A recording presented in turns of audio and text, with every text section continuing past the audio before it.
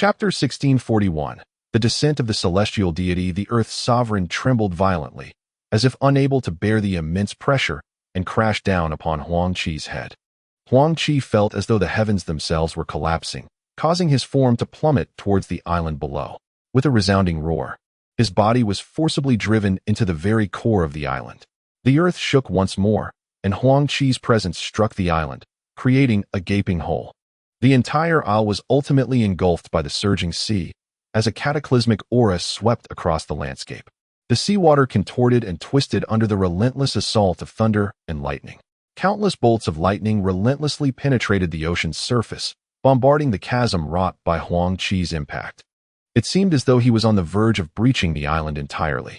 With a sudden spurt of blood, Huang Qi felt as if he had sustained a grievous blow, his body once again jarred by the sheer force of the calamity. In his heart, a deep dread took root. What manner of horror was this heavenly tribulation? Despite enduring numerous trials, none had been as formidable as this. Chapter 1642. The rascally little white dragon. The ethereal figure of the celestial deity emitted a cold snort, sweeping its spear horizontally, catching the dragon's serpent off guard, resulting in a resounding thud as it was struck. The dragon's serpent howled in pain, flung away by the impact. The Frostbear King, enraged, roared fiercely and positioned itself in front of the celestial figure, brandishing its colossal claws as it lunged at the divine apparition. Unfazed, the celestial being did not flinch. Its spear still extended, and it retaliated with a palm strike aimed at the Frostbear King. With a dull thud, the Frostbear King coughed up blood, the sickening crack of shattering bones echoing through the air. Overcome with terror, the Frostbear King was uncontrollably launched backward.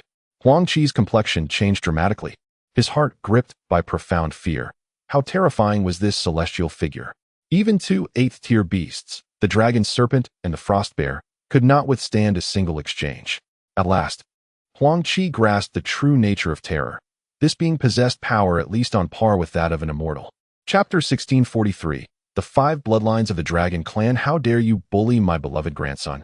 You think you can stand against the descent of the celestial deity? Countless powerful beings observed the formidable white dragon apparition, each struck with awe and hesitance.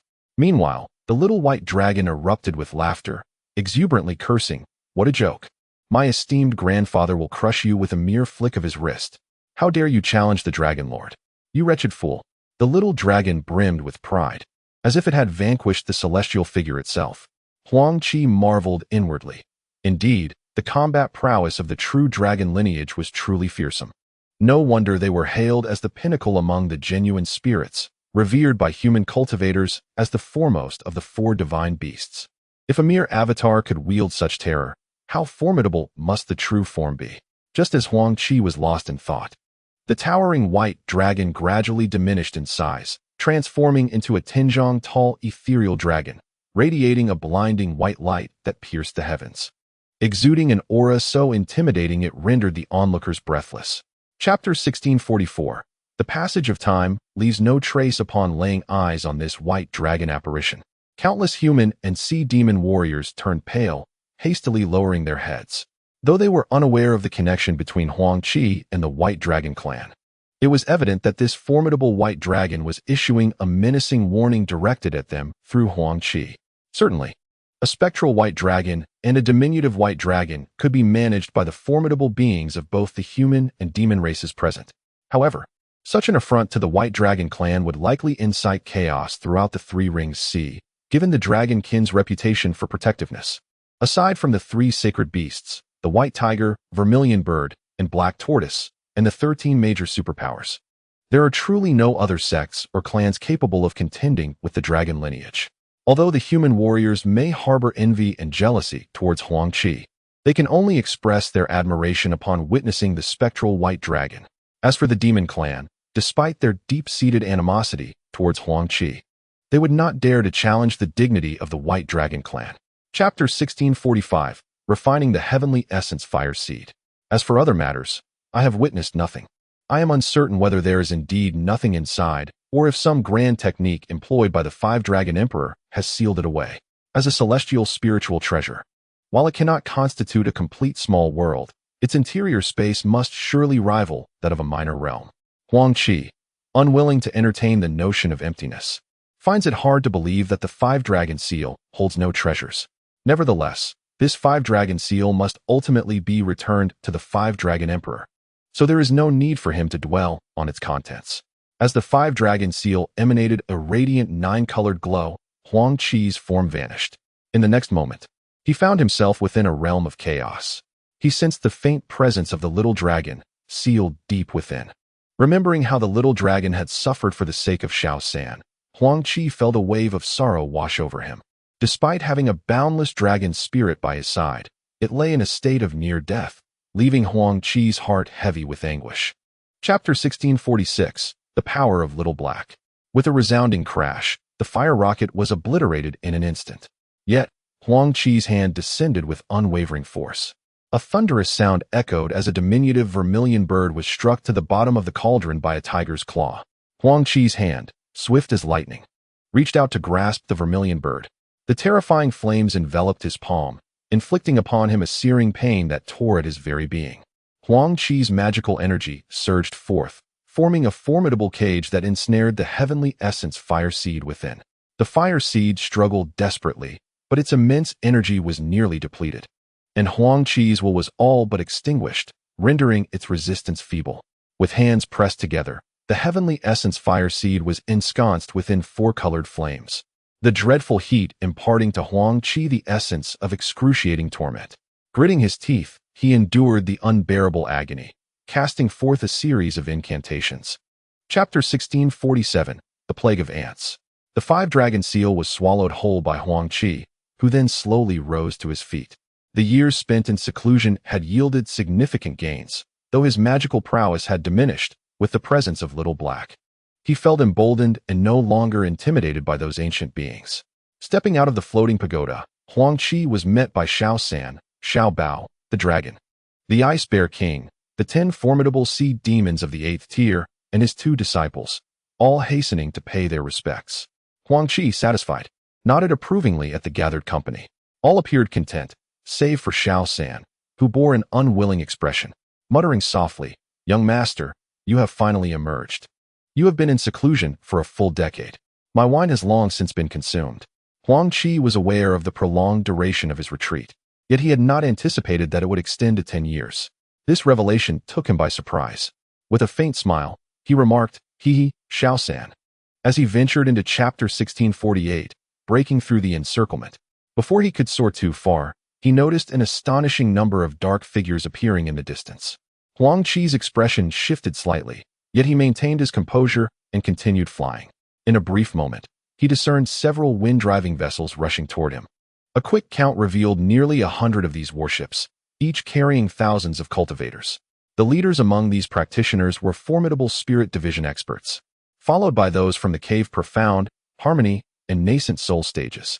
It was evident that there were a staggering 10,000 cultivators advancing with palpable menace.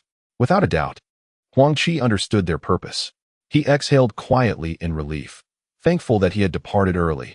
Otherwise, he would have faced great peril upon his exit from seclusion.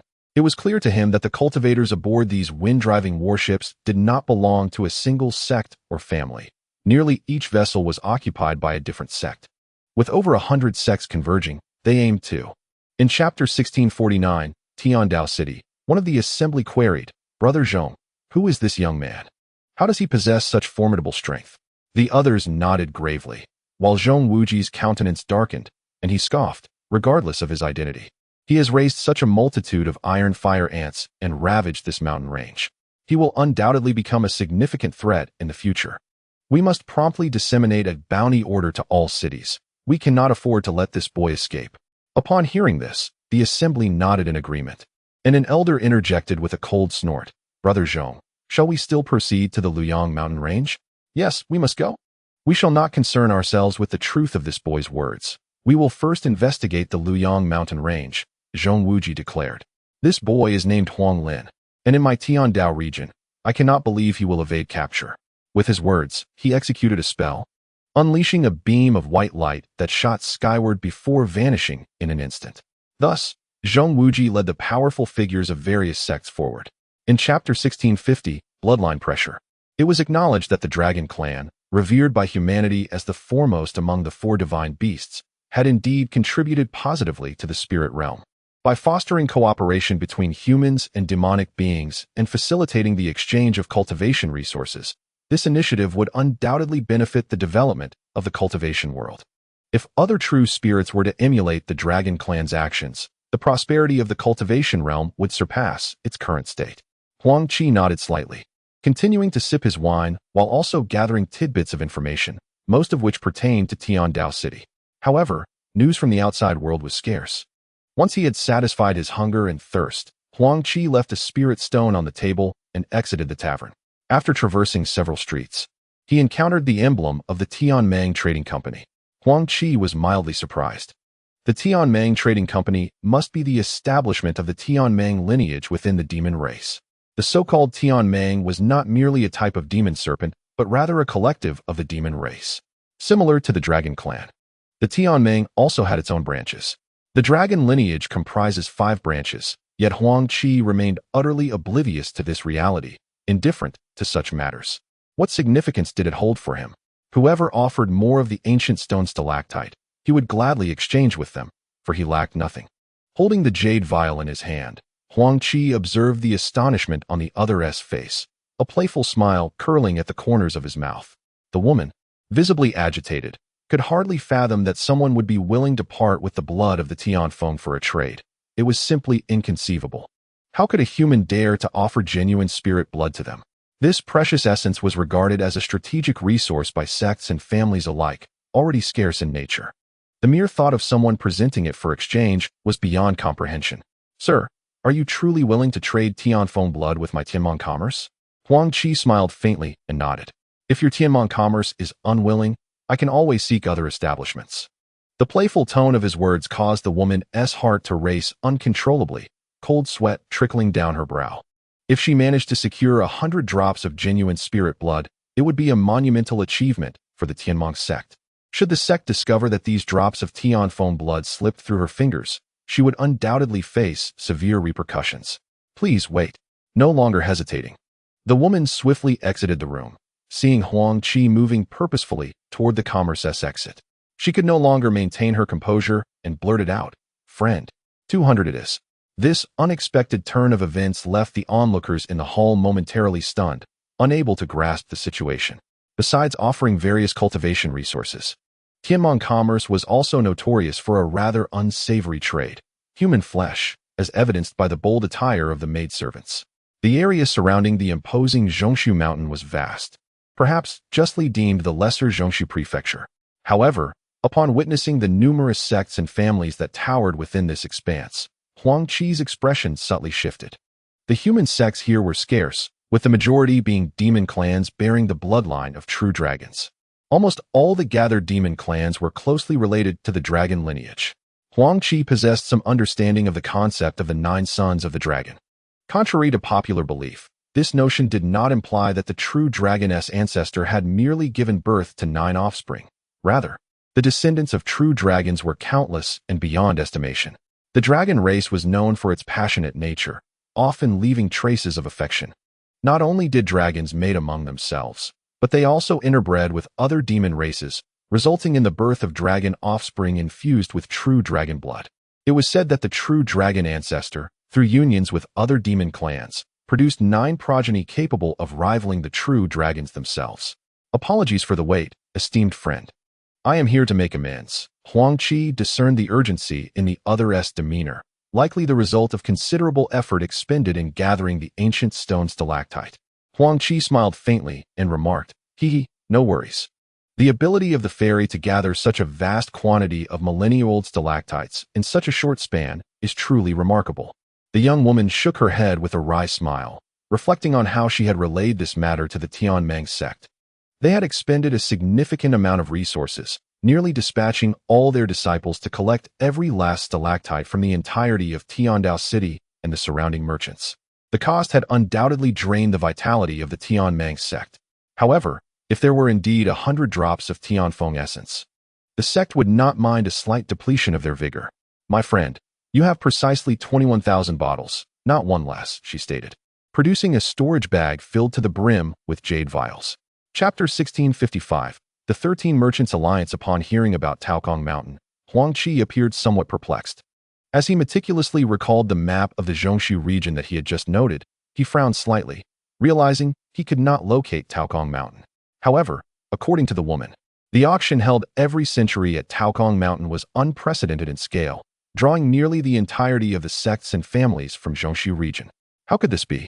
The Zhongshu region was teeming with sects and families, not to mention the distinction between the demon and human races. If the Dragon Clan were to host such a grand auction at Zhongshu Mountain, Huang Qi could believe it. But how could an obscure force like Taokong Mountain orchestrate such a monumental event? The absence of any record of Taokong Mountain on the map left Huang Qi feeling bewildered. Noticing his confusion, the woman understood that Huang Qi had never heard of Taokong Mountain. For ordinary individuals, it was indeed a mysterious entity. Chapter 1656. Zhuoqiu merchants. Huang Qi naturally had his own considerations. Having sold such an immense quantity of Tianfeng essence blood to the Tianmeng merchants in Tiandao City, the latter must have taken significant actions to acquire these precious essences. It was likely they had laid bare their foundational resources. This news could not be entirely suppressed. Should others learn of the considerable amount of true spirit essence blood he possessed, his situation could become perilous. He was unwilling to suffer a second loss from past experiences. Huang Qi made his way directly towards the transmission pavilion. He hurriedly arrived, exchanged spirit stones, and stepped onto the teleportation array. Within the array, he retrieved a drop of essence blood from Huang Xiaotian and transformed his appearance to resemble Huang Xiaotian's. This new visage would ensure he remained unrecognized. He also suppressed his cultivation aura to the peak of the nascent soul stage. The teleportation array advanced at remarkable speed, and Huang Qi took out the map once more, scrutinizing it closely.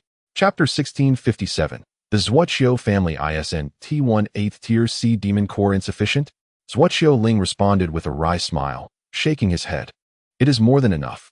Though the quota for entering Taokong Mountain is limited, an 8th tier C demon core is undoubtedly worth its weight in gold. To be candid, our Zhuoqiu family has only 3 slots available to enter Taokong Mountain. Typically, 2 of our elders take 1 person each, whether a disciple or a powerful figure from a sect or family lacking qualification. However, we would need you to wait 1 more day. The old man felt compelled to inform the ancestral elders of his family, uncertain if a decision had been reached regarding bringing someone along. Upon hearing this, Huang Qi's brow furrowed. It was evident that matters might not be as straightforward as he had presumed. It was not merely a question of personal vengeance, but rather that there had always been a pre-selected candidate. Furthermore, only 1 outsider could be brought along. For a prestigious family like the Zhuoqiu clan, this was a foregone conclusion. Nevertheless, the Zhuoqiu clan was not without its channels for resolution. Having reaped significant benefits, they naturally acquiesced to Huang Qi's request. However, some harbored ulterior motives. Zhuoqiu Ling conveyed his observations of Huang Qi's journey to the assembly, leaving many puzzled and uncertain about the source of Huang Qi's immense confidence. They deliberated on how to test Huang Qi's mettle.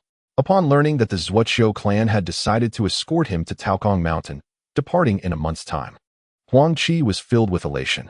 Finally, he could set foot on Taokong Mountain, a venture for which he had sacrificed greatly. The value of an 8th tier C demon core alone was astronomical, not to mention the low price sale of a true spirit phoenix's carcass to the Zhuoqiu merchant house. The corpse of a true spirit phoenix was no trifling matter. Even the remains of a true spirit held immeasurable worth, with its skin and bones being exceptional materials. After entering the pavilion, Huang Qi and Zhuoqiu Tong found themselves amidst the Zhuoqiu clan's upper echelons, who were already sweating profusely in fear. They gasped in astonishment. If their ancestor was treating Huang Qi with such courtesy, it was clear that his strength was formidable. They dared not harbor any designs against him, and promptly instructed that from henceforth, they must treat Huang Qi with utmost respect, lest they face disciplinary action from clan regulations. Once settled, Zhuoqiu Tong inquired, I have heard that young friend Huang is a loose cultivator. Is that true?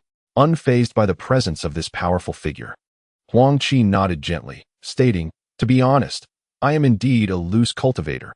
Otherwise, I would not require the assistance of your esteemed family to reach Taokong Mountain.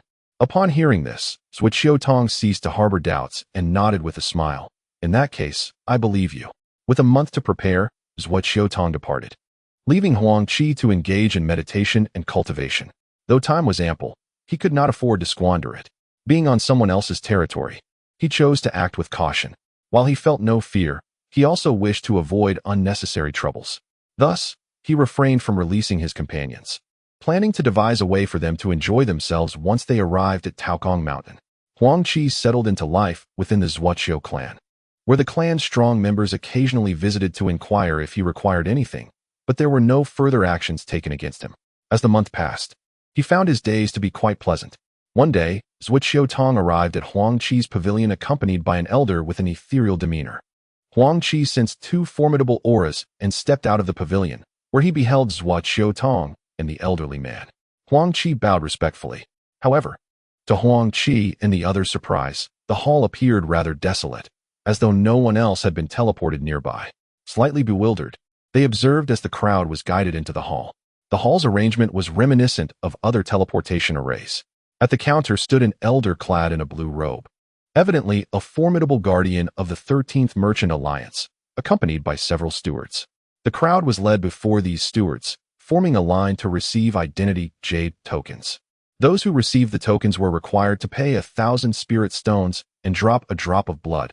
Otherwise, they would not be permitted to leave the teleportation pavilion. Huang Qi understood this was a precaution against potential disturbances. The drop of blood would merge with the identity token, allowing the powerful guardians of the 13th Merchant Alliance to sense any incidents immediately. Naturally, Huang Qi was no exception. Being on someone else's territory necessitated adherence to their rules. As for the next chapter, Huang Qi inquired about the red-marked pavilions and courtyards that had already been rented. He noticed that many pavilions and courtyards bore red dots, indicating they were occupied. Upon inspecting the vicinity of the super plaza, he identified a small courtyard suitable for his temporary retreat. He pointed it out, and the steward nodded with a smile, gesturing to the courtyard, which immediately emanated a red glow. The steward then produced a jade token and presented it to Huang Qi, stating that this token would grant him unrestricted access to the courtyard. Otherwise, he would face punitive measures. The rental period for the courtyard would last until the conclusion of the Peach Void Mountain auction, and he was requested to return the jade token thereafter. The rental fee for the courtyard was 10,000 spirit stones. Upon hearing this, Huang Qi nodded in acknowledgement. Without further ado, he summoned Xiao San, Jiao Long, the Ice Bear King, Huang Xiaotian, Ku Er, and the 7th-tier sea demon horse, affectionately termed Xiao Ma, along with Ku Er's parents, allowing them a glimpse of the world beyond. After all, the Peach Void Mountain auction was not an event accessible to just anyone. For Ku Er's parents, it was unlikely they would ever have the chance to come here were it not for their daughter. These individuals were among the closest to him. Huang Xiaotian had slightly altered his appearance, as Huang Qi had borrowed his visage, making the two of them nearly indistinguishable, which was somewhat inappropriate. Xiaosan appeared dashing, while Jiao Long and the Ice Bear King had transformed into towering, robust figures, exuding an intimidating presence. Xiaotian, having experienced life and death, maintained a composed demeanor. The little girl had already blossomed into a charming young lady. In the subsequent chapter, the rapid advancement of the Earth's sovereign book was undoubtedly related to its essence. And of course, enduring numerous forms of lightning tribulations played an indispensable role as well. Once again, a powerful being of the great vehicle possesses a divine soul as a vessel spirit. Achieving a congenital spiritual treasure is no trivial matter. Huang Qi is rather eager to see what formidable powers will emerge once the Earth's sovereign book attains the status of a congenital spiritual treasure. This, of course, is not something to rush into. Observing the pagoda, it has already evolved into a postnatal spiritual treasure. Advancing further seems impossible without completing the refinement of the remaining artifacts. Only by successfully refining the other treasures can one easily ascend to the realm of congenital spiritual treasures. Aside from the Mountain River Cauldron, which is a postnatal spiritual treasure, the others, such as the Tai sword, the Diamond Circle, and the Fan Tian seal, remain mere ordinary artifacts. Although their powers do not fall short of those extraordinary spiritual treasures, their foundations differ. Even when encountering enemies, with the presence of the 13 Merchant Alliance, foes dare not act against him. There is no need to refine the eternal stone stalactites. The 63,000 vials of these stalactites were obtained at the cost of 100 drops of phoenix blood and a phoenix corpse. Having painstakingly acquired these resources, they must be used judiciously. Huang Qi slowly rose, deciding against cultivation for the moment, opting instead for a leisurely stroll outside. A visit to the Yongchang trading house would allow him to exchange for a batch of spiritual stones or gather some materials and store the eternal stone stalactites. He stepped out of the courtyard, casting a spell as the gate closed gently behind him. Without retrieving the entry token, he glanced at the bustling super plaza nearby. Filled with life, he strolled toward the plaza, thinking it would be pleasant to explore it before heading to the Yongchang trading house. Huang Qi did not conceal his presence. His cultivation rank was at the level of Dongxian. As for Lu Wuhan, he and his companions shook their heads. Although they were tempted by the allure of these enchantresses and wished to experience their charms, the price of 50 million spiritual stones was excessively steep. Such wealth could procure 4 or 5 female slaves from the human or demon races. For ordinary cultivators, even utilizing a demoness for refining would yield little effect due to the inherent differences in their essences. Purchasing them would merely satisfy fleeting desires. If it were possible to refine the essences of these demonesses, the price, though high, might become acceptable. For those adept in demonic arts, these 4 demonesses would undoubtedly serve as significant nourishment. A demoness priced at 50 million spiritual stones would certainly attract the attention of demonic cultivators. While others shook their heads, Huang Qi felt a slight stir within himself. However, he was not swayed by their beauty. He was not a lecherous individual, nor did he harbor such thoughts. Huang Qi marveled at the various systems he had encountered in the spirit realm. Though they were few, each was remarkably formidable. He never anticipated that upon arriving at Taokong Mountain, he would meet such a terrifying prodigy. Nevertheless, Huang Qi did not feel disheartened. He had once been an ordinary cultivator. But through unforeseen circumstances, his Dantian had undergone a transformation into a chaotic Dantian, capable of accommodating all forms of energy, although slightly inferior to those with extraordinary physiques. My own Dantian undoubtedly surpasses various physical forms. I harbor no fear in facing these heavenly prodigies. Indeed, should I unleash my true spirit transformation, even these exceptional beings would hardly stand a chance against me. Huang Qi felt no despair. He merely lamented internally for having intended to acquire those 4 female slaves, only to have them snatched away by someone else. It was truly regrettable. Nevertheless, Huang Qi turned his gaze towards the Wind Soul. Chapter 1668, The Terrifying Financial Power of the 13 Commerce Alliance. This is straightforward. A storage bag containing a first-tier sea monster skeleton costs 300 spirit stones. A storage bag with a second-tier sea monster skeleton is priced at 500 spirit stones. A storage bag holding a third-tier sea monster skeleton costs 150,000 spirit stones. A storage bag with a fourth-tier sea monster skeleton is 203,000 spirit stones, and a storage bag containing a fifth-tier sea monster skeleton is 16,800,000 spirit stones. A storage bag with a third-tier demon core is 500,000 spirit stones. A storage bag with a fourth-tier demon core is 15,000 spirit stones, and a storage bag with a fifth-tier demon core is 150,000 spirit stones. Our Yongchang commercial firm maintains unified pricing regardless of quantity. The vendor spoke plainly, providing a fixed price for each item without offering any room for negotiation. It was clear that the prices were uniform and did not vary with quantity, which indeed seemed rather reasonable. If one were to venture outside, the prices would be at least 10 to 20% higher for larger quantities. However, in my possession, Chapter 1669, The Soul-Settling Bell. In an instant, vivid images began to form in Huang Qi's mind, racing backward with astonishing speed, as if the river of time were flowing in reverse. Memories of his past flashed before his eyes, halting at the moment he first arrived at the Tai sect with his master, Lin Feng. When he was merely an outer disciple of the Tao, due to Lin Feng's esteemed status within the sect, he had been granted the exceptional honor of becoming an inner disciple. It was during this time that he encountered a girl clad in colorful garments, her cherubic face strikingly adorable. Later, when he participated in the inner disciple competition, he gained fame for his outstanding performance, drawing the sect's attention. The sect leader, Fu Tianxi, showed him considerable favor. In those days, he was naive and unaware, focused solely on cultivating diligently, aspiring to achieve greatness and avenge his master. The girl with the cherubic face regarded him with newfound admiration. Huang Qi understood then that both were young and inexperienced. Chapter 1670, tears of joy. Though Huang Qi's countenance remained unchanged, the excitement in his eyes was impossible to conceal from those around him. Incite appeared somewhat uncertain. This youth must surely be of the same caliber as the elder, an undeniable powerhouse. Why did he gaze at her with such intensity? However, the young man beside Incite, upon noticing Huang Qi's gaze, immediately displayed anger and hastily shielded her behind him. Seeing this unfold, a hint of warmth washed over Incite's anxious face. Huang Qi, however, chose to disregard the young man entirely. Both Incite and this young man were at the harmonization phase of cultivation, and thus, he did not regard them with any concern. Huang Qi shifted his focus back to the soul-settling bell, beckoning it towards him, and it gently floated into his presence. The expressions of both Incite and the elder shifted dramatically. The soul bell is the innate treasure of Incite, who hurriedly exerted her spiritual will to retrieve it. However, to her astonishment, Chapter 1671, Reunion with Feng Mei.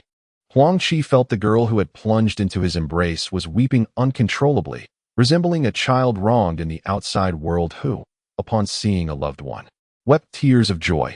Her delicate form trembled violently, as if she had been suppressed for an extended period and was finally liberated. Huang Qi distinctly felt her tears, akin to a gushing spring, soaking into his chest and beginning to permeate his garments. He gently patted the sobbing Incite, his heart also tumultuous. Yet, to prevent disturbing others, Huang Qi cast a soundproof shield around them, ensuring that even the loudest cries would go unheard. The boy beside the girl observed Incite's sorrowful demeanor and her ecstatic expression as she clung to Huang Qi. A twinge of jealousy stirred within him, yet he understood that their relationship was likely complex. Although discomfort gnawed at him, he refrained from voicing it, merely waiting for Coxin to finish her weeping. Chapter 1672, a heart-wrenching experience. Huang Qi's somber countenance shifted as he received the life-prolonging golden pill. He took one in hand, channeling his magical energy, causing the pill to dissolve. With a pointed finger, he directed the dissolved essence into Feng Mei's body, transforming into a faint energy that sustained her final breath. Huang Qi sensed that Feng Mei had long relied on the life-prolonging golden pill to maintain her vitality. Otherwise, she would have perished long ago. Observing the relieved expressions of Incite, Coxin, and Dong Yan, Huang Qi understood that they had undoubtedly exhausted their efforts for Sister Feng. Despite Feng Mei's dire condition, they had not given up, tirelessly searching for a remedy to save her. This unwavering friendship was enough to bring Huang Qi solace.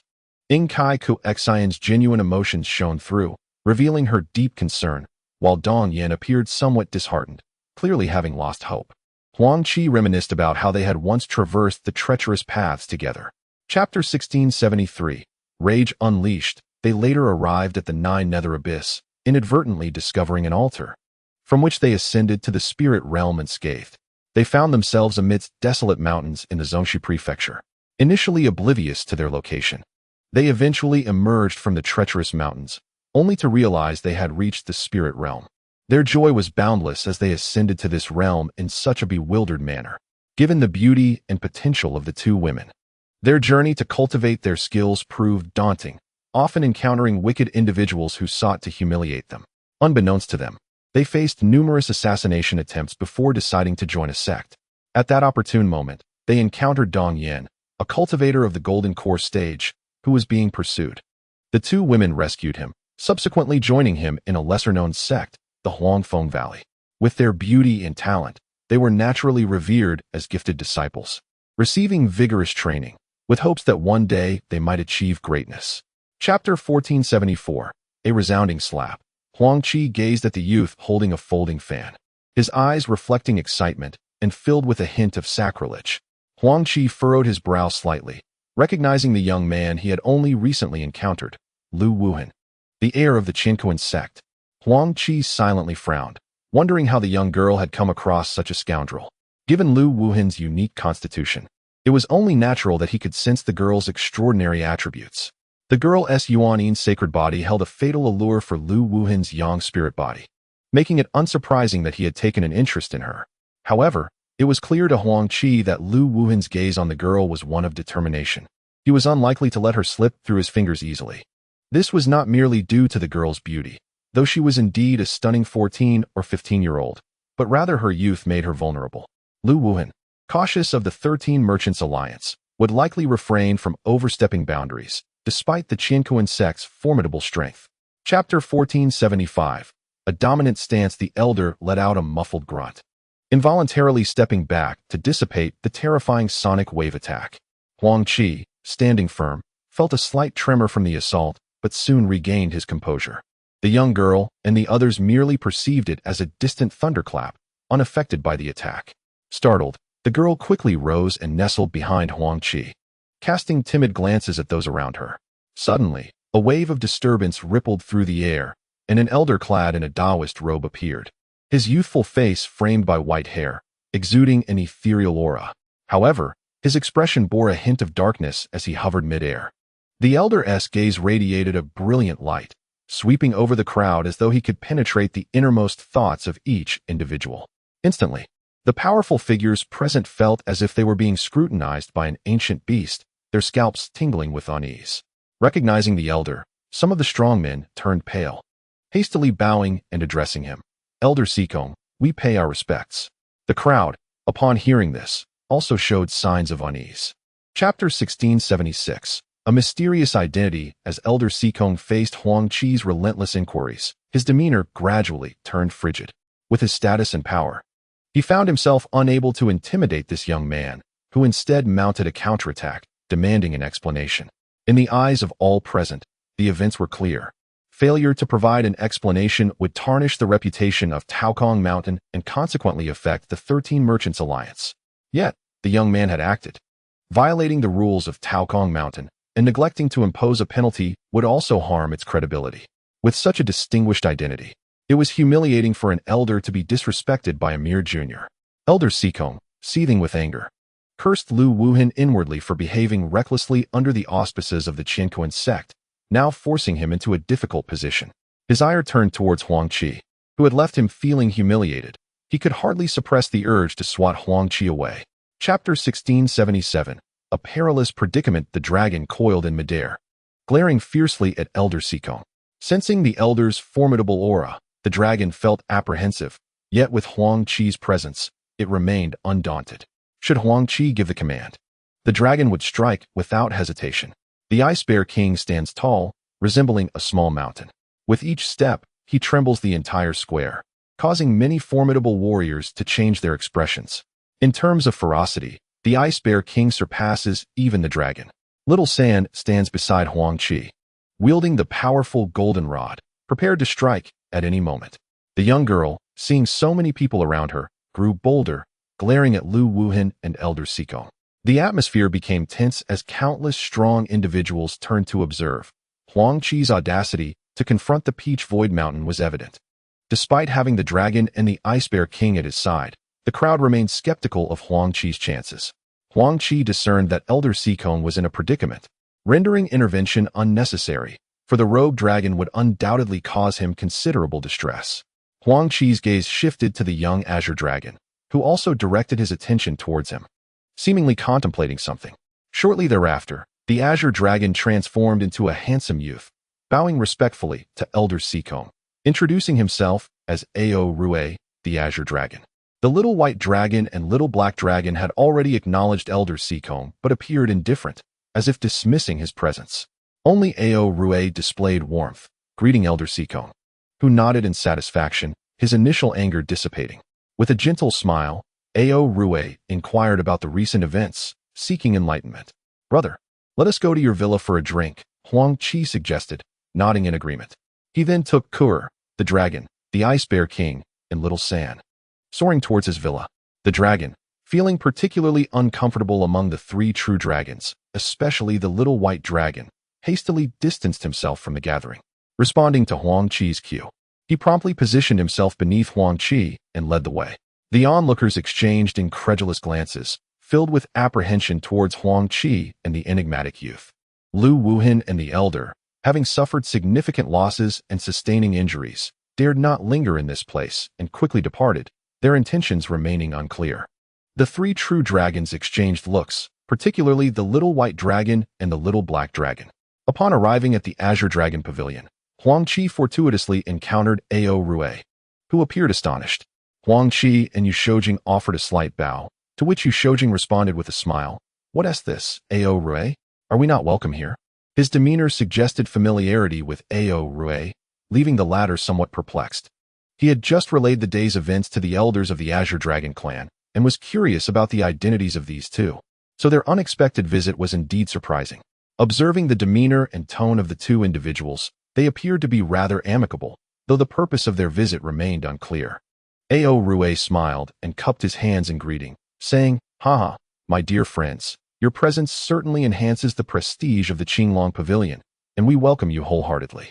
Yu Shoujing nodded in satisfaction upon hearing this, while Huang Qi returned the gesture with a bow, stating, Dear Ao Rue, I must inquire. Chapter 1681. Huang Qi's identity. Is this truly a matter that could trouble the Dragon Clan? However, Ao Yu seemed helpless. Cautiously rising to her feet and directing a respectful gaze towards Yu Shoujing, her demeanor significantly more reverent. Ao Rue mirrored this sentiment, standing dutifully behind Ao Yu, refraining from any movement. Yu Shoujing shook his head and said, Enough, there is no need for such formality. In the future, you may simply refer to me as Young Master. Ao Yu promptly nodded and smiled. Young Master, I am curious about this reverse scale. Yu Shoujing interjected, shaking his head.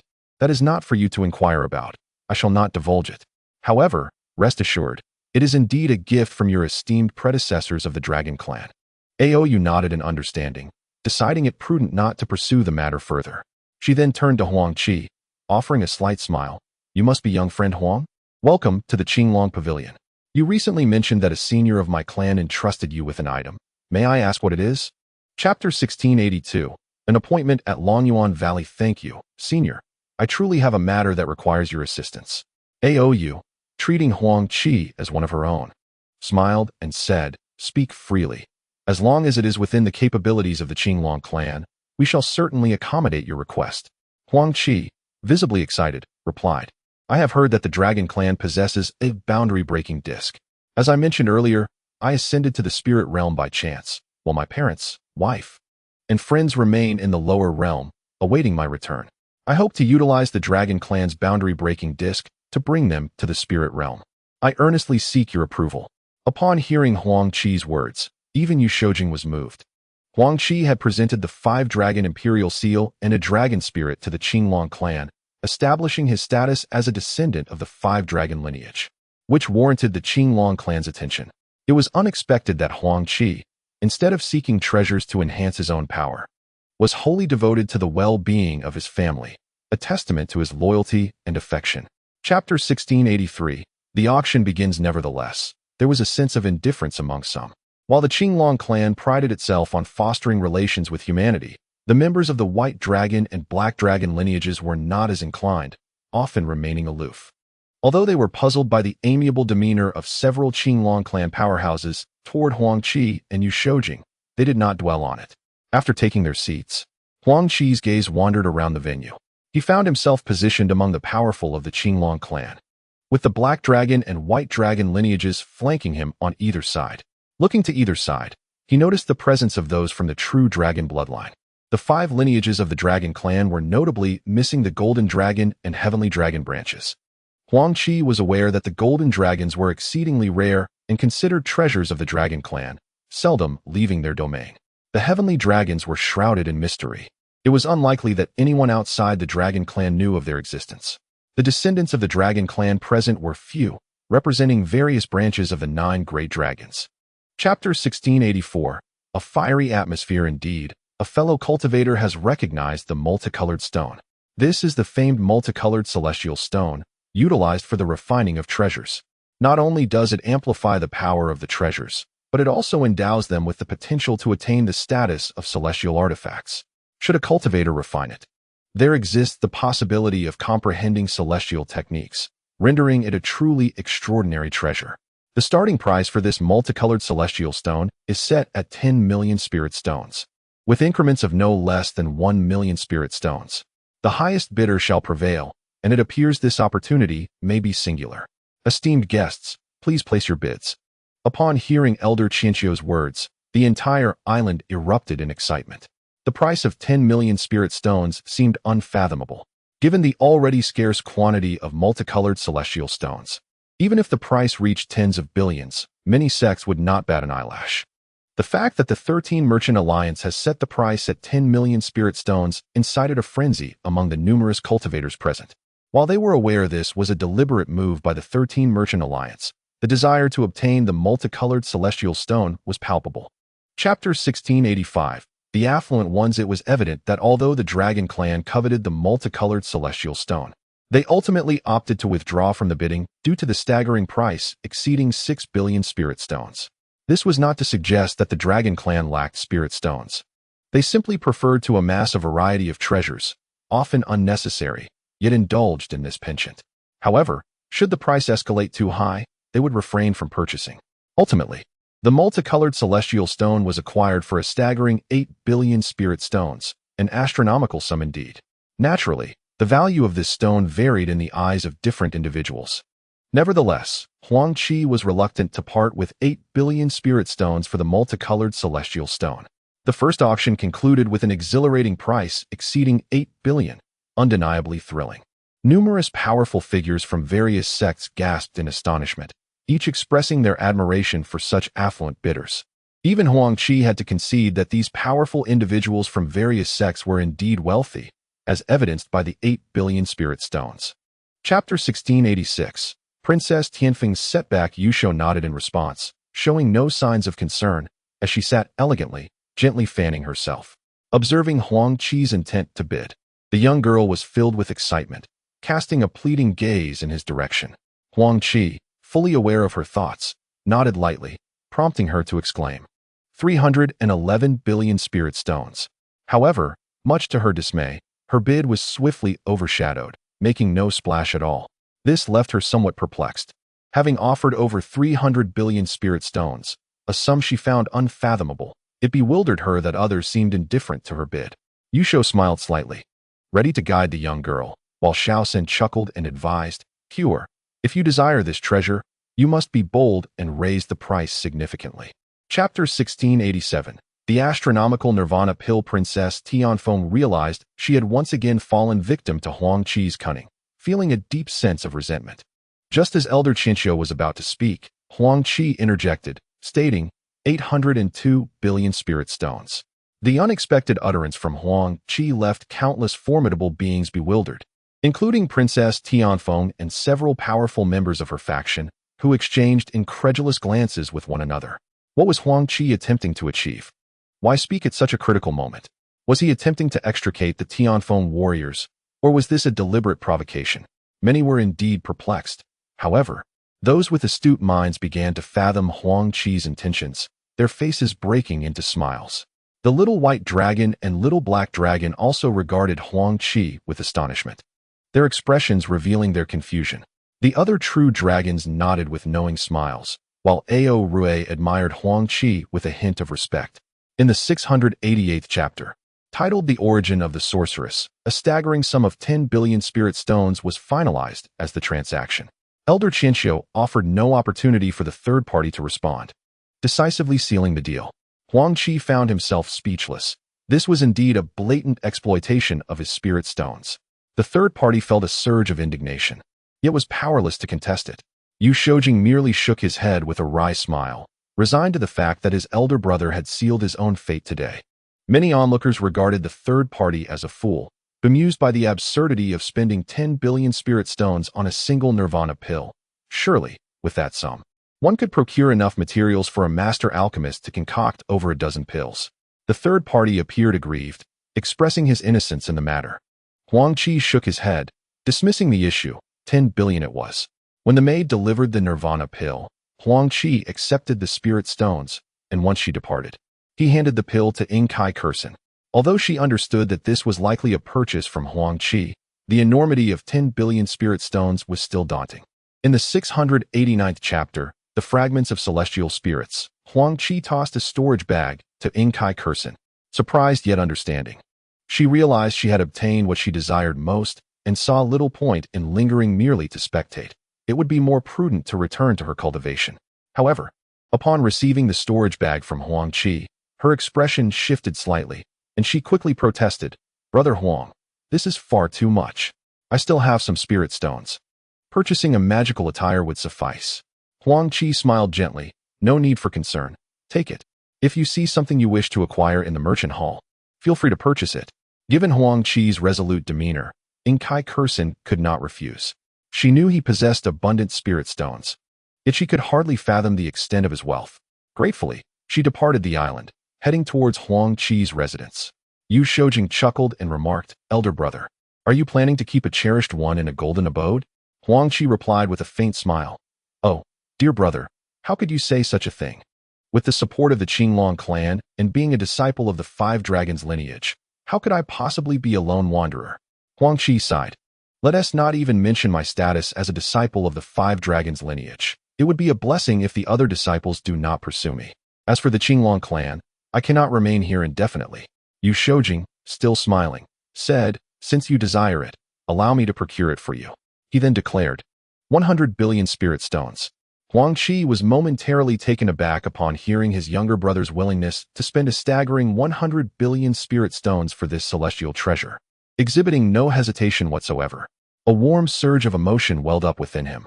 The mention of 100 billion spirit stones elicited gasps of disbelief from numerous powerful beings present. Who, in the world, possessed such wealth? In this tumult, Xiao San had unwittingly provoked the ire of the crowd. Whenever true spirit blood made its appearance, Xiao San would recklessly bid high to acquire it. This infuriated the formidable beings from both the demon and human races, yet they dared not act out of line. Xiao San had already purchased several droplets of the precious blood, expending hundreds of billions of spirit stones in the process. Huang Qi felt a sense of helplessness. Xiao San was already on the verge of breaking through to the 7th-tier sea demon. Even without the true spirit blood, he could easily ascend to that level. However, the Earth's sovereign book remained in slumber, and its awakening time was uncertain. Huang Qi was reluctant to allow Xiao San or anyone else to waste their heavenly tribulations during their breakthroughs, hence he had been suppressing Xiao San's advancement. Once the Earth's sovereign book awakened, it would surely facilitate Xiao San's ascension to a 7th-tier demon beast. Should Xiao San refine such an abundance of true spirit blood, his combat prowess would ascend to a terrifying degree, compelling even the most talented individuals to retreat in trepidation. As Huang Qi was lost in contemplation, the atmosphere among the crowd shifted. They were left wanting for more.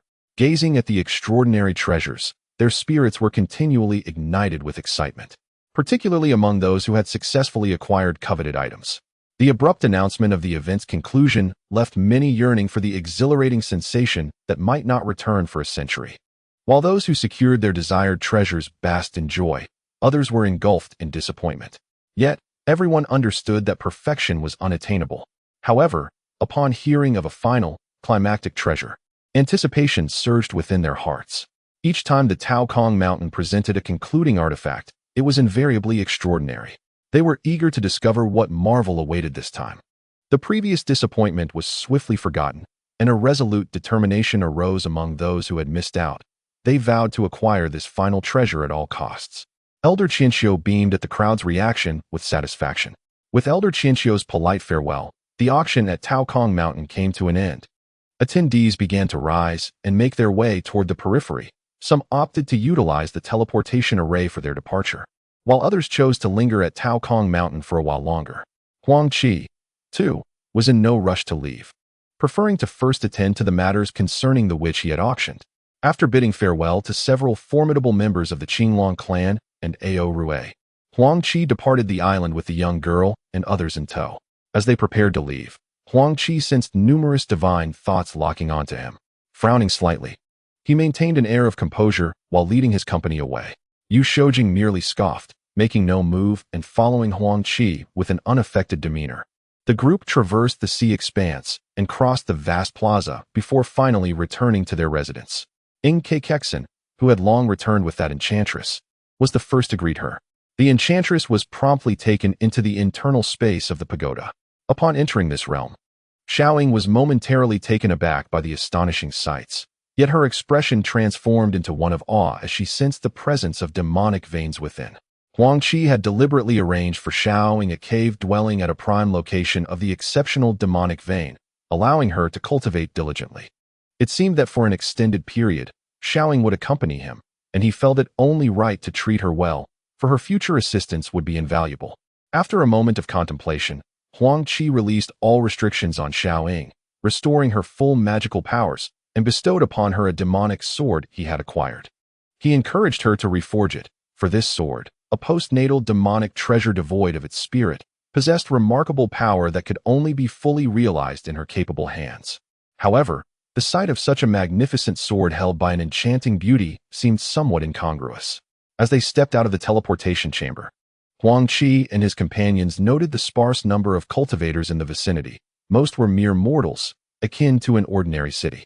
Upon exiting the city, Ao Rue gestured, and a colossal dragon boat materialized in midair, measuring nearly 100 feet in length, adorned with countless runes and emanating faint spatial laws. This flying dragon boat was a sight to behold, and Huang Qi was witnessing such a marvel for the first time. It truly resembled a dragon, suggesting a speed that would be nothing short of astonishing.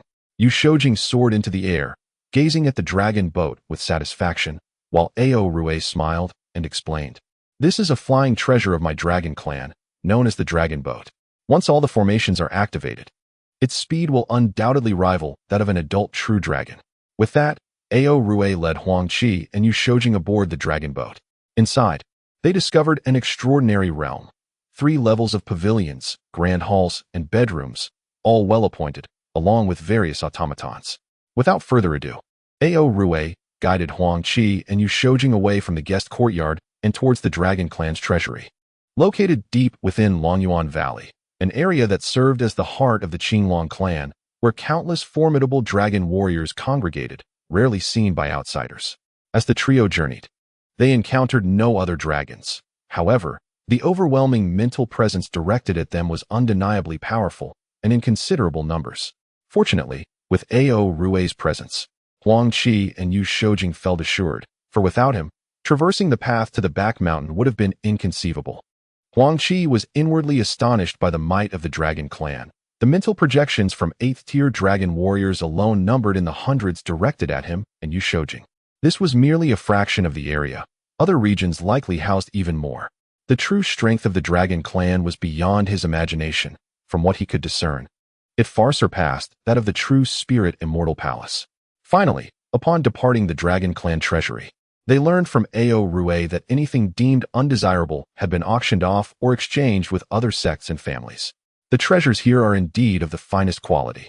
Generally, they are not taken out for auction or exchange.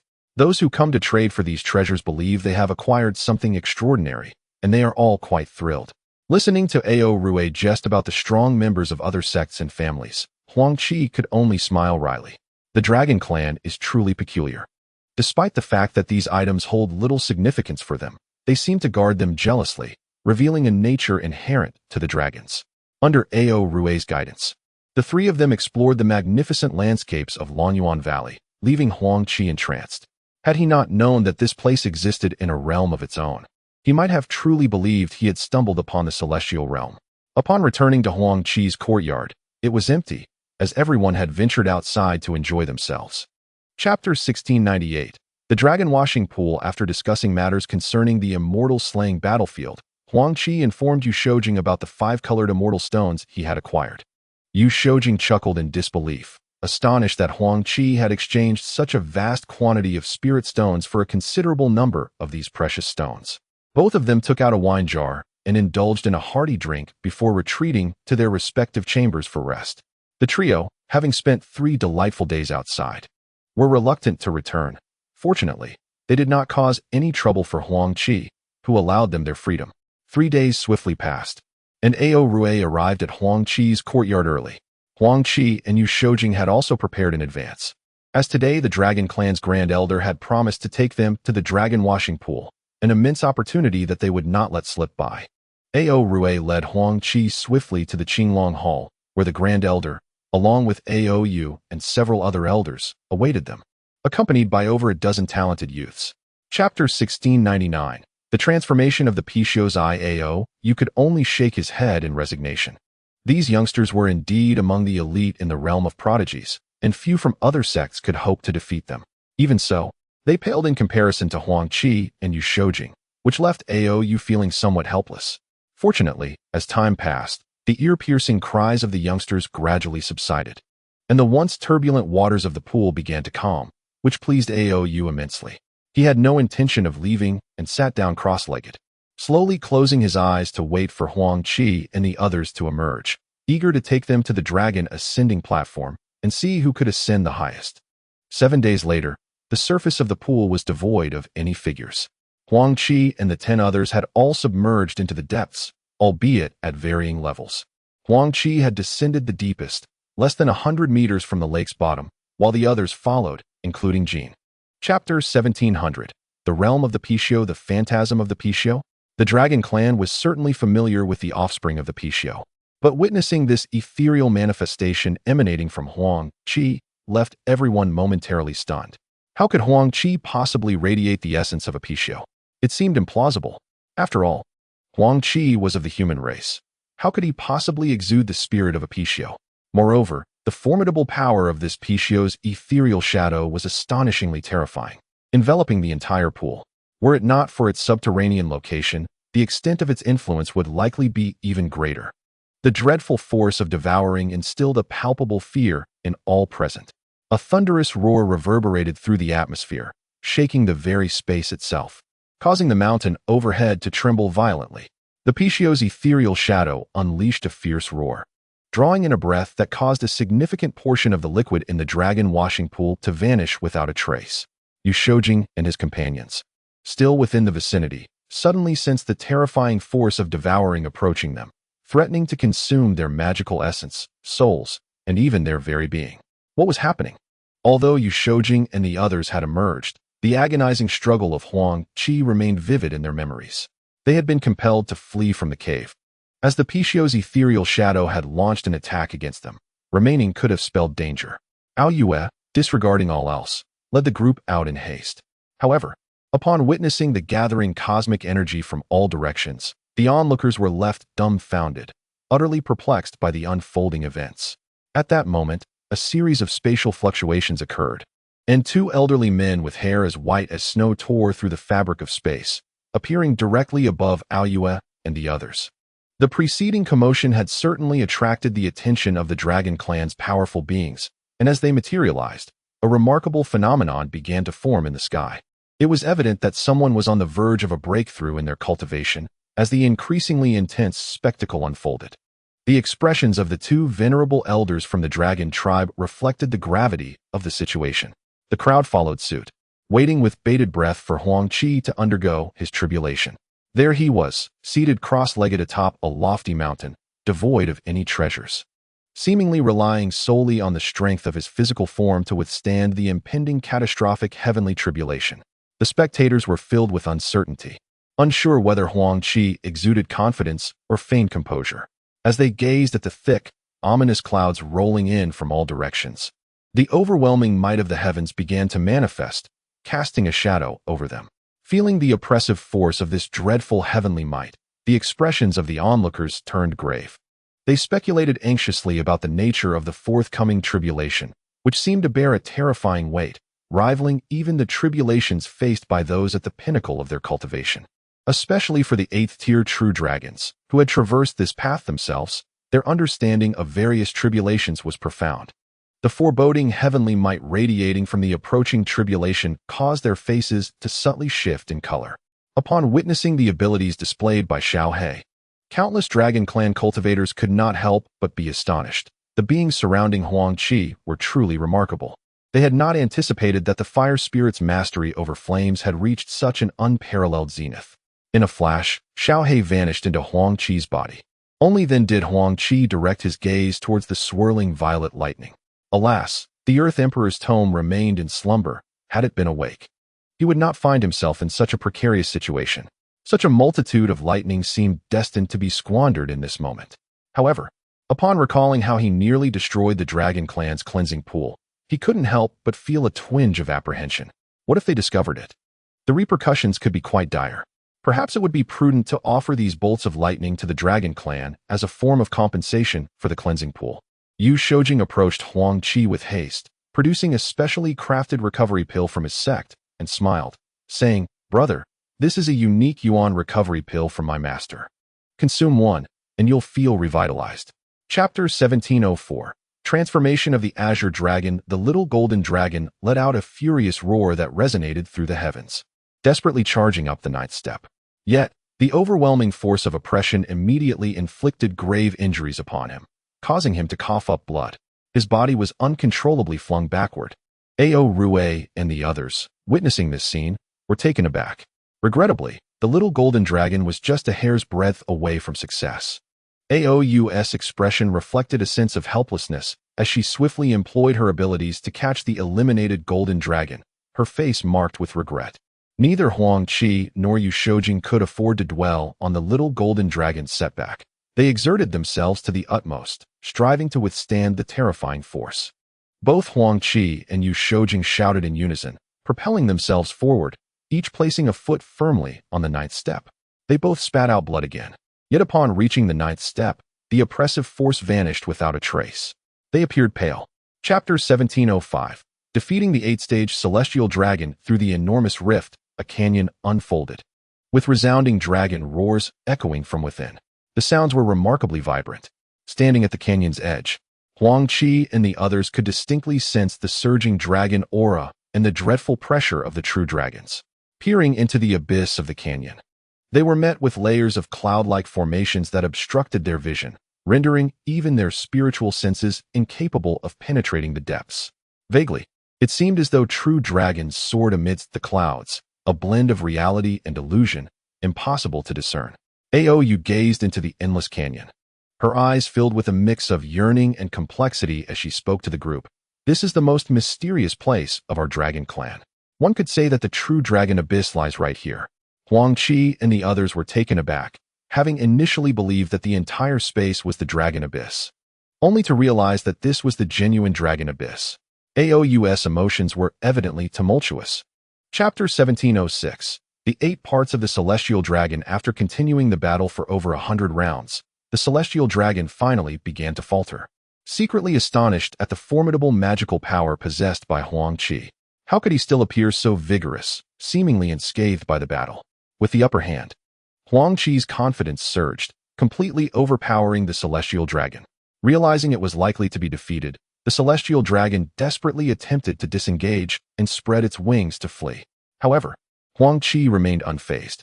To the celestial dragon's astonishment, Huang Qi, transformed into a true dragon, had sprouted wings that were not those of a phoenix, but rather the wings of a kuanping. The celestial dragon's face contorted in disbelief as Huang Qi unfurled his wings, blocking its path and extending a massive claw to strike. With a resounding crash, Huang Qi seized the opportunity to strike, causing the celestial dragon to howl in agony as it was driven into the depths of the earth. Eager for further action, Huang Qi prepared to unleash another blow. In the 1707th chapter, amidst a thunderous crack, the true dragon found itself incredulous as Huang Qi's fist shattered one of its claws. Seizing the advantage, Huang Qi unleashed a fierce kick, producing another resounding thud as it connected with the dragon's crown, resulting in a cataclysmic explosion that disintegrated the dragon into scintillating shards of energy that swiftly vanished. In a flash, Huang Qi had executed the dragon with remarkable swiftness, before the other dragons could comprehend the loss of one of their own. They erupted in fury and charged at Huang Qi in unison. With a brilliant gleam in hand, Huang Qi summoned the pagoda of suppression, hurling it towards one dragon.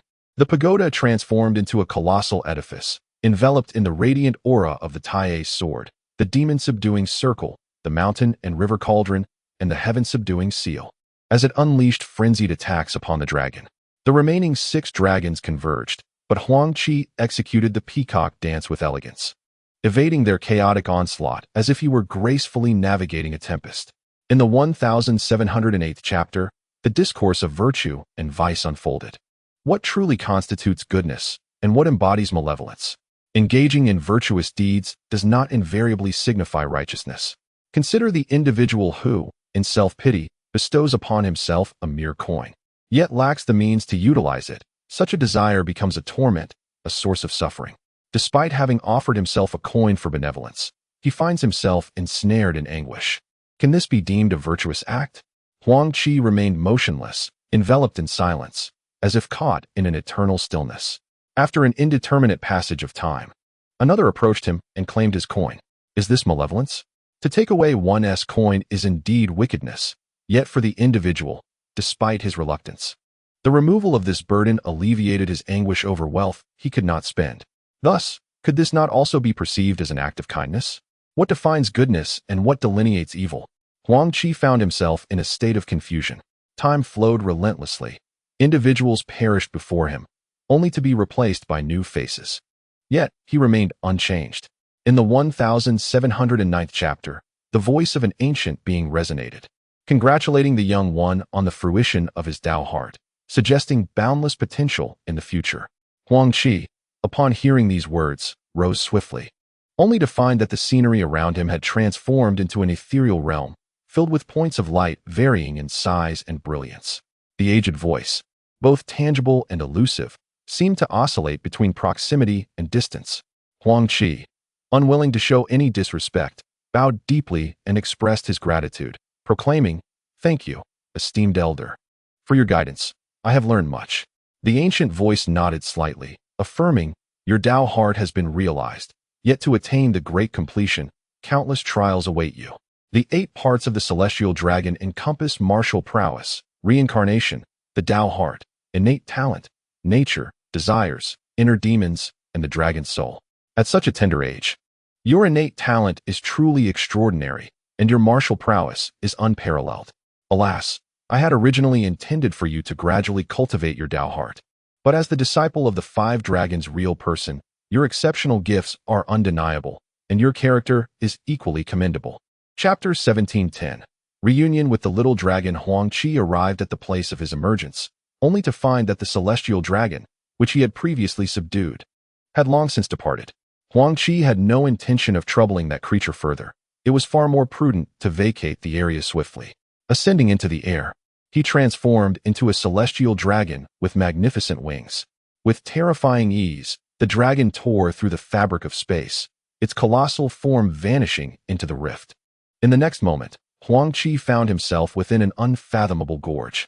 Letting out a resounding dragon roar, he soared upward, and in the span of a tea brew, his figure stood at the gorge's edge. This place was deserted, and he was uncertain about the fate of others. With Elder Aou absent, it seemed fitting for him to return to his secluded abode. Gazing towards the gorge once more, Huang Qi bowed respectfully before soaring into the sky, a streak of light shooting towards his point of origin. Chapter 1711. Recovery of Sister Feng, Heir Huang Xiong. The elders of my clan are aware of your emergence and the immense benefits you have acquired within the Heavenly Dragon Hall. The Grand Elder has declared that henceforth, you shall be a member of our Dragon Clan. Should you encounter difficulties, the Dragon Clan shall undoubtedly lend their support. Upon hearing this, Huang Qi promptly clasped his fists in gratitude, saying, Ao Rui Xiong, I extend my heartfelt thanks to the elders of the Dragon Clan.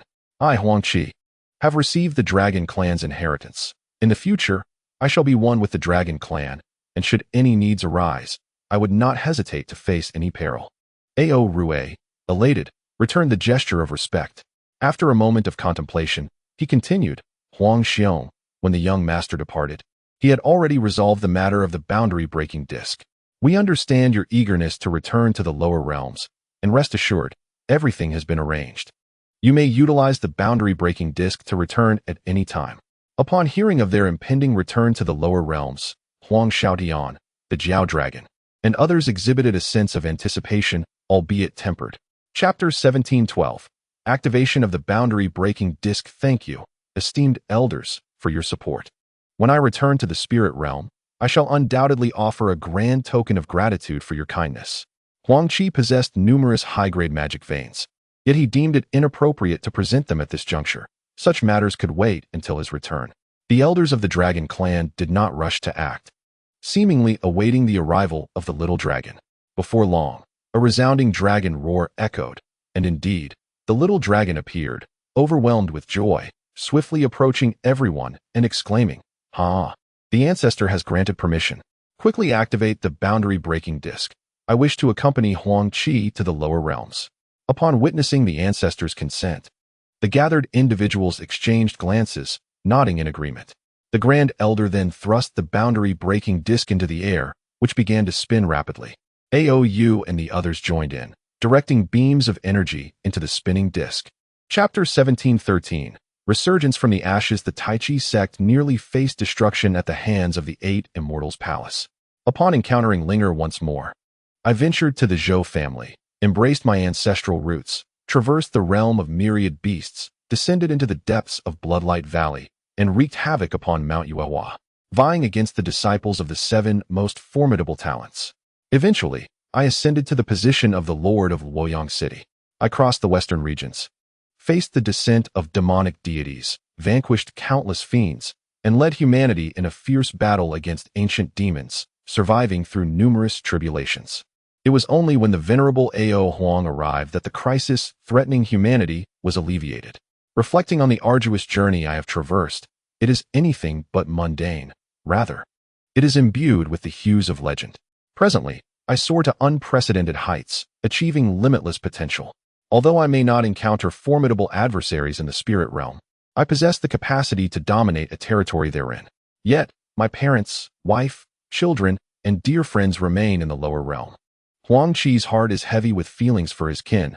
Without them, what significance does it hold to attain immortality? A solitary existence is indeed a hollow triumph. Chapter 1714.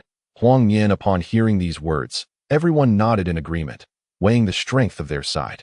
Should a decisive battle ensue against the 4 major forces, including the demonic abyss sect, it would undoubtedly deplete their vitality. However, should they unite with other reclusive families, their chances of victory would significantly increase. A sharp, resounding cry suddenly echoed throughout the celestial abode, and the youth seated at the back stood up in surprise, exclaiming, "Uncle Xiao, too, has returned." He hurriedly approached. Moments later, he was greeted by a tall, broad-shouldered man with prominent brows and eyes. Upon entering, the man clasped his fists toward the gathering and turned to Huang Qi, saying, "Young master, grave news. The demonic abyss sect, the great demon sect, the earth clan, the water clan, and countless demonic armies have launched an assault on the witch clan. Their might is overwhelming. I fear the witch clan cannot hold out for long." The faces of those present shifted slightly upon hearing this unexpected news. Chapter 1715. The battle commences. "Nyener, is that you?" The youth's face lit up with joy upon hearing the voice, and he exclaimed, "Mother, is that you?" With a creak, the door of the pavilion swung wide open, and without hesitation, he hurried inside. Entering the training chamber, he found a young girl clad in white. Though she may not be breathtakingly beautiful, she possessed exceptional grace. Upon seeing the boy enter, her face radiated warmth. The boy, reminiscent of a child, dashed into her embrace, saying, "Mother, you seem even younger." The girl's smile blossomed even brighter as she replied, "Mother has taken the longevity elixir, so my appearance remains unchanged." The boy nodded vigorously, saying, "To others, we may not appear as mother and son, but rather as siblings." The girl, with a face full of affection, responded, "Enough of your banter. You have cultivated significantly." Chapter 1716. The crisis of Xiao Tu within the Lord's mansion of Luoyang City. Huang Yiming unreservedly took the seat of honor. Beside him stood an indistinct elder, wearing a bamboo hat, his presence commanding awe among all present. To either side sat the Yuaning experts from the 7 major sects, their numbers nearly filling the entire hall. They were engaged in discussions to counter the demonic army and the 4 formidable forces of the demonic abyss sect. The most fervently discussed topic among the masses undoubtedly revolves around the 9 spirit treasures. Without these invaluable artifacts, there would be a semblance of assurance in eradicating the 4 major factions and the current malevolent entities. The crux of the matter lies within these 9 spirit treasures. However, a strategy to counter them eludes immediate consideration, necessitating the dissemination of news to all families in seclusion that possess such treasures. The white-headed snow lion traversed the teleportation array towards the reclusive families, passing through numerous cities along the way. Yet, midway through its journey, the teleportation array ceased to function. For the 4 major factions had dispatched formidable beings to dismantle several of these arrays. Chapter 1717. The little head's transformation. The 2 individuals burst into hearty laughter, effortlessly tearing through the fabric of space, vanishing within. Meanwhile, the little head fled desperately, and upon realizing that his pursuers had not followed, he breathed a momentary sigh of relief.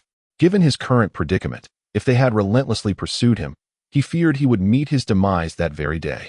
Preoccupied with his escape, he failed to notice that the wound on his back was no longer bleeding. Instead, it was emitting pure, demonic energy. In a short span, one of his wings had transformed entirely to a deep black. As the little head hurried onward, he began to sense something amiss, for his body seemed to slip from his control. Startled, he promptly attempted to channel his magical energy, only to discover that it could not flow through his meridians. His body, ungoverned, plummeted downward with a thunderous crash. To his horror, he found that something unprecedented had manifested within him. Chapter 1718. The fury of Little Three upon hearing the news. Xiao Long, Xiao San, Incite, and Feng Ermei were immediately engulfed in excitement, rendered speechless. They swiftly unleashed their spiritual consciousness and attuned themselves to the laws of this realm. Moments later, joy surged through them as Xiao San exclaimed, "Young master, we are truly back. We have returned." Xiao Long nodded vigorously in affirmation. "Indeed, we have returned. Xiao Bai, Little Head, Dragon Lord, I am back. You too. Why do you not show yourselves?" Xiao Tian hurried over to assist Huang Qi, while Xiao Bao transformed into Huang Qi's likeness. Although Xiao Bao had never encountered this world, it felt remarkably familiar. Observing Huang Qi's injury, the dragon promptly morphed into a colossal dragon, feeling the constraints of this space and experiencing considerable discomfort. Yet, with Huang Qi wounded, the dragon willingly became his steed, supporting him beneath the feet of the others. Chapter 1719. Unveiling the truth, Xiao San's murderous intent was ignited. The three formidable beings recognized the gravity of the situation. They had not anticipated being dispatched to eliminate this demonic beast. This creature had undoubtedly slaughtered countless cultivators and mortals, staining the ground with innocent blood, inciting the wrath of the 7 major sects and the city of Luoyang. They were sent from the stronghold of Luoyang to deal with this beast, but had instead encountered a true dragon and a terrifying presence seeking to annihilate them. Who were these individuals? The three knew not the reason for their sudden misfortune. At the critical moment, Huang Qi's voice unexpectedly resonated. "Xiao San, cease your actions. Allow me to clarify the situation before proceeding." 3 individuals were on the verge of being crushed by the formidable force of a third party, their lives hanging by a thread. Just as they braced for the inevitable impact, an unexpected sound halted the terrifying iron rod inches above their heads. The trio, thoroughly astounded, found themselves in a precarious situation. In the first chapter of the narrative, Little Treasure nodded in response, but cast a glance at the Ice Bear King, proposing, "Ice Bear King, shall we embark on a rampage together?" The Ice Bear King, elated by this suggestion, eagerly assented, exclaiming, "Haha, I adore a good ruckus. I have yet to taste the essence of the demon races. What could it possibly be like?" As they spoke, the duo transformed into a streak of light, darting off in a different direction. Huang Qi turned to his companions, offering a faint smile as he declared, "You shall accompany me back to the celestial abode for now." None of them, apart from Huang Qi, were familiar with the celestial abode, yet they were impressed by how Huang Qi articulated his instructions with clarity and precision, revealing all necessary details and making suitable arrangements. This left them in quiet admiration of his capabilities. Under Huang Qi's guidance, the dragon soared swiftly toward the celestial abode. Huang Qi sat cross-legged atop the dragon, while his entourage, some standing, others seated, remained composed. In the subsequent chapter, the strength of the celestial abode was revealed as the portal effortlessly withstood their assault. The demon blade, taken aback, pondered the sheer terror of his strike. He realized that even ancient demons of the highest caliber would falter against such defenses. His full-force strike had failed to breach the portal's intricate array of protective barriers, causing the expressions of the other 8 figures to grow grim. They had come to the celestial abode with the intent to annihilate it before turning their sights on the hidden world. Yet, before they could breach the entrance, they were detected, and the demon blade's attempt had proven futile against the opponent's defenses, leading them to acknowledge the prowess of the celestial abode. Observing Huang Qi's arrival, it became apparent that apart from Huang Qi's peak 4th-tier aura, the others, Xiong Batian, Fu Tianxi, Guru Fei, were formidable harmonization experts, while Ant Bai exuded the presence of a mid-tier 5th-level beast. Astonishingly, outside of Huang Qi and his companions, the number of nascent soul experts had swelled to hundreds.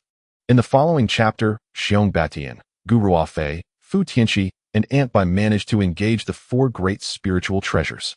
However, with the exception of Ant Bai, The remaining three were at a disadvantage, and defeat seemed inevitable. Huang Qi understood that they would strive to buy time, which was the extent of their capabilities. Nonetheless, with 5 great spiritual treasures still in play, Huang Qi, no matter how formidable, would struggle against them. The 5 great spiritual treasures observed the distant battle involving the 4, showing no inclination to assist.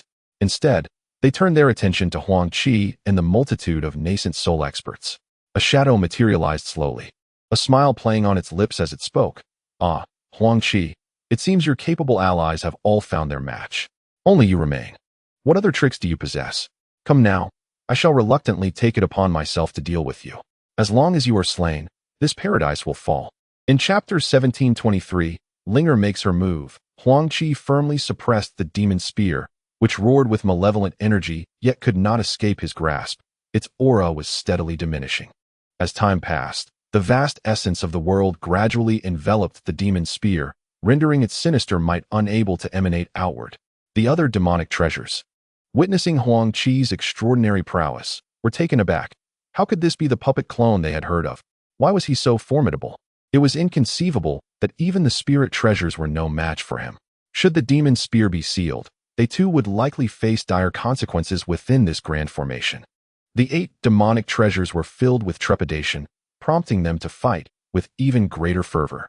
With the assistance of the formation, although several nascent soul experts occasionally coughed up blood, their numbers were still in the hundreds.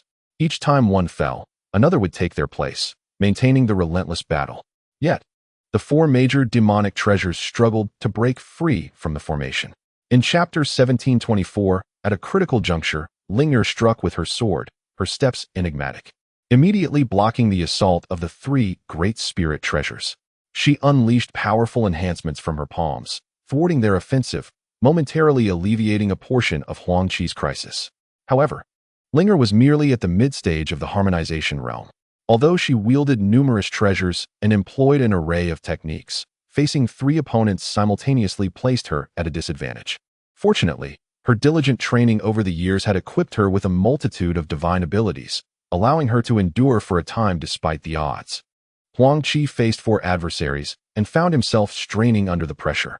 His grip on the demon spear nearly slipped several times as he was forced to retreat against the 4 major treasures.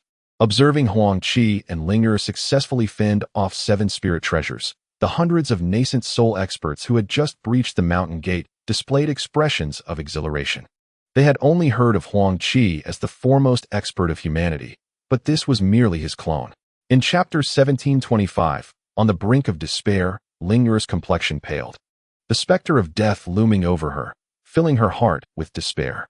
Yet, the image of Huang Qi, the youth she longed for, surfaced in her mind. When would he return to her side? After all these years of waiting, the promise he made upon his departure, that he would return, had sustained her hope. But now, death was closing in, and even if Huang Qi were to come back, would she still be here to see him? Despair flickered in her eyes as she turned to look for her son. Her daughter was already lost to her, and her son was the only thing she could not let go of. What would happen to him after she was gone?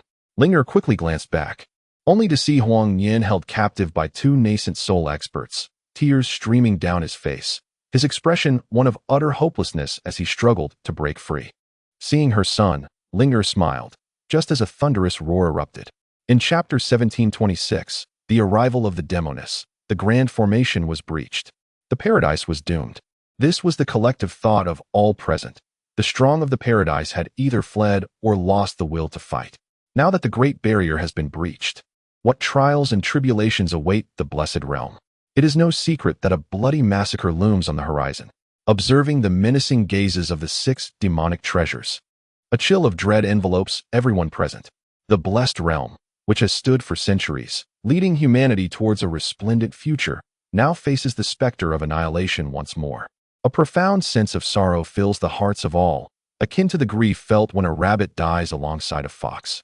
The 6 demonic clans draw near the mountain gate, their terrifying presence instilling fear in the hearts of all. As they advance, the disciples of the blessed realm instinctively retreat. Only Lady Bai stands undaunted at the forefront, resolutely confronting the 6 demonic treasures. The cold glint in their eyes flickers ominously as they disdainfully respond to her presence, launching an assault against her. Despite their formidable prowess, the 6 demonic treasures find themselves no match for her. Why does this lady of the demons harbor such ill will towards them? The chilling gaze of Xiaoying radiates an intent to kill.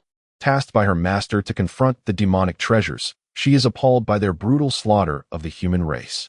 Such cruelty, even in the demon realm, is intolerable. You wretched traitors, Xiaoying declares with a cold scoff, you have brought suffering to countless lives. I shall act as heaven's enforcer and suppress you utterly, ensuring you never rise again. At her words, the 6 demonic treasures are taken aback, disbelief etched across their faces. As fellow denizens of the demon realm, they had willingly followed their path. Why then must this lady seek to subdue them? As Xiaoying prepares to strike, the 6 demonic treasures realize they are no match for her. Without hesitation, they tear through space in an attempt to flee. Meanwhile, in a different scene, Xiaoying's attention shifts to a man and woman lying on a bed. While the woman may not rival her own beauty, she possesses a striking appearance nonetheless. Xiaoying quickly discerns that the woman is gravely injured and unconscious. If left untreated, her life may hang in the balance. Yet, it is the sight of the boy lying nearby, half of his body lost, that leaves Xiaoying momentarily stunned. He is no longer human, but rather a remarkably crafted puppet. To her astonishment, the puppet bears an uncanny resemblance to her master, imbued with his essence.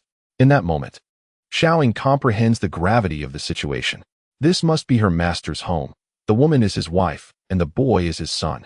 A wave of dread washes over her, thankful for her timely arrival, for if harm were to befall her master's family, she could never atone for her failure. Mother, who has come? Ling'er exclaims, disregarding Huang Nian's words, eager to rise from her bed. Xiaoying quickly approaches, grasping Ling'er's trembling hand with a reassuring smile. After a few moments, Ling'er's excitement begins to wane, though tears continue to flow unabated. With one hand holding Xiaoying's and the other gripping her son's hand tightly, she finds herself at a loss for words. Huang Nian was somewhat bewildered by Ling'er's actions, incessantly questioning his mother about what was amiss. Yet, Ling'er wore a countenance of pure bliss, her gentle gaze offering solace to her son. After a brief moment, Xiaoying spoke up, assuring, Madam, do not worry. The crisis here has been averted. Young master has descended from the spirit realm, gravely injured in the boundless void, yet he is being carried here by the dragon. I believe he shall arrive shortly. The maid is also tasked with addressing other matters concerning the demonic clans. It was rumored that Huang Qi had indeed returned from the spirit realm. In the 1730th chapter, Reunion with My Beloved Wife. The news of Huang Qi's return was unbeknownst to others. Apart from Ling'er and Huang Nian, the rest were still engulfed in sorrow. Some disciples were occupied with the remains of their fallen brethren, while others were engaged in clearing the battlefield both within and outside the mountain gate. The calamity that had befallen this celestial realm had dealt a devastating blow to everyone, rendering them nearly incapable of acceptance. Upon seeing Ling'er and Huang Nian emerge, every disciple they encountered bowed in respect. However, the tear-streaked faces of this mother and son duo revealed their profound grief, which did not escape the notice of the disciples. A few chose to follow and protect the pair, while the others busily tended to their tasks. Outside the ruins of Soul Mountain, a colossal dragon circled, with Huang Qi seated cross-legged atop its head. Flanking him were his 2 beloved disciples, Ku Er and Xiao Tian, while Feng Er Mei and Incite Ku Xian stood behind, and Yusho Jing and his wife occupied the final position. Gazing ahead in the 1731st chapter, father and son meet. Only Xiong Batian and Ling'er felt the oppressive aura, their faces paling slightly as they trembled, yet this fearsome pressure soon dissipated. As everyone looked up, they beheld several figures atop the enormous dragon. The foremost figure, clad in splendid garments, possessed an unremarkable visage, yet exuded an extraordinary aura of nobility. It seemed as if the very fabric of existence dimmed in her presence. Upon recognizing the young man's face, every onlooker shuddered, their eyes filled with disbelief. Is it him, Qi? Er? Xiong Batan gazed at Huang Qi in incredulity, unable to suppress the urge to rub his eyes. Turning to his wife and Fu Tian, she for confirmation. Fu Tian, she stood frozen, her face a mask of astonishment, while Gu Ruo Fei, oblivious to her husband's inquiry, displayed signs of exhilaration. The dragon retracted its oppressive aura. Yet the disciples still dared not rise. In the 1732nd chapter, Huang Qi's generous gift, while appearances may be deceiving. The bond of blood between father and son is irrefutable. This young man bore an uncanny resemblance to Huang Qi in his youth, a realization that struck Huang Qi instantly. Clearing his throat to alleviate the awkwardness, a satisfied smile blossomed upon his face as he promptly assisted his son to his feet. Nodding with approval, he exclaimed, "He is my son. Excellent, splendid, truly splendid." Lineage, bemused, shot Huang Qi a reproachful glance, as if to say, "If not yours, then whose?" Xiong and the others found themselves caught in a mix of laughter and tears. Huang Qi's utter lack of preparation was not to be blamed. At that moment, Xiao Tian and Ku Er hurried over, bowing respectfully to Lineage. "Disciple Huang Xiao Tian greets you, madam, and my senior brother. Disciple Huang Kuer, have you met the master's wife and the senior brother?"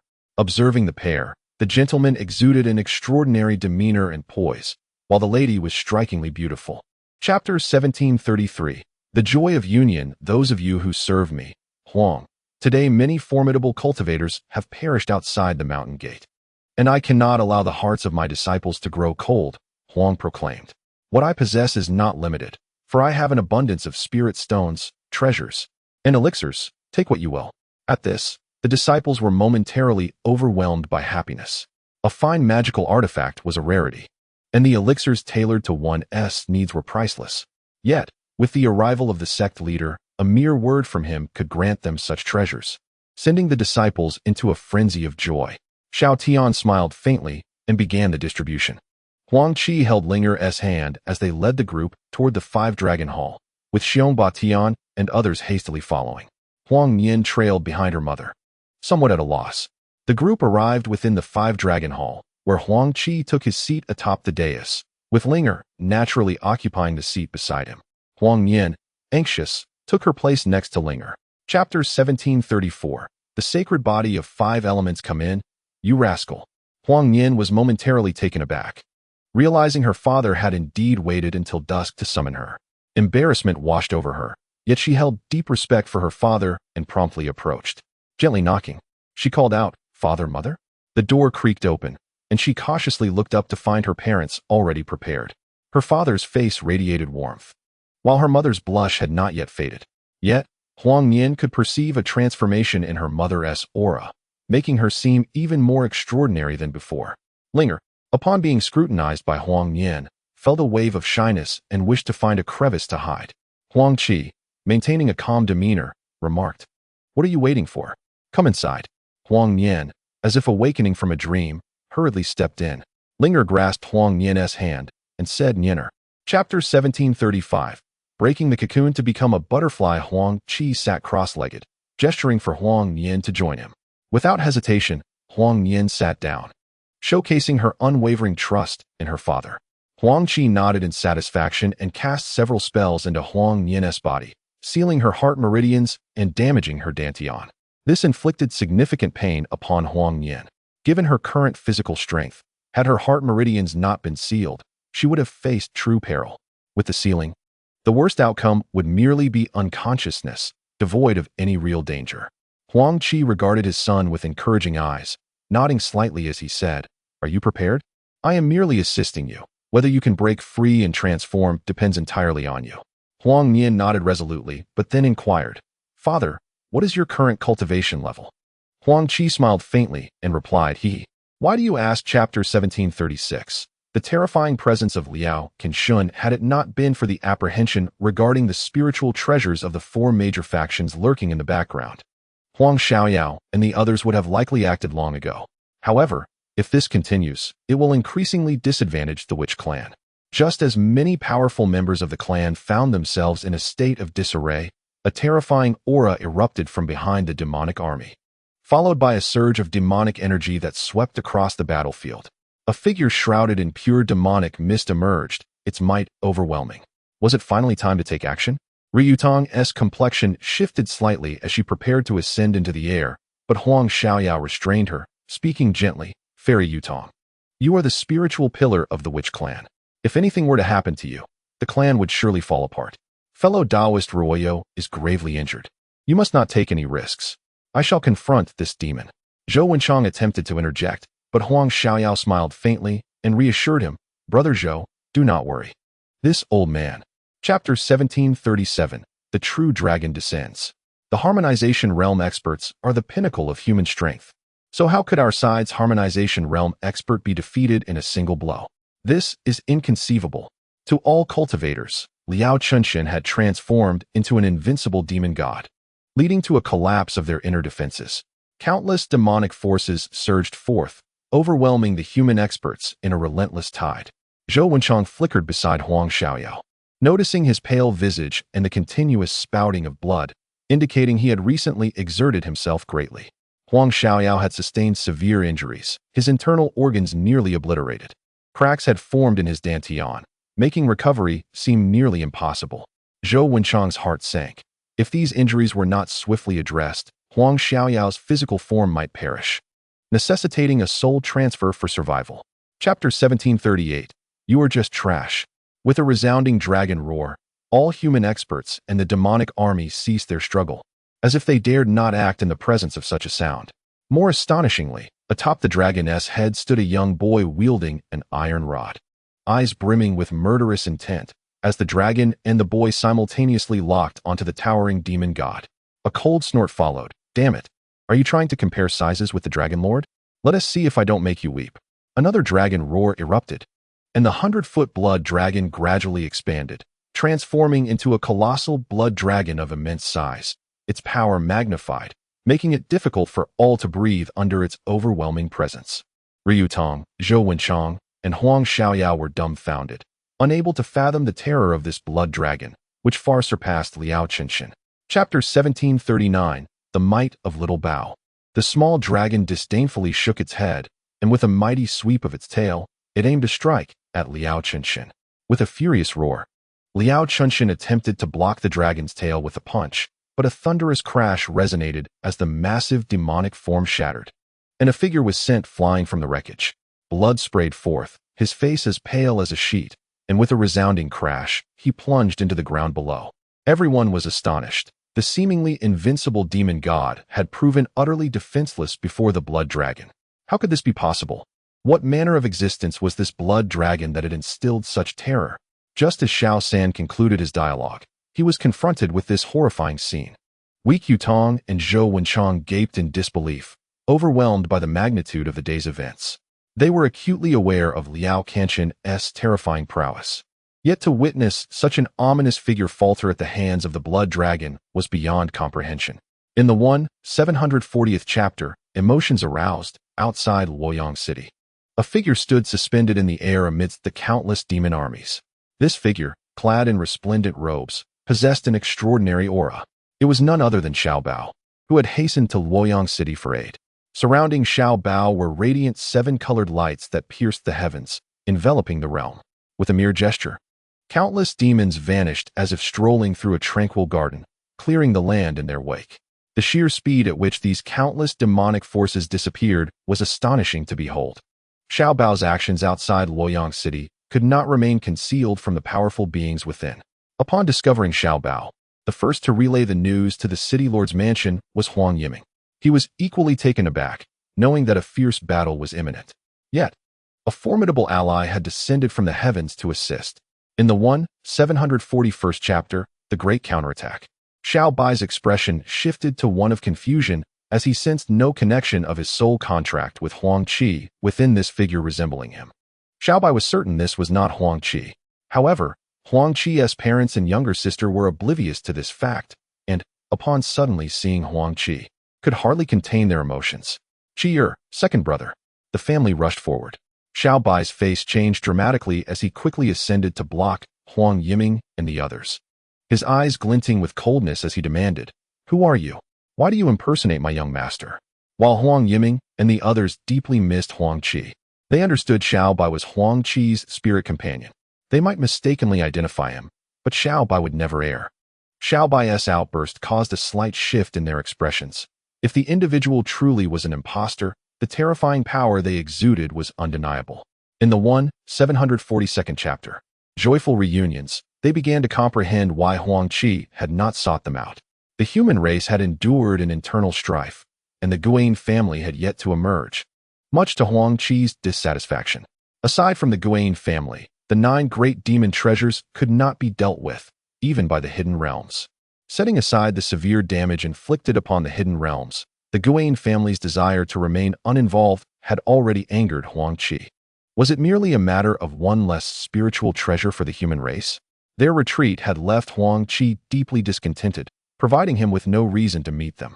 Fortunately, the 4 major factions of the Demon Cave had been disbanded, with only Liao Kanchen and his son managing to escape. Although they had a semblance of friendship, such ties would not save them now.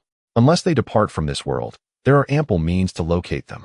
Presently, Huang Qi does not rush to seek out the father and son pair. His son, Huang Nian, has already received his true inheritance. Huang Qi has transmitted the Azure Dragon art and the narrative of Chapter 1743, Farewell, Gu Qingshang, as they returned to the 5-Dragon Hall. There, Huang Qi recounted his experiences over the years, evoking a sense of nostalgia among his listeners. Upon learning of Huang Qi's relentless efforts to return to the human realm, the audience was profoundly moved. It brought Huang Qi joy to know that everyone had fared well over the years, though he lamented their worries on his behalf. He learned that the old Peng King had recently returned to the 10,000 Demon Mountain, concerned about the arrival of a demonic army, prompting him to return and maintain order. However, upon discovering that his daughter had undergone tribulation to ascend in search of him, a grave concern etched itself on Huang Qi's brow. This situation had escalated into a significant predicament. He was acutely aware of his daughter's exceptional talent, undoubtedly a prodigy among prodigies. Her ability to reach the pinnacle of the harmonization realm at such a young age only underscored her formidable potential. Nevertheless, ascending through tribulation remained fraught with uncertainties. So, you specifically descended to bring back my son and to escort the 005 Immortal Hall to the spirit realm? Huang Qi inquired, nodding slightly. I am immensely grateful for the assistance you offered in the past. I had vowed to you, esteemed seniors, that when I ascended to the spirit realm, I would certainly take the 005 Immortal Hall with me. Though unforeseen circumstances caused you to wait here for so long, I have returned and shall fulfill my promise. Gu Qingshang, upon hearing this, smiled wryly, appreciating Huang Qi's commitment to keeping his word. However, upon noting that Huang Qi still regarded himself as junior and continually referred to them as seniors, Gu Qingshang hastily remarked, Taoist Huang, in your presence, we ought to consider ourselves your juniors. You must not continue addressing us as seniors. If you wish, simply refer to me as Brother Gu. Acknowledging this, Huang Qi nodded and replied with a smile. Then it would be disrespectful not to comply with your request. Regarding the sacred orb, Huang Qi resolved to claim it for himself, for he was eager to explore the demon realm and discern the identity of the beings responsible for unleashing the malevolent thoughts that obliterated the entire heavenly cave blessed land. Without hesitation, he swallowed the orb. Witnessing this act, Xiaoying was left dumbfounded, her expression one of disbelief. Huang Qi waved his hand, disregarding her astonishment. At that moment, 7 rays of light emanated from the altar, merging into the remaining 7 copper figures. In the next instant, the 7 figures came to life. Their appearances varied greatly, encompassing both the young and the old, as well as both genders. The initial reaction of the 7 was one of excitement, their eyes reflecting their fervor. It was evident that they had been the ones to suppress the malevolent thoughts, having witnessed Huang Qi extinguish this dark essence. They realized that after 10,000 years of confinement, they had finally achieved their long-awaited liberation. The 7 individuals promptly turned their gaze towards Huang Qi, sensing that the current state of affairs, particularly the allure of the primordial sacred fruit, would naturally not captivate his attention. However, the significance of the sacred fruit could indeed warrant his consideration. Yet, Huang Qi had no intention of consuming or refining it, for the primordial tree was still in its infancy, and even the sacred fruit could not possess the legendary effects it was said to have. Conversely, the Earth's sovereign book held immense potential regarding primordial entities. Planting it within the internal space of the Earth's sovereign book would prove far more beneficial than attempting to refine it himself. With a mere thought, the Earth's sovereign book, still in slumber, manifested in Huang Qi's hand. He tossed the book towards the primordial tree, and in an instant, the tree vanished from sight. Huang Qi immediately sensed a layer of sacred aura enveloping the Earth's sovereign book, an aura emanating from the sacred fruit. Satisfied with his conjecture, Huang Qi nodded approvingly. The sacred fruit indeed offered substantial benefits to the Earth's sovereign book, a vessel of boundless potential. In the days to come, the 7 great magical treasures would serve as guardians of the blessed land, ensuring its safety. Should anyone dare to threaten this sanctuary, they would be swiftly annihilated. Preserving the tranquility of the realm, the 7 figures nodded in agreement, bowing respectfully. Huang Qi, pleased with their commitment, believed that with the 7 treasures stationed and the formation of the blessed land in place, as long as they did not face a calamity as they had before, the sanctuary would stand firm as a mountain. With a wave of his hand, the 7 treasures gradually retreated into the internal space, disappearing into a corner of the blessed land. Huang Qi, accompanied by Xiao Bao and Xiao Ying, exited the internal space of the demon suppression palace, which now lay barren save for the myriad demons prostrating in worship. Huang Qi had little interest in receiving their adoration day in and day out. As he stepped out of the palace, he gestured towards it, and immediately, rays of light erupted. After addressing these matters, he needed to refine the remaining treasures of the pagoda. If all went well, once these treasures were integrated into the body of the pagoda, it would ascend to the level of a congenital spiritual treasure. The mere thought of the formidable power of such a treasure stirred excitement within Huang Qi, particularly with the pagoda being amongst the finest of treasures. Having labored for centuries on its refinement, the anticipation of the pagoda's advancement was intensely fervent. Once the treasures were successfully refined, he would resume his cultivation of the 9 transformations of true demon arts. Since his unexpected ascension to the spiritual realm, his mastery of these arts had been rendered obsolete. The 9 transformations were notably powerful, with numerous secret techniques that held great significance for Huang Qi. He needed to reach a certain level of mastery in the 9 transformations before venturing into the demon realm. 3 months had passed, and had the Dragon King traveled at full speed, he could have easily reached Qingzhou continent in less than a day. Yet, he had inexplicably squandered 3 months on the journey, traversing numerous cities, savoring exquisite delicacies, and indulging in fine wines. Linger radiated happiness with every step amidst the mountains and rivers, as well as the renowned landmarks encountered along the journey. For Huang Qi, time held little significance. All that mattered was Linger's joy and contentment. He would traverse the world for a lifetime without regret if it meant her happiness. Upon arriving at the Qingzhou continent, he observed its complete restoration, now flourishing more than ever before. Both cultivators and mortals wore smiles, with fewer conflicts and an abundance of tranquility. The atmosphere was harmonious, reminiscent of a golden age of peace. With the protection of the Tianquan sect, it was evident that they were dedicated to maintaining safety in the region. Upon revisiting Wutai Mountain, the chapter unfolded with the arrival of esteemed scholars and sect leaders, including Confucius, who came to offer congratulations, alongside the Brahma from the Great Thunder Sound Temple and the 3 Pure Ones, who also extended their greetings. The master of the 5 Elements Hall, Fairy by Bo, and the young master of the Reincarnation sect, Nie Xiaofeng, all appeared to pay their respects. Huang Qi was taken aback. It was indeed rare for the 7 major sects, apart from the recently vanquished Demon Cave sect and Wanyao Mountain, to send their disciples for such an occasion. Seeing this, Fu Tianxi wore a wry smile. Glancing at Huang Qi, "Qi'er, do you see? Those who have come are your acquaintances, many of whom have now become leaders of their own sections. Their presence at our Tai sect is all thanks to you." Huang Qi felt a sense of helplessness, shaking his head with a bitter smile. However, since they were old friends, he accepted the situation. In the following chapter, as Huang Qi prepared to ascend the Tianquan sect once more, the 4 were filled with uncontainable excitement. Huang Qi contemplated their rapid cultivation in such a barren area of the human realm, with abundant resources in the spirit realm. Their potential was boundless. He recognized the need for a cadre of loyal allies, for even in his absence, their presence would ensure the stability of his endeavors. Since they were in the human realm, he resolved to nurture a core group of his trusted followers. Their character and talent were exceptional, and as long as they remained loyal, aiding them would be mutually beneficial. Of course, Huang Qi did not demand unwavering respect. It sufficed that they would support him in times of need. Their relationship was not one of mutual exploitation. After the banquet concluded, they made arrangements before departing from Tai sect. In the subsequent chapter, Huang Qi instructed, "You may descend.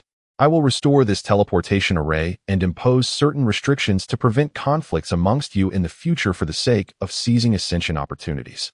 Hearing this, Fian's face turned pale with fear as she hastily shook her head, expressing her reluctance.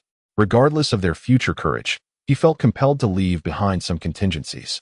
As the Black Wind ancestor, Fian withdrew, while Linger and the others understood Huang Qi's need for focus and quietly settled into meditation. Huang Qi then retrieved a substantial amount of materials, commencing the process of refining and repairing the teleportation array. Days turned into weeks, and after 6 months, the restoration was finally completed. Huang Qi once again produced 3 revered spiritual treasures, embedding his own soul imprint within them to safeguard the heavenly spring gate, primarily to protect this particular teleportation array. With the presence of these 3 exalted spiritual treasures, even numerous formidable beings at the pinnacle of the harmonization stage would find it impossible to tread upon this ground. Moreover, these treasures would serve to guard the heavenly spring gate and preempt any attempts to seize the teleportation array. Chapter 1753. The origin of Huang Qi. One of the entities was naturally the shadow, while the other turned out to be a demonic god. However, it would be more accurate to say it was a being that had cultivated formidable demonic powers. The shadow undeniably held the upper hand. Yet this demonic god managed to endure, suggesting that the shadow might not be able to vanquish him swiftly. The demonic god roared, unleashing an overwhelming surge of demonic energy. Upon entering, the shadow was ambushed by this entity. Although prepared, the suddenness of the attack threw him into disarray. Despite currently having the advantage, slaying this foe proved to be quite a challenge, largely due to the suppression of his own strength. Noticing Huang Qi and the others' arrival, the demonic god's expression shifted dramatically, and he fought fiercely against the shadow, showing no intention of fleeing. Huang Qi's consciousness probed deeper into the cavern. Despite the severe suppression, he still managed to sense the depths of the cave. Chapter 1754. The Great Battle with Huang Qi. However, the resources in this cycle were exceedingly scarce. I could not find what I needed to heal, relying instead on inferior items to gradually recover. Later, when the demonic catastrophe descended, Hua, through the collection of demonic cores and the refinement of demonic techniques, experienced a meteoric rise in strength, culminating in the formidable prowess of a cave Xian expert. Regrettably, if I were to transcend and ascend, it would likely lead to the demonic realm. This deception to lure Liao Can and Shun here was merely a means to utilize their blood sacrifice to facilitate my ascension to the spiritual realm. Injured and collapsed, Liao Can's eyes were filled with despair and resentment as he directed a look of bitterness towards Huang Qi. Yet, Huang Qi furrowed his brow. This individual still had not revealed his true identity. Huang Qi, your experiences hold no significance for me. Reveal your identity at once. At these words, Huang Qi indeed smiled, a slight grin gracing his lips as he replied, "Heh, Huang Qi, if I were to disclose my identity." Chapter 1755. Ascending to the demonic realm suddenly, the heavens and earth transformed, as if the very fabric of reality was beginning to reverse. The entire universe began to twist and contort. Witnessing this scene, Huang Qi's expression changed dramatically. What was this individual attempting? Was he to use his own body as a sacrifice to open some passage? Instantly, a terrifying heavenly might descended, forcing Huang Qi and the others to retreat. Huang Qi had no choice but to halt his assault, transforming into a true dragon, coiling in the distance. Xiao He also wore a grave expression as he observed the chaotic changes in the world, his eyes reflecting uncertainty. Xiao Bao, the Dragon King, and the shadow sensed the impending danger and retreated several thousand miles. Huang Qi watched as Huang Qi's severed arm erupted in a tremendous explosion, instantly transforming into a blood mist that merged into that spatial realm. Subsequently, dark clouds rolled in, as if to conjure a dreadful thunderstorm. Countless ominous clouds swiftly enveloped the sky, blocking out the sun. Enveloped in an expanse of 100,000 miles, Huang Qi was not idle during this time. He meticulously refined a batch of array flags and discs, establishing formidable formations around the 9 nether abyss. After countless sea demons organized the altar, Huang Qi finally settled down to examine this altar capable of transporting the human race to the spirit realm. This was a blood sacrifice altar, meaning it could only be activated with essence blood and divine consciousness. At the very least, the sacrifice of a nascent soul expert was required. The strong individual capable of setting up such a blood sacrifice altar was evidently not a person of righteous standing. Otherwise, how could one contrive such a malevolent transport altar? Huang Qi paused here, beginning to study the transport altar in conjunction with the contents of the Manual of Arts. As time trickled away, Ling'er remained by Huang Qi's side, never leaving him for a moment. Huang Qi gradually delved into the intricacies of the altar, and before he knew it, 3 months had elapsed. He finally grasped the workings of the altar. However, before his departure, he could gather a substantial amount of cultivation resources for Luoyang City, the Cave Heaven, and the Treasure Pavilion, ensuring that his strength would remain unyielding for a long time. This was the least he could do for his faction. He hoped that his disciples would diligently cultivate and strive to ascend to the spirit realm, providing a continuous stream of talent for him. As Huang Qi was about to withdraw his divine consciousness, he unexpectedly spotted a few familiar faces, his former acquaintances. Among them were Qin Yu from the Spirit Control Sect, Master Wu Dao from Baohua Temple, and Kai Qi from the Kai family fortress. To his surprise, they had all made significant progress in their cultivation over the years, achieving the status of nascent soul experts.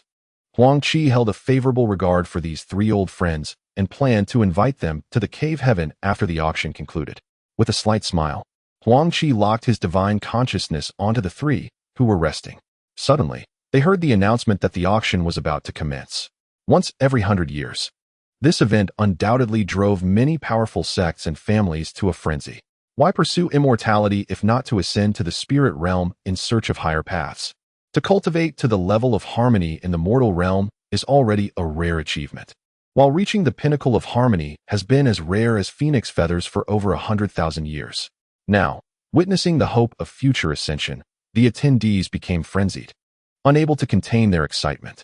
Initially, they had hoped to follow Huang Qi to the spirit realm, vying for one of the 10 auction slots he promised. However, the news Huang Qi shared surpassed all expectations, filling them with elation. Of course, if they could accompany Huang Qi now, it would be far preferable to ascending to the spirit realm alone in the future. The 10 slots were simply not to be forfeited. Observing the excited expressions of those present, Huang Qi nodded in satisfaction and slowly spoke. Upon hearing that Huang Qi intended to leave some means for his family, Huang Xiaoyao was naturally overjoyed, his heart swelling with pride for his junior. Huang Qi, if he were to leave behind any means to safeguard the family, would undoubtedly ensure its future prosperity. Unless another calamity were to arise, the family would certainly continue to thrive, becoming a preeminent force within this realm, standing unwavering. However, what thrilled the 2 most was the revelation that Huang Qi intended to take them to ascend to the spirit realm. Huang Xiaoyao and Huang Yiming were overwhelmed with excitement, their eyes shimmering with uncontainable joy.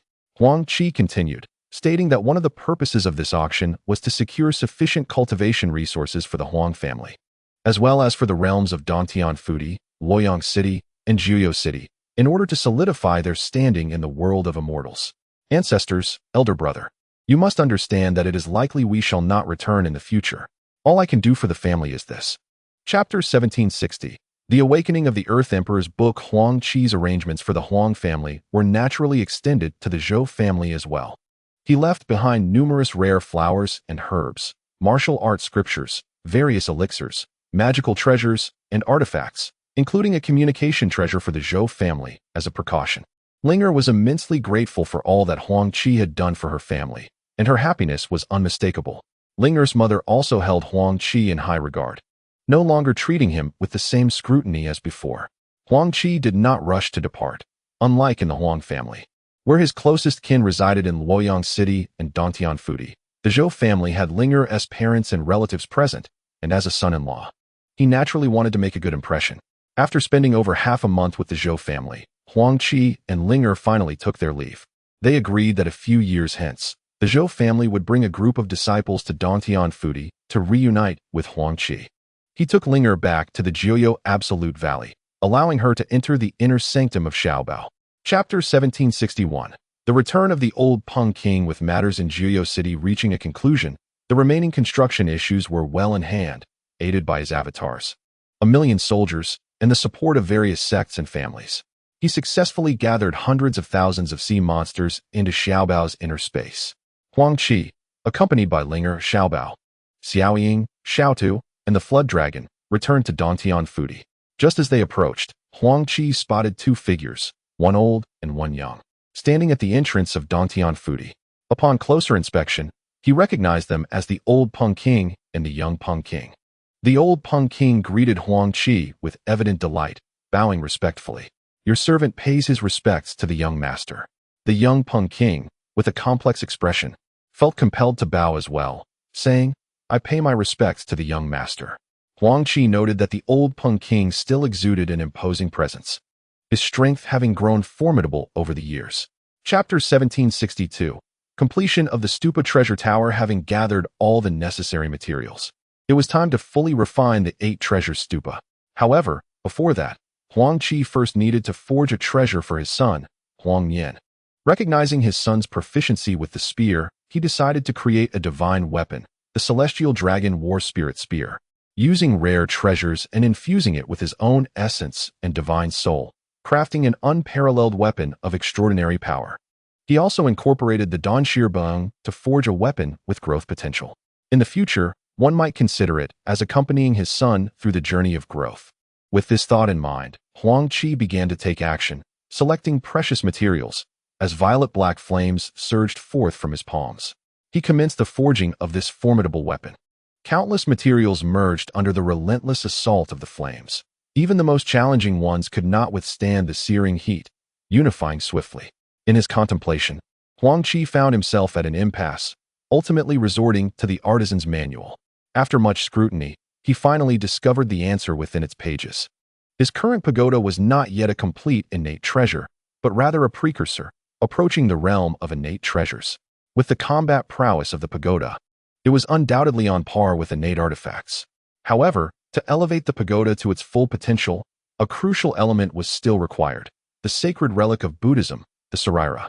The Buddhist temple is home to great treasures, including the 8 treasure pagoda. Yet, when speaking of sacred relics, the Saraira stands paramount. This relic is the sole remnant left by a high monk upon their nirvana, embodying the essence of their life's work and preserving their teachings, primarily concerning the transmission of Buddhist powers and insights into the Dharma. Even if the Saraira does not pass on the mystical arts, the doctrines of Buddhism are well documented. Huang Qi did not encounter anyone, but instead retreated into seclusion once more. The pagoda had achieved a minor success, but it still lacked the Saraira, and thus, haste was unnecessary. His next endeavor was to cultivate the 9 solutions to true demonic arts. To navigate the demon realm, he must master these arts. Otherwise, he would find himself at a considerable disadvantage. If he successfully cultivates the demonic arts, his entire demeanor would transform, aligning him closely with the demon race, facilitating his future endeavors.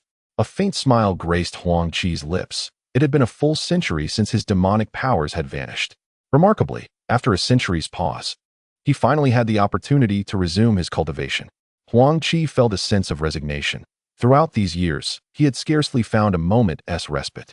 One task followed another without cease. Fortunately, he had managed to realize his aspirations, and his greatest wish now was to locate his master, Lin Feng, to serve by his side. Without Master Lin Feng, his journey would have been inconceivable. Upon hearing his son's words, Huang Qi was taken aback, filled with both surprise and admiration, as well as concern. The delight arose from witnessing his son no longer as the cherished child nestled in his mother's embrace, but as a young man with aspirations and goals. Huang Qi was immensely pleased. He admired his son's courage. After a century, the youth had developed a sense of responsibility, yearning to soar across broader horizons. Naturally, Huang Qi was supportive of this ambition. Yet, he harbored concerns. The spirit realm was vast, and given his son's current capabilities, while he might possess some means of self-preservation, it would only suffice if he did not provoke the might of other sects and families. Should one provoke other sects or families, it would undoubtedly pose significant danger. With but one son remaining by my side, and my daughter having ascended to the spirit realm, my heart is laden with concern. The profound connection I share with my son, coupled with the trials he faces, is truly daunting. The celestial wings of the phoenix, which bestow immense power, have also inflicted considerable torment upon Huang Yin. Huang Qi, with a surge of his formidable magical energy, assisted his son in refining this power while striving to enhance the wing's integration speed. He meticulously erased all traces of the wing's essence, thus shielding his son from the potential pursuit of the Phoenix clan. After a span of nearly half an hour, the wings were wholly assimilated into Huang Yin's being. Huang Yin could distinctly perceive the terrifying swiftness granted by the wings, rendering him momentarily speechless in astonishment. With a mere thought, Huang Qi imparted the earth's sovereign scriptures to his son, particularly the thunder summoning, thunder avoidance, and thunder refinement techniques, directly embedding them into Huang Nian's consciousness and infusing them with rich, profound energy. Upon opening his eyes, the excitement upon Huang Nian's face was ineffable, prompting him to bow deeply to Huang Qi in reverence.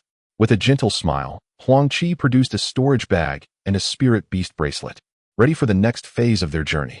However, it seemed improbable that Huang Qi and his companions would depart without leaving any trace behind. Whispers circulated among the onlookers regarding who might be ascending through the tribulation. Speculation ran rampant, though no one truly knew the truth. Gazing upon the dark void and the resplendent multicolored light heralding ascension, envy filled the hearts of many. Those capable of ascending were undeniably extraordinary beings, typically achieving the pinnacle of cultivation. Yet, reaching such heights was a rarity, often requiring the fortune of a blessed realm. Amidst this, admiration and jealousy intertwined, all crediting Huang Qi for the miraculous treasures he had brought to the spirit realm, enabling his followers to reach such formidable levels in just a few decades. Had it not been for the dread of Huang Qi's overwhelming strength, the dynamics would have been entirely different. Of course, the current experience could not be compared to Huang Qi's own ascension during his time in the spirit realm, where his golden core had undergone a transformation beyond ordinary comprehension.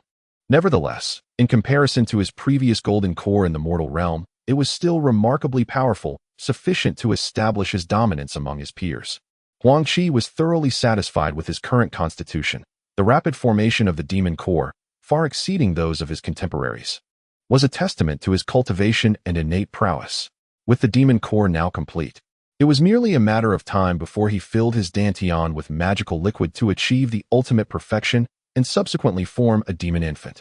Huang Qi harbored no concerns regarding potential bottlenecks, as such obstacles were non-existent in his path. What I require is merely to absorb more demonic energy for my cultivation, hastily advancing to the realm of demons. Alas, have I reached my limit? Is it impossible for me to continue my growth? Perhaps it is time to break free and rebuild. Huang Qi's golden core birthed a primordial spirit. With a swift motion, he pointed, and with a resounding crack, the shell of the golden core shattered. From within emerged a diminutive black infant, plump and resembling Huang Qi, unsteadily tottering, barely reaching the height of his own primordial spirit's knees. Observing this other self, Huang Qi's lips twitched slightly, a bitter smile escaping him. The black primordial spirit, however, smiled helplessly and then sat cross-legged, forming a hand seal. Instantly, a terrifying gravitational force enveloped Huang Qi, causing the demonic energy gathered from afar to surge violently towards the pagoda. The internal space of the pagoda shifted dramatically, as if on the verge of upheaval. Countless sea demons prostrated themselves in reverence, as if confronted by an overwhelming celestial might. Linger hastily exited the pavilion. Having comprehended these matters, Huang Qi no longer hesitated. The demonic infant burst forth from his crown, and even though the primordial spirit had departed from its host, it was not something just anyone could contend with. Huang Qi felt a profound connection and would not let this minor calamity slip by. The demonic infant soared out of the five-dragon hall, breaking free from the celestial realm. This spectacle naturally stirred the powerful beings within the celestial realm, but upon witnessing a primordial spirit radiating pure, demonic energy, vastly exceeding that of an ordinary primordial spirit, many were left astounded. Whispers of astonishment filled the air. This demonic infant was incredibly potent, exuding a remarkable purity of demonic energy. When did this celestial realm come to harbor a demonic cultivator? Only Xiong was a demonic cultivator here. Yet this aura was unmistakably that of a primordial spirit. Upon discerning the visage of the demonic infant, all were left in shock, for it bore an uncanny resemblance to Huang Qi. At this revelation, the crowd's astonishment melted away. Next, as lightning descended, Huang Qi unleashed a palm strike, allowing the electric currents to course into him. Witnessing this unfold, the onlookers were rendered speechless, utterly astounded. This demonic infant was far too extraordinary. Was it possible that the heavenly tribulation was flawed? Rather than striking Huang Qi, it appeared to be a baptism and refinement for his demonic infant. The crowd, agape, seemed to forget to breathe, unsure how to articulate the marvel that was Huang Qi's demonic infant. Observing the infant, enveloped in crackling arcs of electricity, An ineffable mystery surrounded it, defying description. As the celestial might receded and the tribulation clouds dissipated, Huang Qi's demonic infant flashed a subtle smile at the onlookers before cleaving through the void back into the celestial realm. Upon the return of the demonic infant to Huang Qi's dantian, a satisfied smile graced Huang Qi's lips. His innate primordial spirit possessed an extraordinary strength, seemingly too formidable for the heavens to permit its existence in the world. Yet this demonic infant had succeeded. "Dear brother, Yutong Fairy, do you have any final instructions for the Witch Clan?" Weak Rain Tong promptly rose to her feet, respectfully bowing to Huang Qi, shaking her head as she spoke. "With the blessings of the celestial realm, my Wu clan faces no issues. I hope Brother Huang does not worry." Weak Jingyun smiled heartily, exclaiming, "Haha, Huang Qi, rest assured. We have long made arrangements." Huang Qi nodded in satisfaction and turned to Xiao Tu, inquiring, "Xiao Tu, have all the members of the 10 reclusive families arrived?" Xiao Tu replied, "Young master, they have all arrived, and I have arranged for them to rest in the guest rooms." Huang Qi nodded gently, expressing his contentment. "Since everyone is settled, let us gather all at dawn tomorrow. I shall lead everyone to ascend to the spirit realm." The crowd rejoiced with exuberance, thrilled that after years of waiting, they would finally ascend. Chapter 1773. The role of the guiding radiance, however, the Earth Sovereign's book retaliated first, unleashing terrifying bolts of thunder that struck like unmatched swords toward the celestial deity. The two forces collided with a resounding boom, causing the heavens to dim and the sun to lose its light, as the very fabric of reality was turned upside down. Under the onslaught of the Earth Sovereign's attack, the celestial deity's phantom could not withstand the force, emitting a furious roar before gradually dissipating. The Earth Sovereign's book then merged into Huang Qi's body. Witnessing Huang Qi's ability to manipulate the elements with such terrifying prowess left Ling Er speechless in astonishment. She recalled a time when Huang Qi had nearly been annihilated by the heavenly tribulation, yet now, this tribulation was completely vanquished by one of his magical artifacts. It seemed that in the future, apart from the heavenly tribulations of the spirit realm, those of the plunging realm would pose no threat to Huang Qi whatsoever. Ling Er felt a warmth in her heart. With Huang Qi by her side, what was there to fear? In the void above, a fissure slowly opened, revealing a dark expanse. Chapter 1774. The Great Void Technique. The speed of the Kunpeng was unrivaled in the realm of true spirits, truly unparalleled. Huang Qi transformed into a Kunpeng, effortlessly manipulating the laws of space even against the immense force of spatial tearing, racing forth at an incredible velocity. However, as time passed, the stability of this spatial tunnel began to wane. On one fateful day, as Huang Qi sped along, he suddenly encountered a massive crack ahead, with chaotic spatial currents surging forth. His expression shifted slightly, and he let out a sharp cry, plunging into the tumultuous currents of space. In that moment, he felt as if he had lost all gravity and direction, for within the chaos, the laws of space were utterly disordered. Huang Qi's countenance changed subtly, internally lamenting. While the spatial chaos of the endless void was fearsome, he had not anticipated it would be so perilous. Drawing upon all his magical power, he focused on stabilizing his form, disregarding his sense of direction. Chapter 1775. Waiting for the Rabbit by Yi Xianjun explained the principles of the Great Void to Huang Qi while forming intricate hand seals. Huang Qi slowly closed his eyes, absorbing his master Bai Xianjuan's teachings, yet a veil of confusion lingered in his heart. As time flowed gently onward, Lin Feng's voice echoed in his ears while Huang Qi meticulously formed one hand seal after another, each more profound than the last, moment by moment. Time seemed to stretch indefinitely as Huang Qi and the Bai Immortals' gestures became nearly indistinguishable. Around Huang Qi, the boundless void quivered, sending ripples that gradually spread in all directions. Eventually, Bai Immortals' figure had vanished, yet his voice lingered, resonating through the air. As time flowed on, Huang Qi slowly opened his eyes, which were entirely filled with an infinite expanse of nothingness, rendering him as if he were one with the endless void. Suddenly, Huang Qi soared into the sky, his aura erupting forth with a piercing dragon roar that shattered the heavens. The terrifying might of the dragon unleashed a wave of clarity among the frenzied sea demons, causing them to tremble in fear. Huang Qi had already marked a 6th-tier sea demon approaching, and with a swift motion of his hand, he seized it effortlessly. This creature was a 6-colored striped demon snake, a descendant of the ancient divine beasts, rumored to have served the great Empress Nuwa as a serpent deity. The white bloodline represented a female, while the soaring serpent was male. It was said that Empress Nuwa, in her quest to repair a divine artifact, lacked a specific celestial stone and, having searched in vain, ultimately substituted herself to restore the artifact. The devoted Bai Xia, unwilling to abandon her, merged with the artifact alongside Nuwa. Thus, Bai Xia was venerated as a serpent deity among her kin, as they practiced within the internal space of Xiaobao. It was likely that most would soon achieve breakthroughs in their cultivation. Huang Qi sought a suitable location to safeguard them, allowing everyone to first attune themselves to the essence of the spirit realm and then advance their powers. He ascended, transforming into a streak of light headed towards Scorpion Island. Although 20 million miles seemed distant, with Huang Qi's formidable speed, it would take little more than half a day.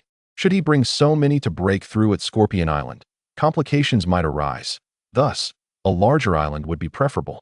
After 2 hours of rapid travel, he finally spotted a sizable island, measuring several dozen miles across, devoid of high-tier sea demons, populated only by lesser creatures. Positioned over 1,000 miles from Scorpion Island, this locale was perfect for their breakthroughs.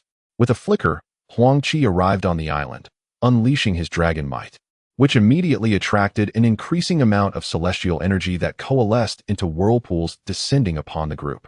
Among them, Ko-Air absorbed the energy at an astonishing rate, followed by Ling-Air, Huang Xiaoyao, Zhou Wenchang, Fu Tianxi, Xiong Batian, Gu Ruofei, and their family members, forming powerful energy vortices around them, indicative of their formidable strength. It was evident that they were all on the verge of a significant breakthrough. Witnessing those around him poised to advance filled Huang Qi with immense joy. The strength of those by his side allowed him to rest assured. Others are also quite remarkable, especially Gu Mingyu, Nie Xiaofeng, the fairy of the azure waves, brother, sister, and Fan Tian, along with the 10 disciples from the esteemed reclusive families, each one proving to be equally formidable, second only to Ling-Er. Chapter 1779. The terror of Huang Qi. It is evident that these sea demons harbor a certain disdain for human cultivators. Fortunately, as Kerr is about to undergo her tribulation, these sea demons are acutely aware of the gravity of the situation and dare not interfere, otherwise, they would be courting death. With a thunderous crack, a terrifying heavenly tribulation descended from the skies, aimed at Kerr. Unfazed, Kerr unleashed a single palm strike, instantly shattering the dreadful lightning, which then transformed into countless currents, enveloping her entirely. Though the lightning was formidable, Kerr dispelled it with a mere gesture, absorbing it completely. Her body merely trembled momentarily, suffering no harm whatsoever. Witnessing this scene, countless sea demons exchanged glances, their expressions shifting, particularly among the higher-ranked sea demons, who wore faces of astonishment and uncertainty. Only the prodigies of the human race could achieve such feats, and they were taken aback to find a remarkable human female in their waters, undergoing tribulation. This realization stirred discontent among the sea demons, each one feeling indignant. Chapter 1780. The Saint Son of the Scorpion. These sea demons are not foolish. They recognize that they have provoked a formidable opponent today. However, if they simply let this matter pass, would they not become the subject of ridicule among countless sea demons in the future? The atmosphere in this part of the sea grew tense, while the little dragon circled protectively behind Huang Qi, ready to strike at the first sign of aggression. At that moment, a hearty laughter resonated from a distance. Haha. Esteemed brothers of the demons, it is not every day that a distinguished guest graces our Scorpion Sea. Is this how you treat your guests? This is hardly the hospitality we uphold in the Scorpion Sea. As the words fell, the distant waters began to roil violently, causing the entire ocean surface to rise as if it were elevating by several hundred zhang. With a thunderous roar, a terrifying sound wave swept across the sea, the very fabric of space trembling as the ocean howled. Soon, a massive black turtle, hundreds of zhang in size, slowly emerged. Chapter 1781. Consecutive breakthroughs. Upon hearing this, the little dragon furrowed its brow slightly, realizing that this individual seemed rather persistent, which could pose a problem. Reluctantly, it turned to Huang Qi for guidance. Huang Qi shook his head and remarked, "In that case, let Silver Moon stay. I request Silver Moon to remain nearby until my companion successfully breaks through in cultivation, after which we shall set off together." Silver Moon promptly nodded in agreement and returned to the black turtle, waiting patiently for everyone to achieve their breakthroughs. Kerr, however, quietly voiced her concerns to Huang Qi. Master, this fellow may harbor ulterior motives. Huang Qi smiled gently and replied, rest assured, with a master like me around, no one dares to lay a finger on my beloved disciple. The little dragon nodded enthusiastically. Upon hearing this, Kerr felt a flush of embarrassment rise to her cheeks, and with a playful huff, she retreated back to the island. Huang Qi cast a glance at Xiao Long and nodded, understanding the unspoken cue. Xiao Long took his position here. Chapter 1782. Scorpion Island. Should they be unwilling, he would personally escort them to the gathering place of the human cultivators, allowing them to depart. As for their future, that would depend on their own fortunes. Given the current situation, Huang Qi was naturally pleased and nodded with a smile, saying, since you hold Huang in high regard and are willing to follow me, and we all hail from the same realm, I would never turn you away. I promise you here, as long as you diligently cultivate and remain loyal to me, I will not treat you unjustly. The crowd was overjoyed at his words, and one by one, they knelt, formally acknowledging him as their master. Gu Mingyu and his companions exchanged wry smiles and said, Brother Huang, why not accept us as disciples as well? Huang Qi chuckled softly, replying, there is no need for that, my brothers. In my heart, you are like my own siblings. Chapter 1783. The city lord's proposal. Finding it difficult to refuse the fervent invitation, Huang Qi did not wish to become overly entangled with the Scorpion Saint's son. However, seeing the earnestness in the other's demeanor made it hard to decline.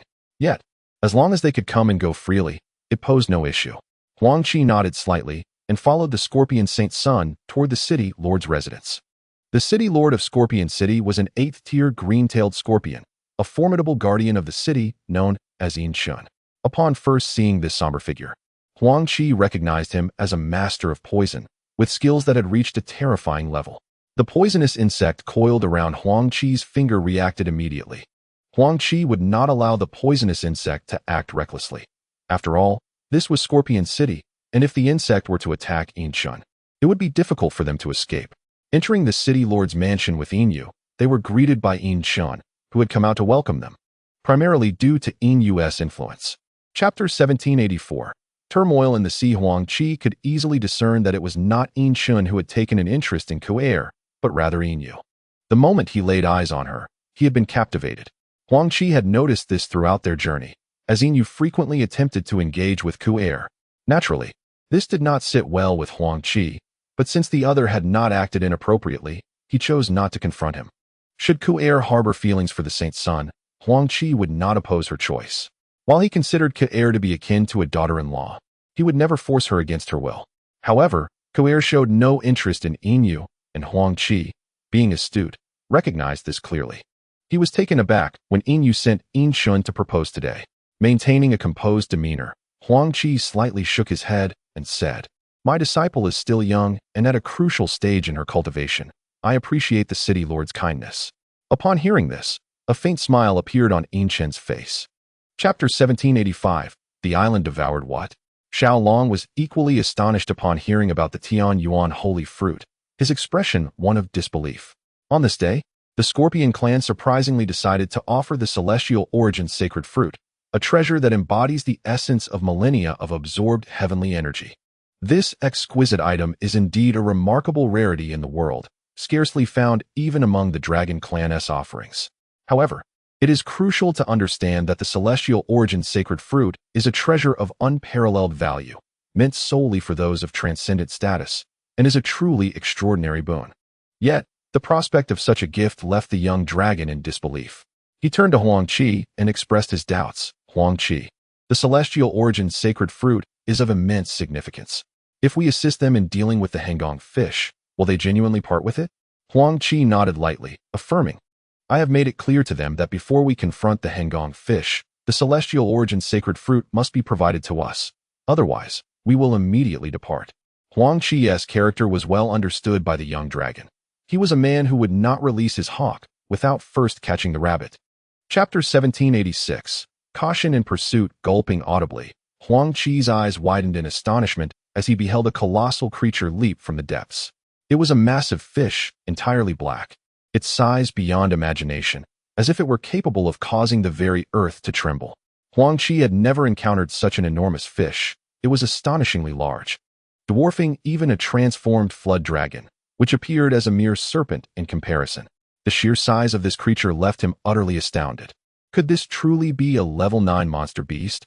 Or perhaps even a level 10? The thought was almost unfathomable. The entire island was as if it could be devoured in one gulp. What a tremendous appetite such a being must possess. Even the most formidable of warriors would surely flee before such a terrifying presence. Huang Qi was certain that this was the Hengong fish, a creature that resembled a mountain, its black scales exhibiting a defense that was utterly fearsome. Chapter 1787. The young of Hengong, the Hengong fish, slowly surged forth from the abyss. And Huang Qi observed that this immense chasm was just spacious enough to accommodate its vast body. He couldn't help but marvel at the terror of this entity. He felt like an ant in the presence of a mighty elephant. The comparison was utterly inconceivable. The overwhelming ferocity emanating from the creature sent shivers down Huang Qi's spine, compelling him to prostrate himself on the ground, paralyzed with trepidation, waiting for the giant to depart. Before long, the Hengong fish gradually retreated from this region, disappearing into the distance until Huang Qi could no longer perceive it, save for the lingering traces of its aura. Only then did he cautiously rise, approaching the brink of the abyss with great care, peering into its depths. Chapter 1788. The wrath of Hengong wealth awaited him. If he could refine it all, his cultivation might ascend to the great ascension.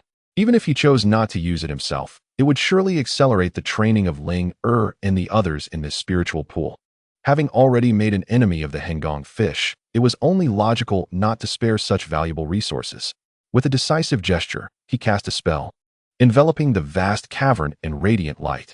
Suddenly, as if a colossal whale were drinking water, the spiritual liquid in the pool surged toward Huang Qi. He remained unhurried, knowing that with such an abundance of spiritual essence, there was no need to rush. Time was on his side, utilizing all of Xiao Bao's strength to absorb the essence. It took a considerable portion of the day to finally collect every drop from the spiritual pool. Satisfied, Huang Qi nodded. Indeed, the Scorpion clan had bestowed upon him a significant opportunity. Setting aside other matters, this young Xiongong fish alone represented a tremendous boon. Chapter 1789. The Battle of the Xiongong. However, the Xiongong fish had become an utter menace, no longer content with merely ambushing islands, but now brazenly slaughtering. Or rather, it was enacting revenge.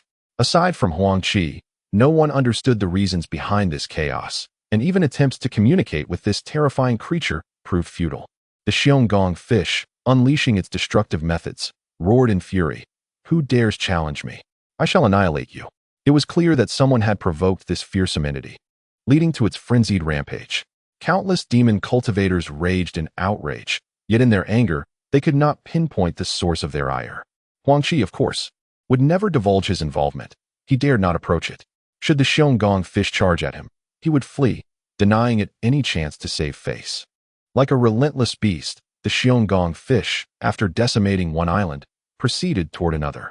As time passed, it began to head toward the White Island. Chapter 1790. The epic battle. Huang Qi could not deny that the Xiongong fish truly embodied one of the ancient ferocious beasts, a terrifying existence. Its formidable combat prowess was undoubtedly among the pinnacle of the spiritual realm, even excelling among the 9th-level demon sovereigns. It was simply too fearsome. With its singular might, it stood its ground against 5 great demon sovereigns, neither yielding nor faltering, adept in both offense and defense. With a mere motion, it could shatter the heavens and split the earth. Wherever it passed, the void crumbled and the seas trembled.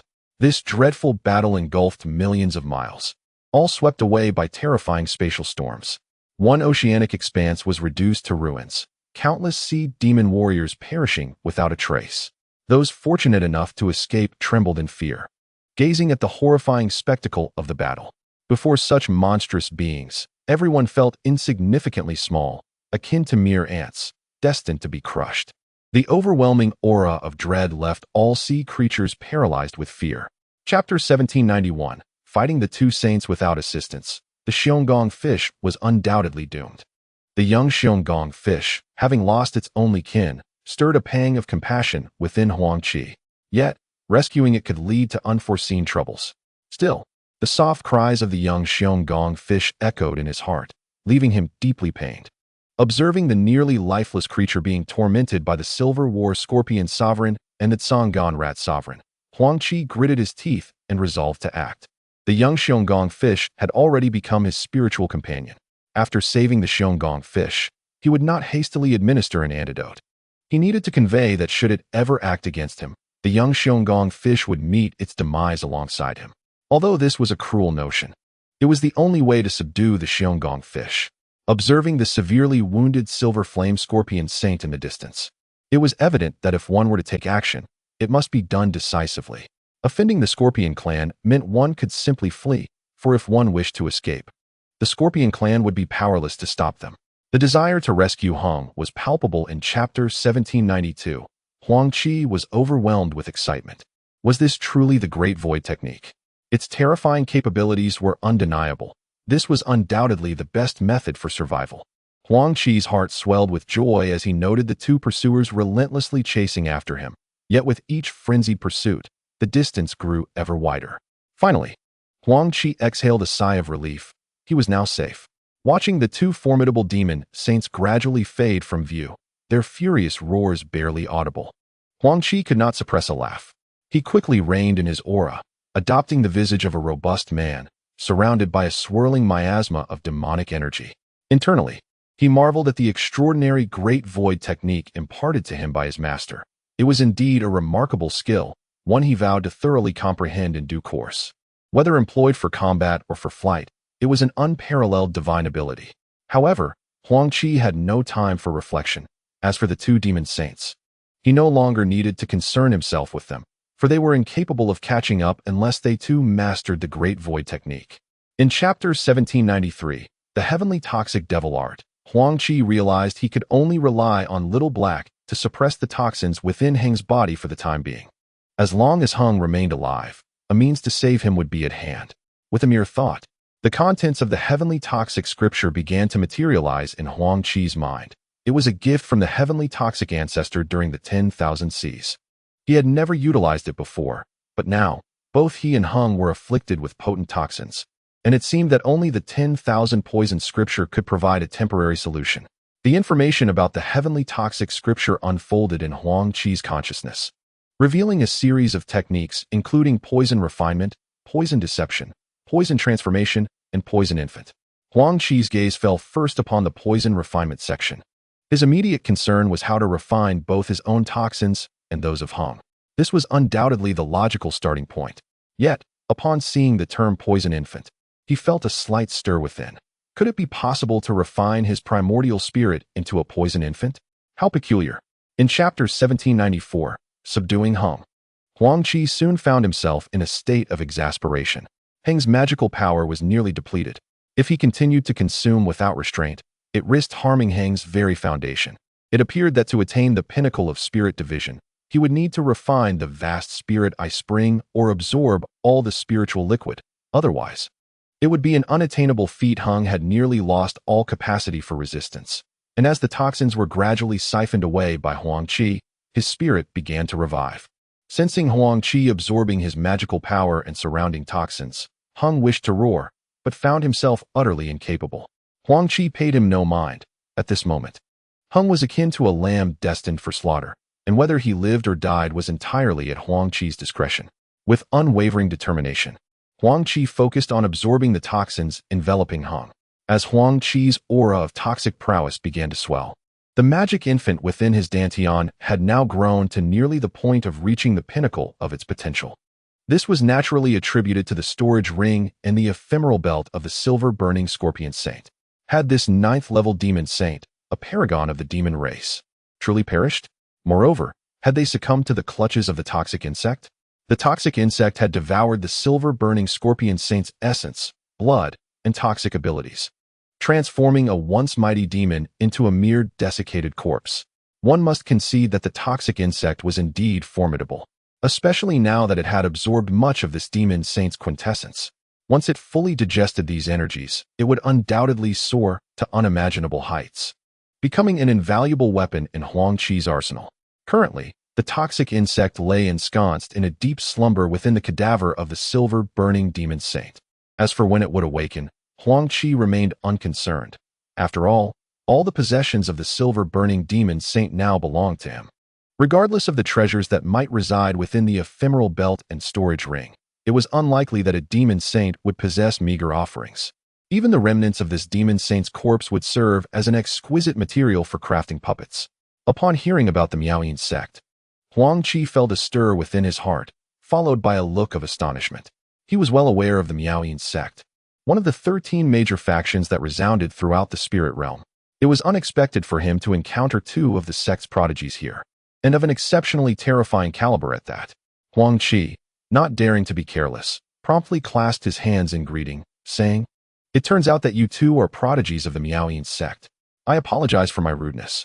Other cultivators would not find it surprising that the two were associated with the Miaoyin sect, for it was indeed one of the 13 major powers, though it could not be said that they ruled the spirit realm with an iron fist. There were indeed few sects or families bold enough to confront the Miaoyin sect. The young man did not spare Huang Qi a second glance, but instead directed his gaze towards the distance, where a figure named Xiaosan was preparing to undergo tribulation. Just as Huang Qi was about to inquire about the nature of this sea domain, a thunderous crack echoed, and a fearsome bolt of lightning descended from the heavens, aimed directly at Xiaosan.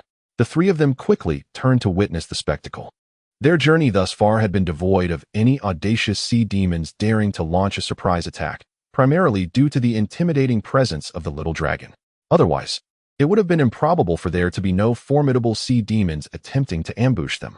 This expanse of ocean could be deemed the periphery of Tian Kuei Island.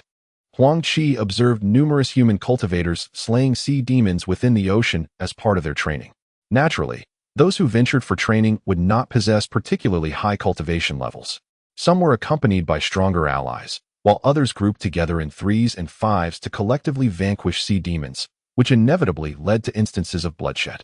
Yet, no one seemed to care. Anyone who came here to hunt sea demons had to be prepared for the possibility of being devoured by them. As one approached Tian Kuei Island, the number of cultivators increased correspondingly. However, any cultivator who encountered Huang Qi would instinctively steer clear, for he and his companions exuded an aura of overwhelming strength, and none were inclined to provoke them. After several hours, Huang Qi finally beheld a vast island in the distance, its expanse quite considerable. "Friend, please take your time. I shall offer 200 million spirit stones for the fire dragon ice phoenix hairpin."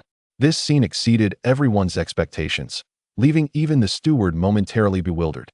Others were momentarily taken aback. The transaction was not yet completed, yet suddenly another person emerged, eager to purchase the fire dragon ice phoenix hairpin. Was there some hidden mystery surrounding this hairpin? The price of 100 million spirit stones had already doubled before it was even handed over. Such extraordinary fortune seemed almost too good to be true. The steward also appeared stunned, his outstretched hand coming to an involuntary halt, soon replaced by an expression of excitement. The crowd swiftly turned to see a breathtaking young lady in purple, fixated on the fire dragon ice phoenix hairpin in the steward's hand. Huang Qi also noticed the purple-clad maiden, his brows slightly furrowed in perplexity. It was indeed strange that mere moments after his purchase, someone was attempting to forcibly acquire it. Such behavior was rather inappropriate. However, Huang Qi paid little mind to it, after all. Chapter 1799. News of Ronger. I was well aware that obtaining the essence blood of the fire dragon ice phoenix was impossible for just the two of us. I held no extravagant hopes. My husband's intention was sufficient. After we escaped danger, he took me into hiding, adopting a low profile in a second-tier city, earning our living by assisting others in refining various magical artifacts. Initially, our business flourished. As the years passed, my husband garnered a modest reputation, receiving invitations from numerous sects and families as a guest elder. Who could have anticipated that the treacherous junior sister would learn of this and once again dispatch powerful foes to pursue us? Eventually, my husband was gravely injured by one such adversary, teetering on the brink of death. In a desperate act, he employed forbidden techniques, sacrificing his blood and essence to infuse the golden hairpin, ultimately vanquishing that formidable opponent. From that moment forth, my husband was lost to us, and I became the target of further pursuers. Upon learning of his demise, my heart was shattered. Yet, I had only heard my husband mention this golden hairpin before. Chapter 1800. A display of prestige. As Huang Qi showcased the treasures in his possession, they materialized in the hands of an elder. Upon witnessing the spirit artifact, The elder became overwhelmed with elation, unable to fathom that he would one day possess such a remarkable item. The sheer generosity displayed by Huang Qi astonished both Qin Fan and the celestial maiden Miao Shang. They exchanged glances with the elder, who promptly knelt in gratitude before retreating. With matters now unfolding, we feared for your daughter's safety. Brother Huang, we must depart immediately to return to our Miaoyin sect. The celestial maiden inquired about the identity of that disciple and the mountain peak where they resided. Subsequently, she led Huang Qi and the others out of the merchant hall, directly utilizing the teleportation array toward the Lanchuan prefecture. The Tiankuei region was quite distant from Lanchuan, and even with the teleportation array, several hundred arrays lay in between. The Lanchuan prefecture was a supercontinent, making the journey to the Miaoyin sect quite extensive. Chapter 1801. The banquet of birthdays. Huang Qi's display of strength and influence instilled a profound sense of caution in the two companions. The snow lion spread its wings, transforming into a streak of light as it soared toward the Miaoyin sect. At the entrance of the sect, countless cultivators donned in diverse attire gathered, with estimates suggesting at least 10,000 formidable beings had arrived to celebrate the birthday festivities. Those who identified themselves were guided by dedicated disciples to the designated celebration square. Huang Qi and his companions were no exception, landing outside the mountain gate. Numerous formidable figures turned their heads to gaze, and upon recognizing Qin Fan and the enchanting Miao Shang, nearly all the cultivators lowered their hands in salute. It was evident that the two held significant renown within the Miaoyin sect, or indeed among the nearby sects and families. Their obsequious demeanor and respectful attitude were sufficient proof of this. The duo reciprocated the gesture, while Huang Qi and his companions dared not be negligent. For being accompanied by two prodigies of the Miaoyin sect indicated their own extraordinary status. In the grand hall, one could observe the identities and ranks of the attendees, each more prestigious than the last. Aside from the third row, which was nearly fully occupied, the second row remained largely vacant, while the first row was occupied solely by Huang Qi and a few others. The remaining seats were almost entirely filled with guests from various sects and families, with only a few spots left unoccupied. At that moment, a sharp cry pierced the void, followed by the emergence of a distant black. Moments later, a colossal eagle, several hundred feet in size, glided gracefully into view. This magnificent creature exuded an aura of strength, its eyes sparkling with intelligence, unmistakably a rank 8 demonic eagle, imposing and extraordinary. Upon this great eagle stood a retinue of nearly 200 individuals, each exuding an ethereal aura, adorned with feather fans and elegant headwear, engaging in lively discourse that echoed throughout the assembly, radiating an air of unparalleled nobility. As the eagle let out its resonant call, the previously boisterous plaza fell into an immediate hush, all eyes drawn to the majestic creature soaring toward them. Qiu Qianyang, of course, was thoroughly pleased. At his level, there were few things capable of capturing his interest, and the rank 8 sea demon's core was indeed a rare treasure. As a mere celestial being, he could not pursue lower-ranked sea demons. Thus, he relied on his disciples to procure such resources that would enhance his spiritual power. Hearing the praises from others filled Qiu Qianyang with a sense of pride, and he nodded with a satisfied smile. Soon after, disciples approached to receive generous gifts from the two, who then knelt in reverence before returning to the table. This was merely a precursor to further exchanges, as Qiu Qianyang's other disciples stepped forward to present an array of treasures they had gathered. In an instant, envy permeated the atmosphere. It must be said that Qiu Qianyang wielded immense influence. His disciples numbered in the dozens, each a being of considerable power, undoubtedly one of the mightiest forces within the Miaoyin sect.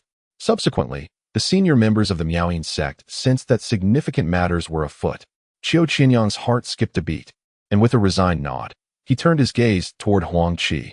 Maintaining a calm demeanor, Huang Qi inclined his head slightly, a tacit agreement.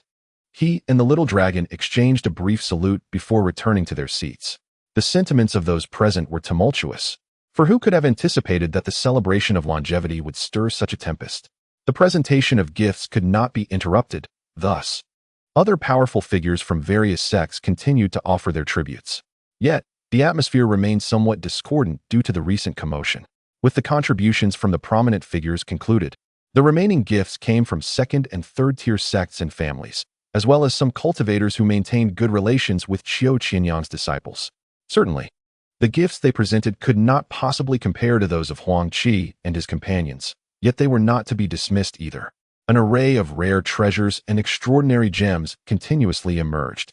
Even if Qiu Qianyang found no use for them, their value remained undeniable. As Huang Qi raised his cup, poised to drink, he awaited an introduction to the woman's remarkable qualities. However, upon hearing the name Ronger, a jolt surged through him, freezing the cup inches from his lips. A tempest of emotions roiled within him, erupting like a volcano. Stunned, he stood there, his expression crystallizing into icy resolve. A palpable energy radiating from him. The attention of the gathered crowd was drawn to the woman in red, perched atop the Grand Eagle, while only those nearest to Huang Qi noticed anything amiss. Linger trembled at the mention of Ronger, tears of longing glistening in her eyes. She was acutely sensitive, for her. Huang Qi, Ronger, and Nyener constituted her entire world, and the loss of any one of them was unbearable. As Huang Qi's aura gradually intensified, Linger grappled with her own predicament, pondering whether she could remain detached from the turmoil. After all, her companions were within her internal space. It was one thing for her to suffer alone, but to drag so many others into her plight was something Huang Qi would never allow. His expression softened, indicating a concession, yet he remained resolute. Should it come to a desperate conflict, Huang Qi would stand firm, unwilling to abandon his daughter, even if it meant perishing at the Miaoyin sect. At that moment, Qiu Qianyang turned his gaze toward the elderly man surnamed Ma, feeling the chill on his face gradually dissipate, replaced by a hint of solemnity. He understood that Huang Qi feared an open confrontation, just as he himself was apprehensive. The bond between the true dragon and Huang Qi was not one to be trifled with. The dragon clan would certainly not permit him to slay Huang Qi without consequence. If he were to eliminate the true dragon as well, the Miaoyin sect would face dire repercussions, with countless powerful beings from the dragon clan descending upon them, leading to devastation. Ronger, do not be disrespectful. Upon hearing these words, Ronger was shaken to her core. The voice was so familiar, despite the nearly century-long silence. It was unmistakably her father's. Overwhelmed with disbelief and disregarding the pressure from the woman beside her, she turned, only to behold the two people she missed most dearly. Ronger trembled, tears streaming down her cheeks, reminiscent of a little girl who had endured hardship, finally finding solace in the presence of her parents. Father, mother. Huang Qi's face broke into a long-forgotten smile, his heart swelling with joy at the sight of his daughter before him. Ling could no longer contain her yearning. She rushed forward, enveloping her daughter in a tight embrace, exclaiming, "My precious child." Chapter 1808. Ronger's abode. Ronger, surrounded by loved ones, felt a profound sense of worry for her missing brother. She understood all too well the difficulties of venturing alone into the spirit realm. The myriad dangers that lurked beyond were beyond imagination. As she recounted her harrowing experiences in the spirit realm, Linger felt a deep pang of sympathy. Holding her daughter close with affection, Xiaolong and others listened in stunned silence, realizing that Ronger's trials were no less formidable than those of Huang Qi. Upon learning that Ronger had acquired the legacy of an ancient cultivator, the group rejoiced for Linger. The heavenly origin sacred body was not inherently Ronger's. It manifested only after receiving that legacy. Subsequently, after crossing paths with disciples of the Miaoyin sect, Ronger found herself ensnared by a formidable opponent, a great ascension expert, who handed her over to Qiu Qianyang. Despite her multiple attempts to escape, she was repeatedly recaptured by him. Chapter 1809. Huang Qi's arrangement, is it truly conceivable? In such a vast place, how could one possibly reside alone? Even accommodating 100,000 disciples would be effortless. Xiaolong, unabashed, soared into the air, circling Ronger's abode with satisfaction. Delightful, truly delightful, he exclaimed. From this point forward, this abode shall be my dear Ronger's, content with the surroundings. He had already made himself at home before Ronger could utter a word. The enchanting woman merely smiled at Ronger. Moments later, Ronger finally regained her composure and expressed her gratitude. "Thank you, senior sister. I am immensely satisfied." The alluring woman nodded gently. "If that is the case, this abode is entrusted to you. I must return to report to our master. Once you have settled everything, go visit him." Chapter 1810. The Heavenly Phoenix's debt collection. Huang Qi surveyed the 30-odd disciples, a select group drawn from Luoyang City, the Cave Heaven, and the Huang family. These talented individuals had ascended to the spirit realm alongside him, their loyalty unquestionable. Their future accomplishments promised to be extraordinary. Recognizing their desire to remain by Ronger's side, he deemed it far more promising than following him. With a satisfied nod and a smile, Huang Qi declared, "In that case, I consent. You shall remain by Ronger's side henceforth. I trust she will treat you well." The disciples, elated by his words, rejoiced. Ronger too was pleased with her new companions. With all arrangements in place, it was time for Huang Qi to depart, as he still had to return to Hanyuan City. A multitude of tasks awaited him, and finding his daughter allowed him to put one worry to rest. As for Nyener, Huang Qi felt no undue concern. Chapter 1811. 3 punches to resolve grudges linger, since the terrifying aura emanating from the heavenly phoenix. Her expression morphing into one of alarm as she clutched Huang Qi's hand tightly. Yet, Huang Qi gently patted Linger, stepping out of the wind warship alone. Under Xiao Bao's control, the ship sped away into the distance. In the realm of confrontation, Huang Zhanli stood resolute, his countenance calm. Although his adversary was a 9th-level demon saint, Huang Qi was no mere novice. Despite the formidable prowess of the 9th-level demon saint, he could not gain a significant advantage, nor could he hope to subdue Huang Qi. Nevertheless, Huang Qi sensed that the overwhelming aura emanating from his opponent, while fearsome, lacked any intent to kill. This was precisely why he had refrained from hastily withdrawing Linger and the others into the internal space of the little treasure. Before him, the majestic phoenix began to twist and transform, coalescing into an elderly man clad in a white robe, his face contorted with rage as he glared at Huang Qi. With a resigned sigh, Huang Qi bowed in deference to the elder, introducing himself with measured words. "Senior Feng Xiao, the enmity between my humble self and the Phoenix clan stems from." Chapter 1812. An enormous energy. Huang Qi gritted his teeth, the azure light swirling around him. The roar of dragons and tigers resonating, his aura soaring to the heavens. Witnessing Huang Qi's formidable presence, Feng Xiao was taken aback.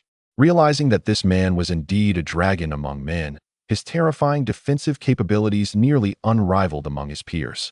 In a flash, Feng Xiao struck with a fist aimed at Huang Qi's chest. The impact resonated with a dull thud, causing Huang Qi to stagger slightly, his internal organs churning, nearly on the verge of expelling blood. The onlookers were aghast as they witnessed Huang Qi withstand the might of such a terrifying being. Little Dragon, disregarding all else, rushed forward, but Huang Qi swiftly gestured for him to halt. Feng Xiao regarded Huang Qi with a semblance of approval, nodding in satisfaction before delivering 2 swift punches to Huang Qi's chest, utilizing merely physical strength without any magical prowess. After landing 3 blows, Feng Xiao ascended into the sky. Chapter 1813. Refining the heavenly yuan fruit. As Huang Qi sensed the terrifying fluctuations of energy, his forehead twitched, his heart stirred by the sheer ferocity of this power. Should he consume it, the energy would undoubtedly unleash chaos within him. It was no wonder that even the 9th-level demon saint dared not ingest it directly. Such overwhelming energy could easily obliterate one of their caliber. Huang Qi felt a twinge of uncertainty, questioning whether his heavenly dragon true form could withstand this formidable energy. Yet, driven by the desire to enhance his strength swiftly, he was tempted to consume it whole. However, past experiences had taught him caution, and he dared not act recklessly. After a moment's reflection, Huang Qi made a resolute decision.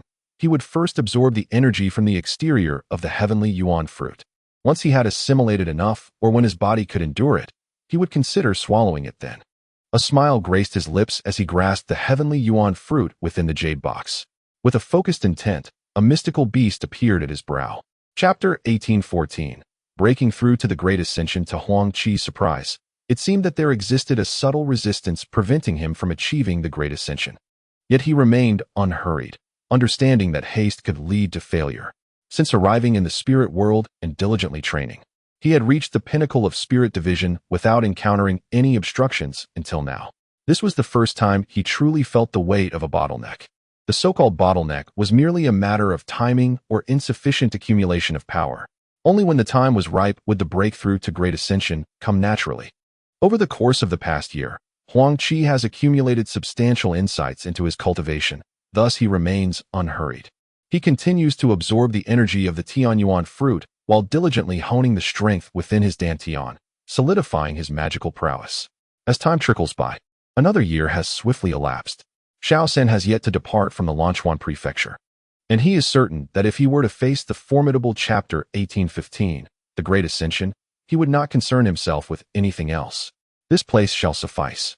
At worst, he would merely absorb more celestial energy for a few additional days. In a flash, Xiao Bao appeared, promptly casting a spell that enveloped him in radiant light, summoning a true dragon that soared into the sky. Feeling the terrifying aura emanating from Huang Qi, Shaosan's face displayed a look of astonishment as he regarded Xiao Bao with a grave expression. However, Xiao Bao was too preoccupied to heed Shaosan, and with a mere thought, he conjured forth the Dragon King, Ice Bear King, Little Dragon, and 2 Sea Demon Kings of the 8th rank surrounding him. Xiao Bao addressed Little Dragon and the others, instructing them to take their positions and protect their master during his breakthrough. Little Dragon and the others nodded in agreement before soaring into the heavens, keeping vigilant for any formidable intruders. With everything arranged, Xiao Bao felt a sense of relief. Yet, he harbored no concerns regarding external threats. Huang Qi, now in the form of a true dragon, was well guarded by Little Dragon and 9 formidable demon kings. Huang Qi, within, experienced a surge of helplessness. He had forcibly delayed the absorption of celestial energy for a month, and continuing this way would yield little benefit. Thus, he decided to cease this endeavor. Regardless of the circumstances, he had already ascended to the Great Ascension level, relying on his own capabilities.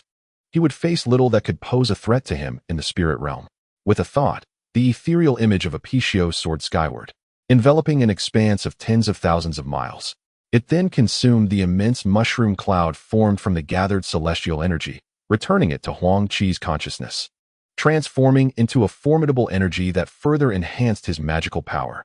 Huang Qi shifted his immense form, casting a glance at the multitude of powerful beings from both the human and demon races surrounding him, and he smiled slightly, transforming back to his true appearance.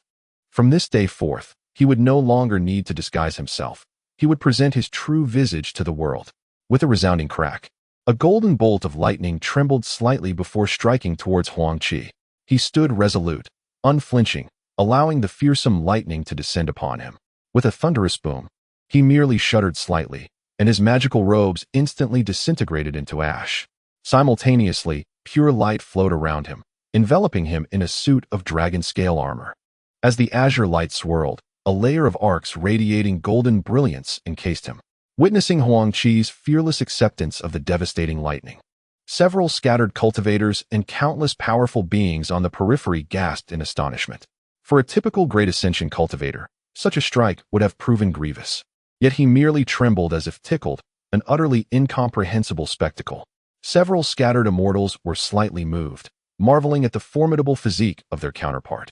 In the midst of this, most of the powerful beings had lost their patience, believing that the prodigy had perished within. Many shook their heads and took to the skies, departing from the scene. However, a few curious souls remained, reluctant to leave, eager to ascertain whether that terrifying presence still survived. Yet, as 2 months turned into 3, and even 6 months passed, no one emerged. It was only then that the crowd began to shake their heads. They dared not venture into the sea of thunder, for despite the passage of time, the fearsome lightning still instilled terror. Ultimately, they all departed, save for those few scattered immortals who lingered, unwilling to accept Huang Qi's potential demise. To them, a prodigy held immense significance, yet the terrifying sea of thunder remained daunting, dissuading even them from attempting to enter. Time held little meaning for these immortals, who continued to stay. A decade passed like a swift blade, during which Huang Qi, harnessing his Kunping transformation, journeyed towards Hanyuan City. Over these 10 years, he traversed countless continents and islands, witnessing a myriad of cultures and the complexities of human emotions, including enmity and vengeance. Within, Huang Qi felt a clarity akin to a Kunping solely focused on its path, his true aim being to traverse the mountains of the 9 provinces, observing all while maintaining an unwavering inner calm. In a desolate region of the Azure Blue Division, a forbidden zone for cultivators, countless malevolent spirits and beasts roamed, littering the ground with the remains of both human and demon kin. The entire area was shrouded in mist, enhancing its eerie and sinister atmosphere. A thunderous roar echoed, followed by a chilling howl that reverberated through the air. The heavens trembled, and with a great tearing sound, a massive rift was torn through the desolation. There, in midair, stood a maiden clad in a flowing white gown, breathtakingly beautiful. Wait, esteemed predecessor. The white-dressed maiden's gaze, filled with a murderous intent, fell upon them. The captain of a small team felt as if he had plunged into hell, his very soul tormented by the aura of the Shura. With a shriek, blood oozed from his 7 orifices as he succumbed to the overwhelming presence of the maiden. Witnessing this scene, all nearby cultivators trembled. They could not discern her cultivation level, yet understood that in her presence, they were mere playthings, easily extinguished. The captain of the Yuan Ying had been vanquished by nothing more than her gaze. Who was she? And what made her so fearsome? Everyone hastily avoided her path, and the maiden entered the city without a hint of obstruction. It was not until she had walked far that the guards finally reacted, quickly sending a message and rallying their team to pursue her. The maiden, wielding a 3-foot green sword, strode forward, and wherever she passed, all were left in her wake. The Shura maiden laid waste to cities. And it was not her first massacre. Countless powerful beings had fallen to her hand. Those fortunate enough to survive were filled with dread. The Azura sorceress seemed to spread like a plague throughout the entire Azure region. Such heinous acts of city slaughter would undoubtedly incite public outrage, particularly those as unrestrained as the Azura sorceress, who provoked the ire of numerous sects and families. Countless sects dispatched a multitude of formidable warriors to pursue the Azura sorceress relentlessly, while others sought to investigate her identity and origins. The locations of her massacres formed a direct line, all leading towards the direction of the Tri-Ring Sea. Subsequently, countless powerful beings set elaborate traps across the cities and mountains leading to the Tri-Ring Sea, intent on slaying the Azura sorceress and providing retribution for the countless souls unjustly perished. As the icy phoenix apparition surged forth with its formidable claws, the gaze of the great cultivator was filled with terror as he beheld the claws growing ever larger. With a resounding crash, the great cultivator was instantly obliterated by the ice phoenix, reduced to countless fragments, accompanied by the cataclysmic energy of self-detonation that engulfed the realm. The fearsome energy swept forth, causing the entire Tongyan mountain to shatter, burying innumerable disciples beneath its ruins. In an instant, the wails of despair echoed across the land. A scene of carnage with blood flowing like rivers, a true hell on earth. All cultivators present were left petrified, particularly at the demise of their revered ancestor. With their will to resist the Azura sorceress extinguished, they fled in terror. Yet, the icy phoenix's apparition loomed over the expanse, its terrifying chill capable of freezing vast distances in an instant. The horrors of the Azura hell and battlefield could scarcely convey the magnitude of this scene. Tongyan Mountain lay in ruins, with survivors a mere handful. Speak your mind, or depart if you have nothing to say. I must continue my cultivation, Xiao Yifei remarked. Casting a complex glance at Ling Feng, his teeth clenched. Brother, what of Sister Ping Er? Upon hearing Ping Er's name, Ling Feng seemed to regain his vitality, rising abruptly with an air of excitement. Has she returned? Where has she gone? He grasped Xiao Yifei's hand with an impatient fervor. Observing the deep affection Ling Feng held for Ping Er, Xiao Yifei felt a pang of sympathy and relayed the news of Ping Er to him. Ling Feng learned that Ping Er had succumbed to darkness, slaughtering numerous cities and claiming countless lives, both mortal and cultivator, causing an uproar throughout the Azure region's cultivation community, with many now in pursuit of her. He also heard that Ping Er had even annihilated a first-rate sect and slain a great cultivator. In the span of more than a decade, Huang Qi, transformed into a Kuanpeng, traversed the 9 provinces and 8 seas at an astonishing speed. Yearning to return to Hanyuan City, Huang Qi spent this time solely on the journey, occasionally pausing in vibrant cities to allow his companions to experience the local culture and acquire treasures before continuing onward. Thus, after 10 years, Huang Qi finally arrived in the vicinity of the Tri-Ring Sea. As they traversed the region of Zhongshu Prefecture, the young dragon initially contemplated returning to the dragon clan to express gratitude. However, he feared that such a journey would consume a considerable amount of time. Naturally, the young dragon was reluctant to return and preferred to accompany Huang Qi in leisurely pursuits. They bypassed Longyuan Valley and directly crossed Zhongshu Prefecture to arrive at the Sanhuan Sea, which encompasses 3 major maritime regions: the Red Star Sea, the Nansha Sea, and the Sandu Sea. While Huang Qi was not particularly familiar with the Sandu Sea, He certainly possessed knowledge about both the Red Star Sea and the Nansha Sea. In Chapter 1825, Tears of the Elderly, it was revealed that the Huang family had a considerable number of members, yet few knew the name of their grandfather. The old steward glanced at Xiao Tian, feeling a slight stir within him, as he noticed a resemblance between the boy and the former patriarch. This piqued his curiosity, leading him to question Xiao Tian. How do you know the name He Xing? The 100 guards surrounding them were equally perplexed, unable to discern the identities of the two youths. Xiao Tian's gaze fell upon the old steward, his eyes glistening with moisture as he recalled the tragic demise of Steward He, who had sacrificed himself for his sake. A wave of sorrow washed over him, and he sighed in resignation, stating, I presume He Xing is your grandfather, is he not? He Xing was a slave purchased by the Huang family, valued by the previous lord and lady for his honesty and loyalty, and thus retained to serve in the household. By the age of 15 or 16, he had become the steward of the Huang family. In Chapter 1826, the Cultivation family, the old steward promptly led the way to the hall to inform the family head. Just then, a startling commotion erupted from the backyard, followed by a cold reprimand. Impudence! Who dares to cause trouble in my Huang family? Do you truly believe we fear you? Moments later, a middle-aged man clad in a yellow robe soared into view, only to be taken aback upon seeing the two youths behind Steward He. The moment he laid eyes on them, his expression shifted dramatically, for he sensed no aura emanating from them. This could only signify two possibilities. Either they were mere mortals or formidable beings far surpassing his own cultivation level. How could this be? The yellow-robed man's countenance paled, and he regarded Xiao Tian and Huang Qi with heightened vigilance, mentally preparing for an escape should the situation turn dire. Upon recognizing the newcomer, Steward He felt a surge of joy and quickly bowed to the yellow-robed man, saying, Ancestor, please do not act rashly. This is your third nephew? In Chapter 1827, the widow Kai Wan, Huang Tao, upon hearing Huang Qi's audacious claims, felt a twinge of displeasure. Unsatisfied with the absence of benefits for himself, he audaciously demanded to meet the ancestral figures of his family. The old steward promptly dismissed the guards and led everyone towards a distant hall. After entering, they took their respective seats. And soon a man in his 60s rushed in, the current head of the Huang family, Huang Yun. Huang Yun was aware that Huang Tao was the youngest son of his second uncle and that he referred to him as fifth brother.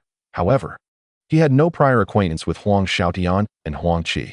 The old steward, with tears in his eyes, shared the identities of Huang Qi and Xiao Tian with the family head, prompting Huang Qi to turn to Huang Tao and inquire if the information was indeed accurate. Huang Tao merely smiled and nodded slightly. Huang Yun trembled, gazing at Xiao Tian in disbelief. Upon closer inspection, Xiao Tian indeed bore an uncanny resemblance to the portrait enshrined in the ancestral hall. Without further ado, the narrative continued. Huang Qi scrutinized the jade tablet, observing the intricate patterns and the character Huang inscribed upon it. This jade tablet felt oddly familiar to him. A sudden realization crossed his mind. He too possessed a jade tablet of the same kind. Before his ascension, his ancestor had bestowed upon him 7 jade tablets, instructing that should he discover the whereabouts of the Huang family, he was to present this jade tablet to them. These tablets came in 7 distinct colors, and the yellow one was among them. The onlookers noticed Huang Qi's silence, their gazes fixated upon the jade tablet, their curiosity piqued by his demeanor. Huang Yun, in particular, was anxious. This was an heirloom passed down by their ancestors. What would happen if this young man took a liking to it? However, it became evident that his concerns were unfounded. Huang Qi, holding the jade tablet, turned to the head of the Huang family, his expression calm as he inquired about the origins of the tablet and why it was in their possession. As night fell upon the Huang residence, Huang Qi sensed the formidable presence of individuals around him, yet he was unable to discern their strength. This realization was alarming. In their eyes, he was no more than a mere insect. Huang Tao, feeling the weight of the situation, refrained from venturing far, choosing instead to remain by his third uncle's side, wary of the esteemed uncles and granduncles surrounding them.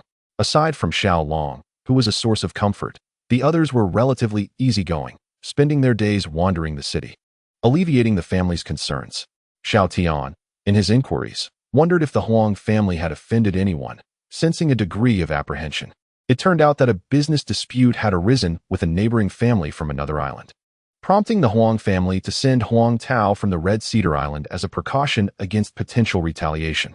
In a poignant moment, Xiao Tian called out, "Elder sister, wait for me." As the words left his lips, the elderly woman slowly closed her eyes. Alarmed, Xiao Tian cried out, "Master, please come quickly." In a flash, Huang Qi and Linger materialized within the ancestral hall. Witnessing Xiao Tian's sorrowful expression and the elderly woman's fading vitality, Huang Qi felt a tumultuous wave of emotion within him. Wanner had once been extraordinarily beautiful, a fact he had witnessed firsthand. Now, her visage appeared grotesque, marred by disfigurement. Without needing to ponder further, he understood the gravity of the situation, his heart trembling slightly. Xiao Tian wept, his cries echoing with desperation, "Master, please save Wanner. I cannot bear to lose her again." Huang Tao, observing his third uncle's heart-wrenching anguish, felt a surge of emotion himself, recognizing the essence of true love in such profound sorrow. In the ensuing moment, Huang Qi humbly acknowledged, "Esteemed ancestor, dear uncle, I am but an outer disciple within the Huang family, introducing my young nephew, who has brought several esteemed masters to visit my venerable teacher for a brief respite.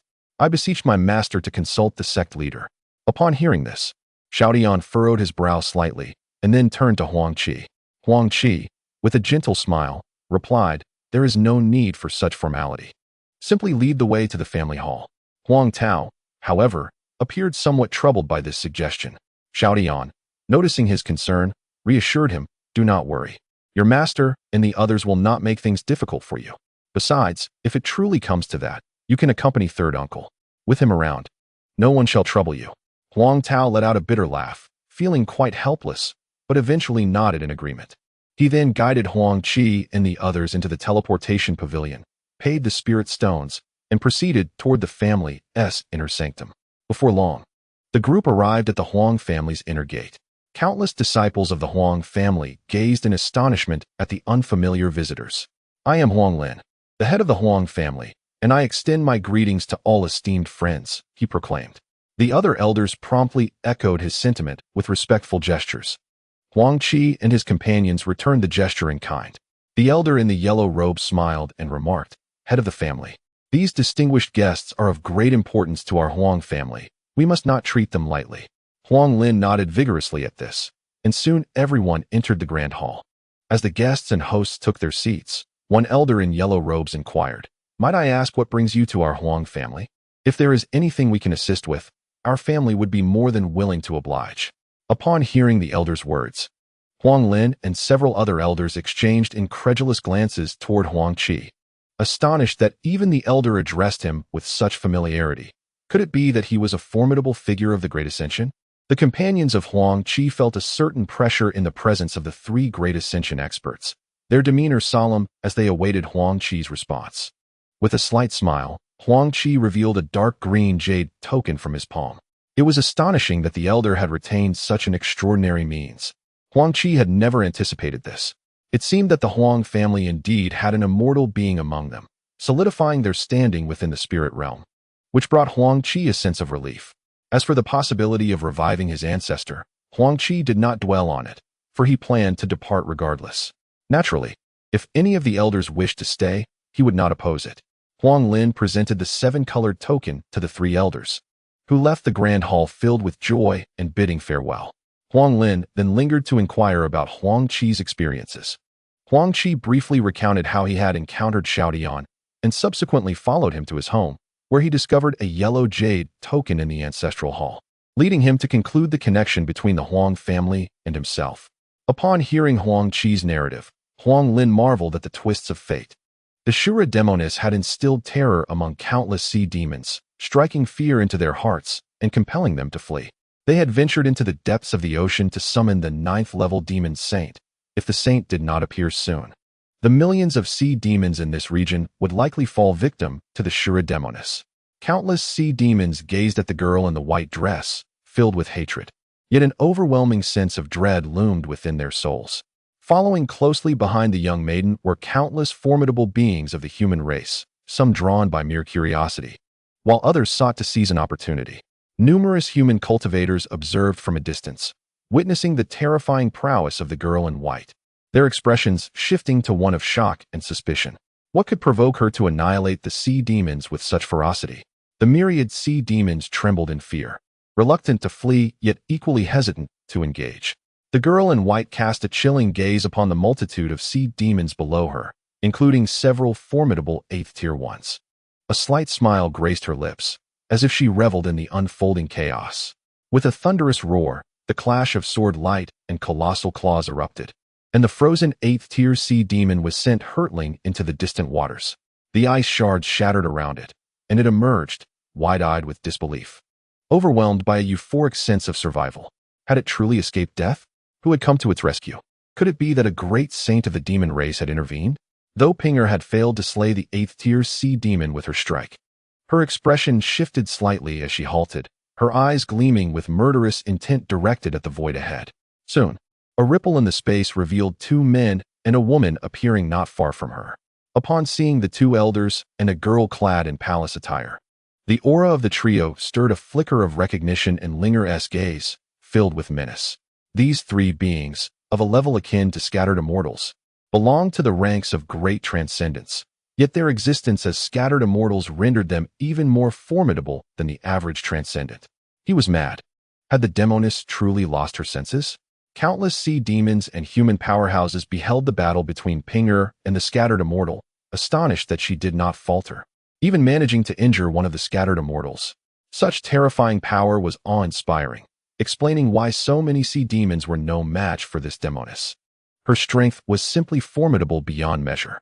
The sight of Pinger contending with a scattered immortal was already staggering.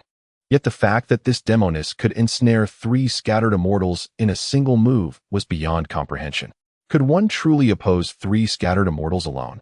This was unprecedented in the spirit realm. Who could possibly achieve such a feat? It was utterly unbelievable. Yet, Pinger did just that, seemingly consumed by madness, disregarding her adversaries entirely. These 3 demon saints had come in response to reports of the demoness ruthlessly slaying countless sea demons, with an untold number of 8th-tier demons perishing at her hands. Naturally, the great saints of the sea demon clan were infuriated upon learning of this. The most powerful faction among the 3-ring sea demon clans was the 3-ring demon sacred palace, formed from several potent sea demon races within the vast expanse of the 3-ring sea. They dispatched 3 demon saints to address this matter. And upon witnessing the slaughter of so many sea demons, the 3 great saints were seething with rage, their eyes ablaze as they fixed their gaze upon Pinger, wishing nothing less than to rend her asunder. However, the 3 great saints discerned the formidable combat prowess of Pinger, who valiantly contended against 3 powerful scattered immortals, beings of their own caliber. Despite their anger, the 3 saints retained their composure. Observing the fierce battle among the 4, they cast a cold glance at the 3 scattered immortals. Master, brother, why? Why must you be so foolish? I can endure this. Yet, Lingfeng continuously coughed up blood, his body convulsing, unable to respond to Pinger's words any longer. As he slowly closed his eyes, Pinger's delicate form trembled violently. Gradually, blood began to flow from her eyes, ears, and nose, her entire being shuddering in torment. Pinger cried out in despair, and immediately, an overwhelming aura surged around her. The terrifying energy soared to the heavens, emanating immense pressure and astonishing ripples, causing the very fabric of space to tremble, as if the universe itself was reversing. Clad in blood-soaked garments, her visage marred by oozing crimson, she appeared both ferocious and horrifying. All the sea demons and human warriors present were struck by the sight. The remaining spectral forms of the true spirits fought with unparalleled ferocity, their struggles too gruesome to articulate. The unicorn dragon severed the single leg of the Kuei-Nyo, while a thick horn on the Kuei-Nyo's head pierced the chest of the unicorn dragon. The ensuing cries of agony echoed as the unicorn dragon was sent flying, and the Kuei-Nyo, stripped of its combat strength, gradually dissipated into the cosmos. With a furious roar, the Jingwei specter unleashed countless feathers, transforming them into myriad sharp blades that rushed towards the 3 demon saints. The 4-cornered demon shark let out a deafening roar, its sound waves shattering the very heavens and earth, causing countless feathers to burst apart. The white tiger, enraged, soared into the sky and struck down upon the back of the 4-cornered demon shark with a resounding blow. With a thunderous crash, the 4-cornered demon shark was sent hurtling away, spewing forth blood. Baize spread his wings, charging towards the transforming serpent demon saint, severing its tail, which elicited a roar of anguish as it swung its massive form. The elder's expression was exceedingly somber. He realized he had arrived too late. Had he come sooner, he could have saved Pinger. However, she had already exhausted her life force and potential. Even the arrival of a great Luo true immortal would be futile. Observing Pinger about to descend into the sea, the elder, unable to bear the sight, gestured, causing a cloud of white to rise beneath her, lifting her body towards him. All the warriors witnessing this spectacle were taken aback, pondering the identity of this mysterious figure. They turned to the elder, yet none recognized him. However, the three scattered immortals, upon seeing him, subtly shifted, preparing to approach and pay their respects. Everyone believed that the situation had reached its conclusion, yet no one rejoiced. For they understood that chaos in the entire Third Ring Sea was imminent. The vast and formidable sea demon of the Third Ring Sea is likely to emerge in full force. Chapter 1841, Huang Qi's Madness. It is not that I do not wish to recognize him, nor is it that I do not cherish this little sister. Rather, I have my own responsibilities and do not wish to disturb her further. Huang Qi is aware of Pinger's feelings for him, yet he is reluctant to engage with anyone aside from Linger. He cannot betray Linger, but upon seeing Pinger lying there, his heart is overwhelmed with sorrow. Having just arrived, he is faced with the reality of Pinger's demise, and memories of the past flood his mind, leaving him feeling as though he has lost something profoundly significant. All eyes turn to Huang Qi. Though many have never seen him before, the portrait of Huang Qi from a century ago and tales of his exploits are well known. Upon sighting this young man, many immediately draw parallels to the boy who once incited chaos in the Third Ring Sea, a boy who bears an uncanny resemblance to the one before them. Is he truly Huang Qi? The crowd hastily reacts. Chapter 1842, a rampage begins. With a thunderous roar, the head of the one-horned dragon saint is crushed by Huang Qi's hand, resulting in a cataclysmic sound that reverberates through the air. The formidable presence of Huang Qi instills fear in both the demon and human factions, causing them to gasp in trepidation. The sea demons, particularly, are paralyzed with terror following the deaths of the three great saints, abandoning all pretense as they flee in a frenzy. Huang Qi's aura of slaughter is palpable, and the terrifying pressure of the true dragon renders the lesser sea demons incapable of escape. With a cry filled with grief and rage that echoes to the heavens, Huang Qi unleashes a devastating sound wave that spreads in all directions. The very fabric of reality seems to collapse as the world turns upside down. In the next moment, countless sea demons cannot withstand the force of Huang Qi's anguished roar, resulting in a series of explosive self-detonations. The body of the one-horned dragon is shattered in the process. Chapter 1843, Returning to Hunyuan City. Achieving a creation artifact is nearly beyond reach. One must attain the status of an emperor for the Earth's sovereign book and the Stupa treasure tower to hold such potential. Setting aside the ambition to become an emperor like the Five Dragons' true man, even ascending to the celestial realm seems an exceedingly distant dream. How can I possibly become an emperor? No, I have already failed Pinger. I cannot allow her life to end in vain. I must take a chance. First, I will venture into the demon realm to seek the gathering spirit lamp. Should I fail to acquire it, I will search the underworld for Mengpo's soup. If that too eludes me, I shall ascend to the celestial realm.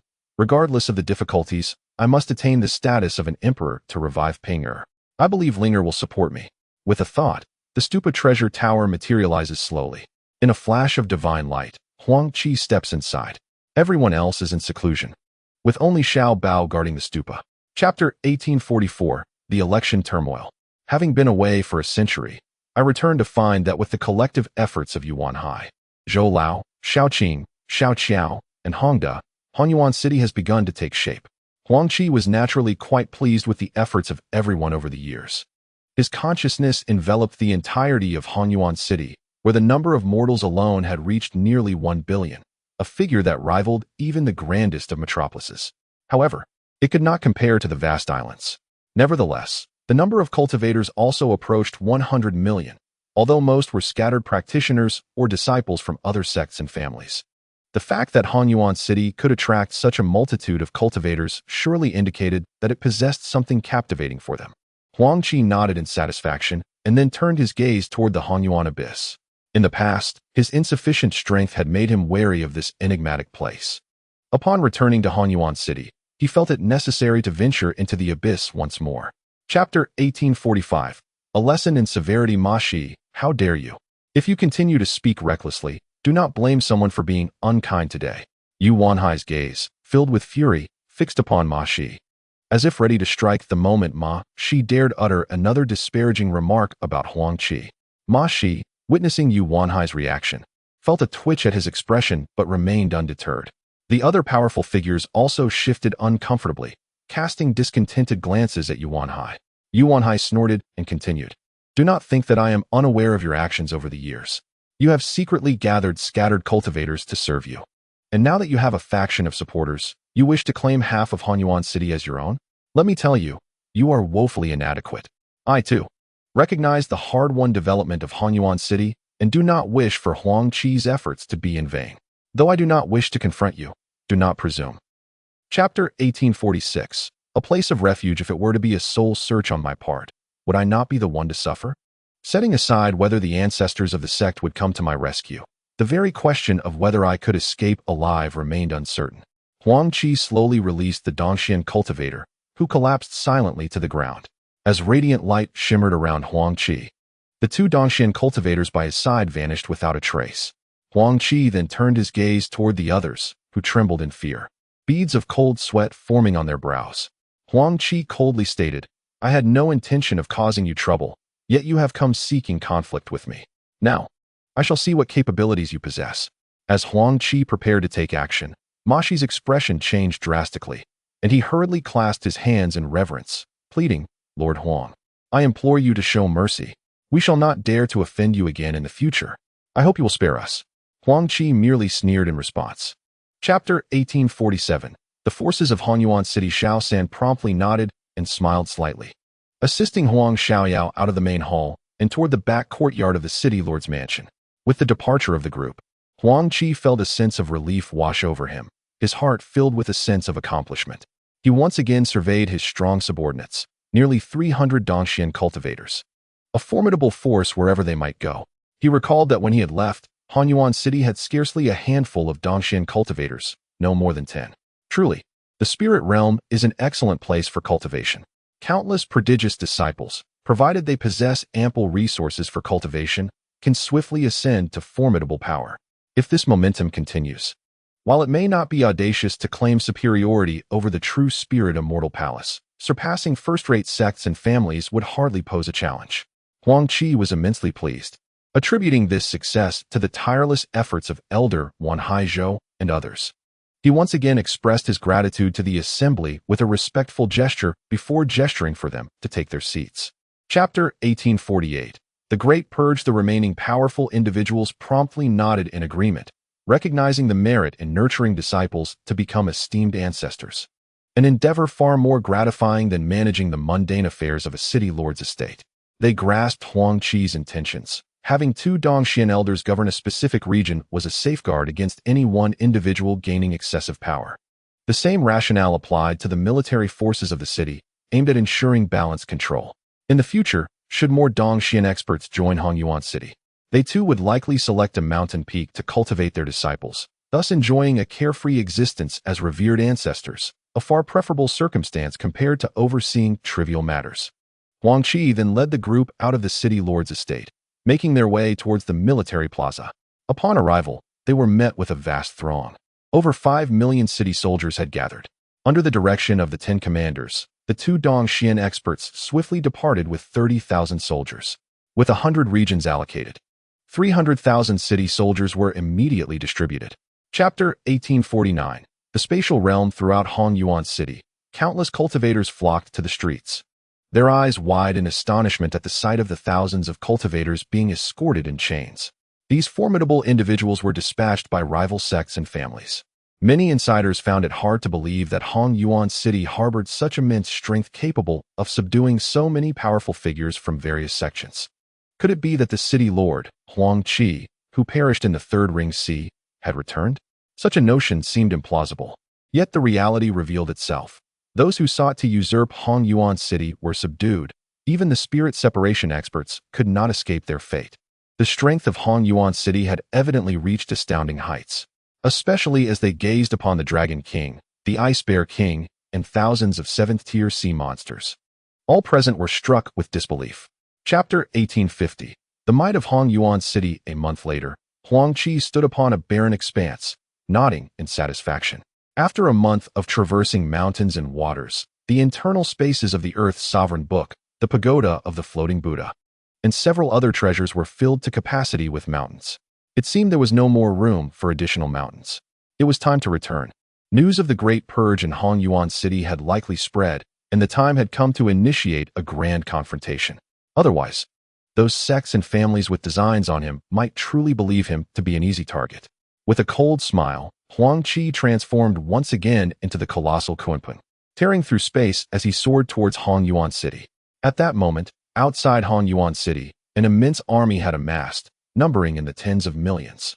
This formidable force was composed entirely of gathered cultivators, with the weakest being Qi refining disciples, and the strongest boasting over a dozen great ascension experts. The entirety of Hong Yuan City seemed to be besieged, while the city's defenses were relaxed, with all four gates firmly shut. The formidable Jiao Long Wang and Bing Xiong Wang regarded each other's powerful figures with undisguised disdain, which significantly affected their opponent's morale. Meanwhile, Xiao Long, Xiao San, Xiao Tu, and Xiao Bai were atop the city walls, laughing heartily, unrestrained in their amusement. Were it not for Elder Long's admonition against Xiao Long provoking trouble, he would undoubtedly have seized the opportunity to flaunt his prowess. The faces of the dozen or so major ascension cultivators turned ashen, one of them scoffing, Huang Qi. You cowardly turtle, if you have the ability, come out and fight. What use is it to call for assistance? At that moment, a cold scoff echoed from the boundless void. Do you think this city lord requires assistance to deal with you? The word struck like thunder, causing everyone's spirits to tremble. Those of lower cultivation spat blood and fainted on the spot. Witnessing this scene, all were struck with trepidation. As for the major ascension cultivators, they felt a deep sense of despair. Not only were they powerless to make decisions, but even some of their esteemed elders would not agree to such a course of action. Even if they did, could they truly contend with Huang Qi? With the true spirit immortal palace backing him, should Huang Qi perish in the San Juan Sea, while they had already seized control of most of Hong Yuan City? They might extinguish it, yet the true spirit immortal palace would likely remain indifferent. However, with Huang Qi thriving and wielding such terrifying power, accompanied by a vast number of demon beasts, the true spirit immortal palace would never abandon him. If a conflict erupted, they stood to lose greatly, and the amassed thousands of disciples could meet their demise here. Yet what could they do? Fighting would lead to loss, yet retreat was not an option. Today's events truly seemed irreconcilable. The major ascension cultivators internally lamented, questioning whether they had gathered so many disciples only to surrender. Linger, with a radiant expression of happiness, nestled in Huang Qi's embrace, at a loss for words. Meanwhile, Xiao Long and the others soared into the sky to seek a suitable location to establish their abode. Huang Qi then turned to Elder Zhou and addressed him. Elder Zhou, this space will be our future home. Please find Hongda and properly renovate this internal space, delineating several areas to organize our dwelling. Elder Zhou nodded, visibly excited, looking at Huang Qi with appreciation. Huang Qi then approached his elder brother, Huang Yiming, smiling as he said, "Brother, please bear with me and accompany me to the city lord's mansion. In the future, you will assist our second brother in managing Hong Yuan City." Upon hearing Huang Qi's words, Huang Yiming instantly understood his brother's intention. His younger sibling was merely delegating responsibilities, intending for him to become familiar with the affairs of Hong Yuan City, knowing that if he did not manage well, the fellow might very well depart again. Huang Qi was also aware that if Lady Heng wished to ascend, it would merely take a moment. Her only concern was for Xiao Heng. "Madam, rest assured that everything Xiao Heng requires for his cultivation will be provided by Huang. In less than 10,000 years, the battle of immortals will commence, and I shall undoubtedly bring you along into the battlefield." Hearing this, Madam Heng nodded gratefully.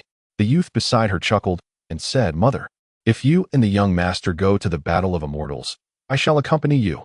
Madam Heng gently patted her son's shoulder, her face full of affection as she replied, "Xiao Heng, do not worry. Mother will never leave you behind. When the time comes, I will take you and the young master with me." Huang Qi nodded in satisfaction, confident that once the battle of immortals began, bringing this mother and son duo along would pose no issues for Hong Yuan City. With Madam Heng's protection for nearly 10,000 years, he believed in his own strength. Chapter 1855. the spirit gathering divine tomb, Huang Qi slowly closed his eyes, sensing his magical energy steadily depleting, just as it had during his initial entry. A frown creased his brow. If this rate of loss continued, although it would not significantly impact him, it was still an undesirable situation. After a moment of contemplation, he executed a hand seal, promptly sealing his dantian. Only then did he feel his magical energy stabilize. Huang Qi nodded. Even without magical energy, he could engage in battle, relying solely on his physical prowess, which surpassed that of other great cultivators. Without hesitation, he made his way towards the soul corridor. Upon arriving at the soul corridor, he found 2 rows of battle statues arranged within the canyon. As long as one possessed sufficient mental strength, there would be no issues. Huang Qi walked forward without hesitation. Though he was surprised that these battle statues did not attack him, he was quite familiar with these soul sculptures. Chapter 1856. The Spirit-Gathering Celestial Child. However, if a celestial being were buried here, and he were to inherit their legacy, it would propel him to greatness. Huang Qi hesitated, his heart filled with turmoil. This place was undoubtedly extraordinary, and the dangers within likely exceeded his imagination. This was no trivial matter. Regrettably, he lacked the grand teleportation order, a treasure capable of tearing through the heavens. Had he possessed it, he might have dared to venture forth. Yet, given his current strength, he refrained from acting recklessly. After much inner conflict, he chose not to enter. It was unwise to linger in this place. Leaving promptly was the best course of action. Huang Qi felt somewhat disheartened. He had exerted considerable effort to arrive here, initially hoping to gain some benefits, yet he found himself empty-handed. Nevertheless, even if he were to enter, it would have to wait until his cultivation reached the stage of a loose immortal. Otherwise, he truly had no assurance of success. He turned away, heading back. Chapter 1857. The Spirit Artifact Divine Tomb. This was a pure spirit. Since it was referred to as the Spirit-Gathering Celestial Child, the name was likely not of its own choosing, but rather attributed to the elder it mentioned, the grandfather of the Divine Tomb. Yet, where was this elder? Surely, he must be aware of having brought Huang Qi inside, and was likely observing from a hidden location. The Spirit-Gathering Celestial Child was a rare treasure of heaven and earth, but Huang Qi understood that despite his temptation, he could not act on it. If one were to act recklessly, the spirit of the Spirit-Gathering Tomb would undoubtedly take action against them. With this thought in mind, Huang Qi felt a sense of reassurance. He turned to the Spirit-Gathering Immortal Child and smiled faintly, saying, "I can accompany you in play, but I shall not do so for eons. I have many matters to attend to." Upon hearing Huang Qi's agreement to play, the Immortal Child was instantly filled with joy and, without a hint of shyness, rushed to Huang Qi's side, grasping his sleeve and spinning around. He at last. "I have an elder brother." Chapter 1858. The Great Sealing Technique. Only then did Huang Qi nod in response. He pointed with his finger, weaving a series of runes in the air. Moments later, a soul contract was completed. Huang Qi directly infused it with a strand of his soul and a drop of his blood. The elder observed Huang Qi's methods, secretly nodding in approval. This young man was undoubtedly a prodigy. The elder found nothing objectionable in the contents of the contract, nodded, and without further ado, separated a portion of his soul, which merged into the contract. In the next instant, the contract trembled and split in two, vanishing into the foreheads of Huang Qi and the elder. Shortly thereafter, Huang Qi sensed a contract slowly hovering within his consciousness. Upon attuning to the other party's essence, he perceived the soul contract reciprocally. Huang Qi then exhaled in relief. As long as the other party honored the contract, he would be willing to assist them. Should the other party breach the contract, however, he would not hold back. Chapter 1859. Breaking the seal. Moreover, once he broke the seal, it would be nearly impossible to cultivate here. Thus, the more essence he could absorb, the better. Huang Qi continued to cast sealing runes, honing his skills and attempting to deduce the hidden aspects of the seal. Although he could not fully replicate it, he was effectively compensating for the inadequacies in his great sealing technique. Time trickled by once more, and in the blink of an eye, a decade had passed. One day, Huang Qi heard a muffled sound emanating from within his body, and immediately, a terrifying influx of celestial spiritual energy surged toward him from all directions. In an instant, a massive funnel formed above his head, with overwhelming celestial energy frantically pouring into his body. At that moment, the space distorted, and the elder's figure gradually materialized. Observing Huang Qi breaking through his cultivation here, The elder maintained a smile of anticipation. Chapter 1860. The Celestial Leap. Only with such a prodigious being, possessing both exceptional comprehension and a formidable physique, could one master the great sealing technique and utilize it to erase those sealing runes. The elder could scarcely recall how many millennia had passed, but today he finally saw a glimmer of hope, the hope of his master's emergence, the hope of escaping the abyss of the flood, and the hope of returning to the immortal realm alongside his master. The elder's face radiated excitement as he watched Huang Qi continue to dismantle the seals. With each release of Huang Qi's vast magical power, the sealing runes were systematically obliterated. Yet, Huang Qi felt the consumption of his magical energy escalating at an unprecedented rate.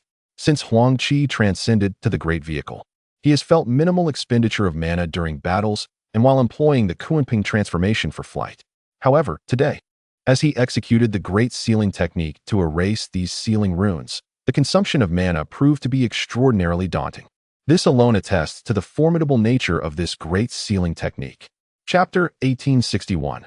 Refining the Spirit. Gathering Divine Tomb. Huang Qi collapsed onto the ground, his complexion as pale as death, with his mana reserves nearly depleted.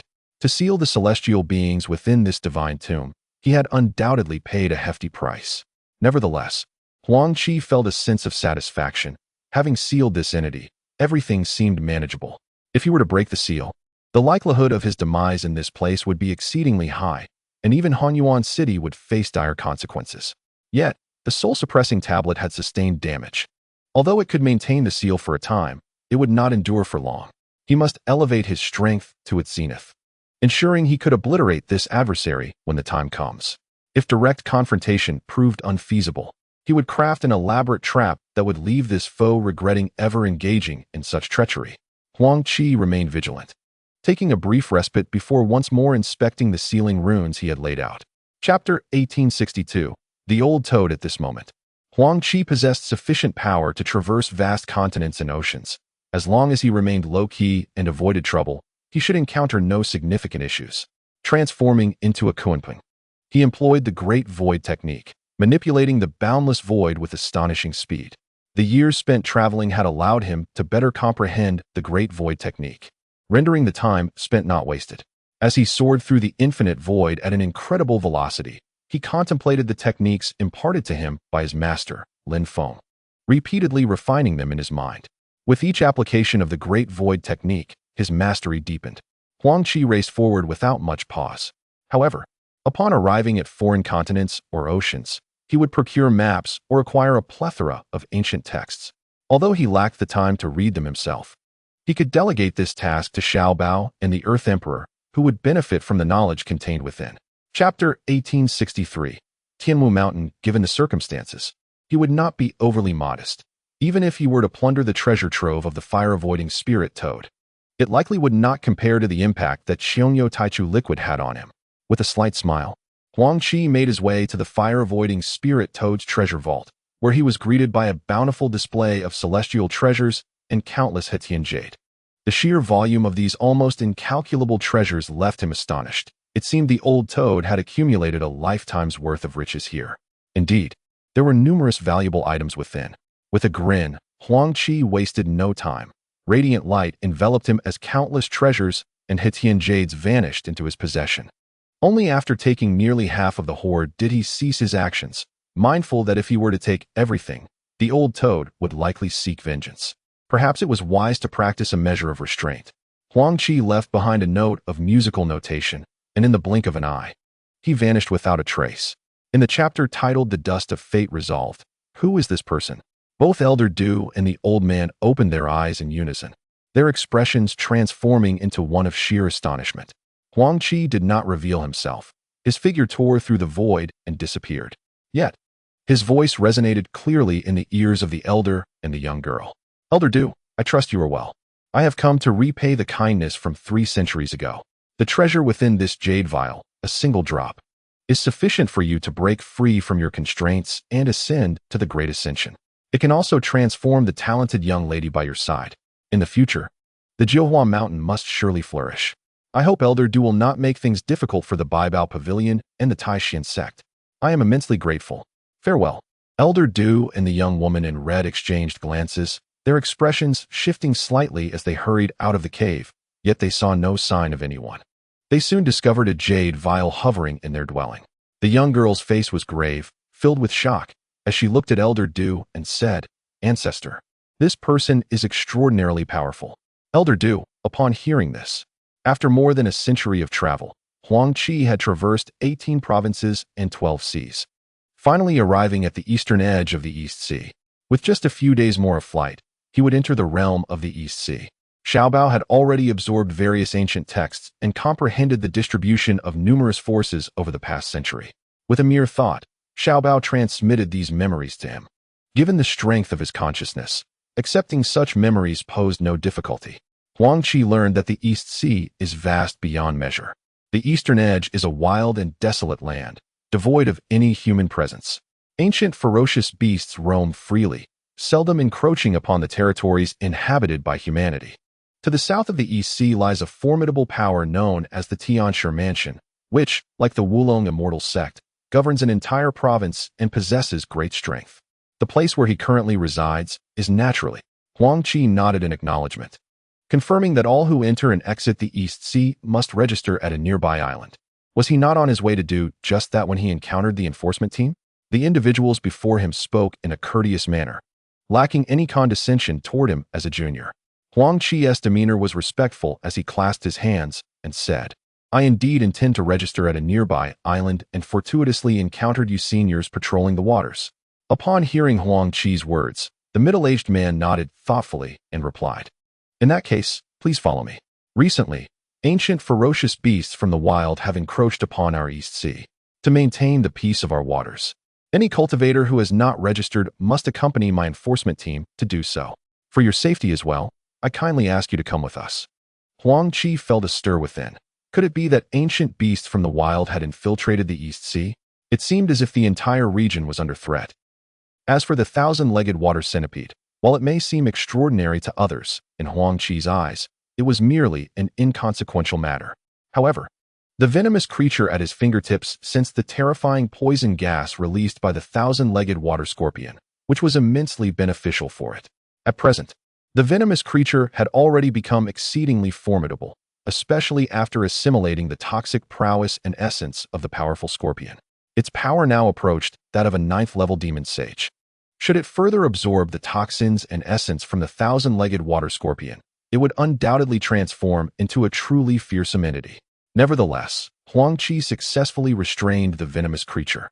Not wishing to complicate matters further, his primary focus remained on reaching the demon suppression valley.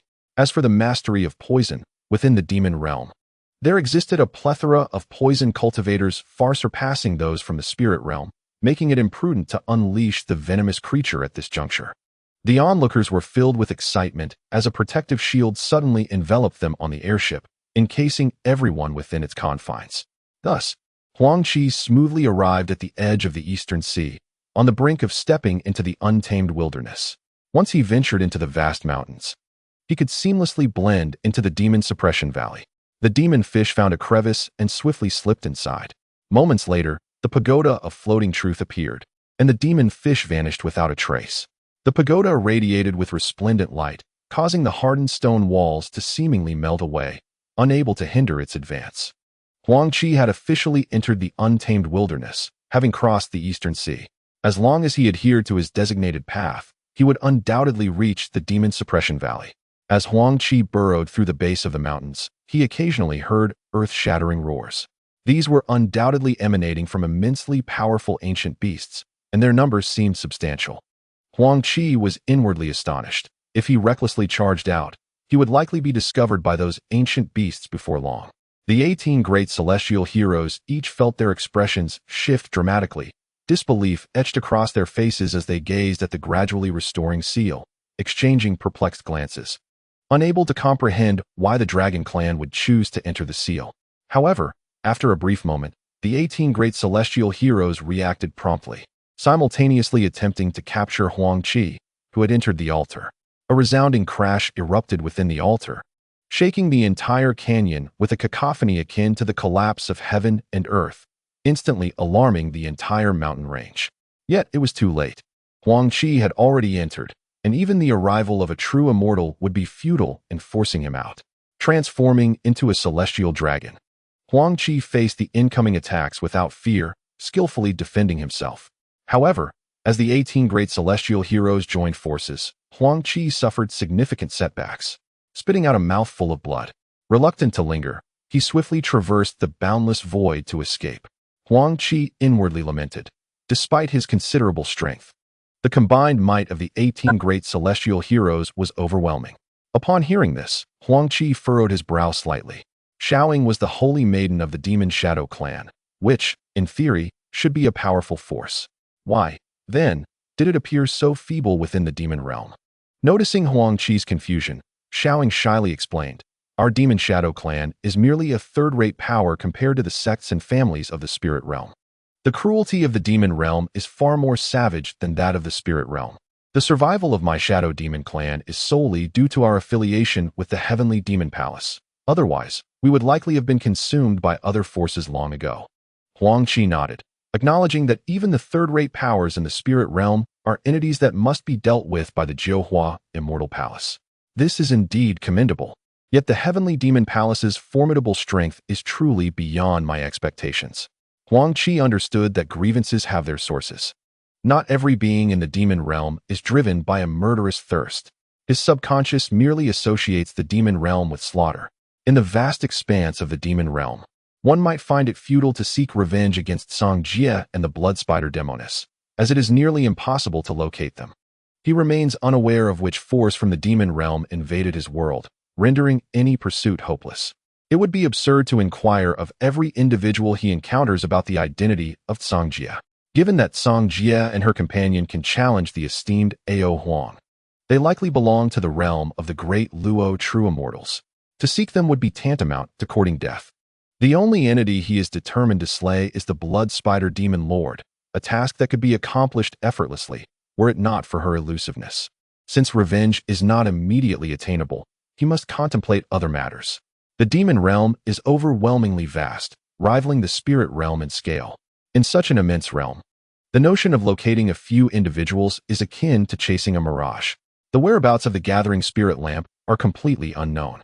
The only course of action he can pursue is to engage with the Buddhist sect, which is prevalent throughout the demon realm and may serve as his sole avenue of approach.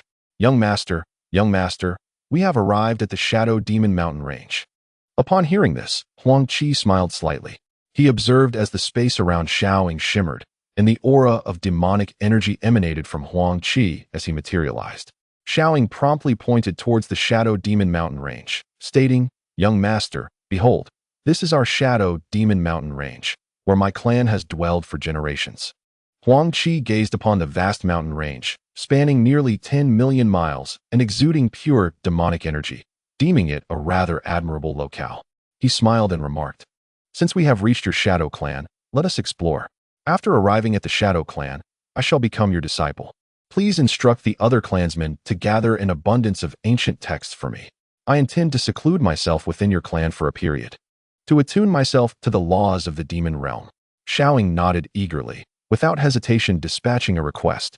As for the invasion of the Mo Sha clan, he sought to resist, yet what treasures could he wield to withstand such a terrifying, innate demonic artifact? Even escape had become an impossibility. Fear etched upon the chieftain's face. He had no time to react before the dreadful sword light cleaved him in two, obliterating the demonic infant within him. His severed body convulsed briefly before collapsing to the ground. All gazes turned to Xiaoying, filled with trepidation, especially upon witnessing the innate demonic artifact in his grasp, which instilled a profound horror within them. The death of their chieftain seemed to fade from their minds entirely. As soon as Xiaoying swiftly stowed away the magical treasure and assisted the elderly man, she soared into the air, darting toward a distant pavilion. Huang Qi's lips curled slightly, his heart swelling with satisfaction at Xiaoying's resoluteness. To those who offer aid, one must repay kindness with gratitude. However, against those who seek to challenge us, Mo Shan, do you truly believe my Shadow Clan is easy prey? The previous engagement was a breach on our part, yet we, the Shadow Clan, have still made amends. You dare to bring up past grievances today, thinking my clan fears engaging in battle with your demon clan? The faces of the several esteemed elders were contorted with rage, their blood boiling with a desire to annihilate their adversaries. Xiao Ying's expression mirrored their fury. Yet she remained unperturbed. If these individuals had come to court death today, none would escape unscathed. With a cold sneer, she addressed the clan leader, Old Surimo. You are of considerable age. In front of so many allies, you have broken your word and now resort to petty quarreling. Do you truly believe that your numbers grant you dominance over my shadow clan? For millennia, countless talented disciples of my clan have perished at your hands, and today, this blood debt must be reconciled. Xiao Ying's demeanor turned frigid, a disdainful snort escaping her lips.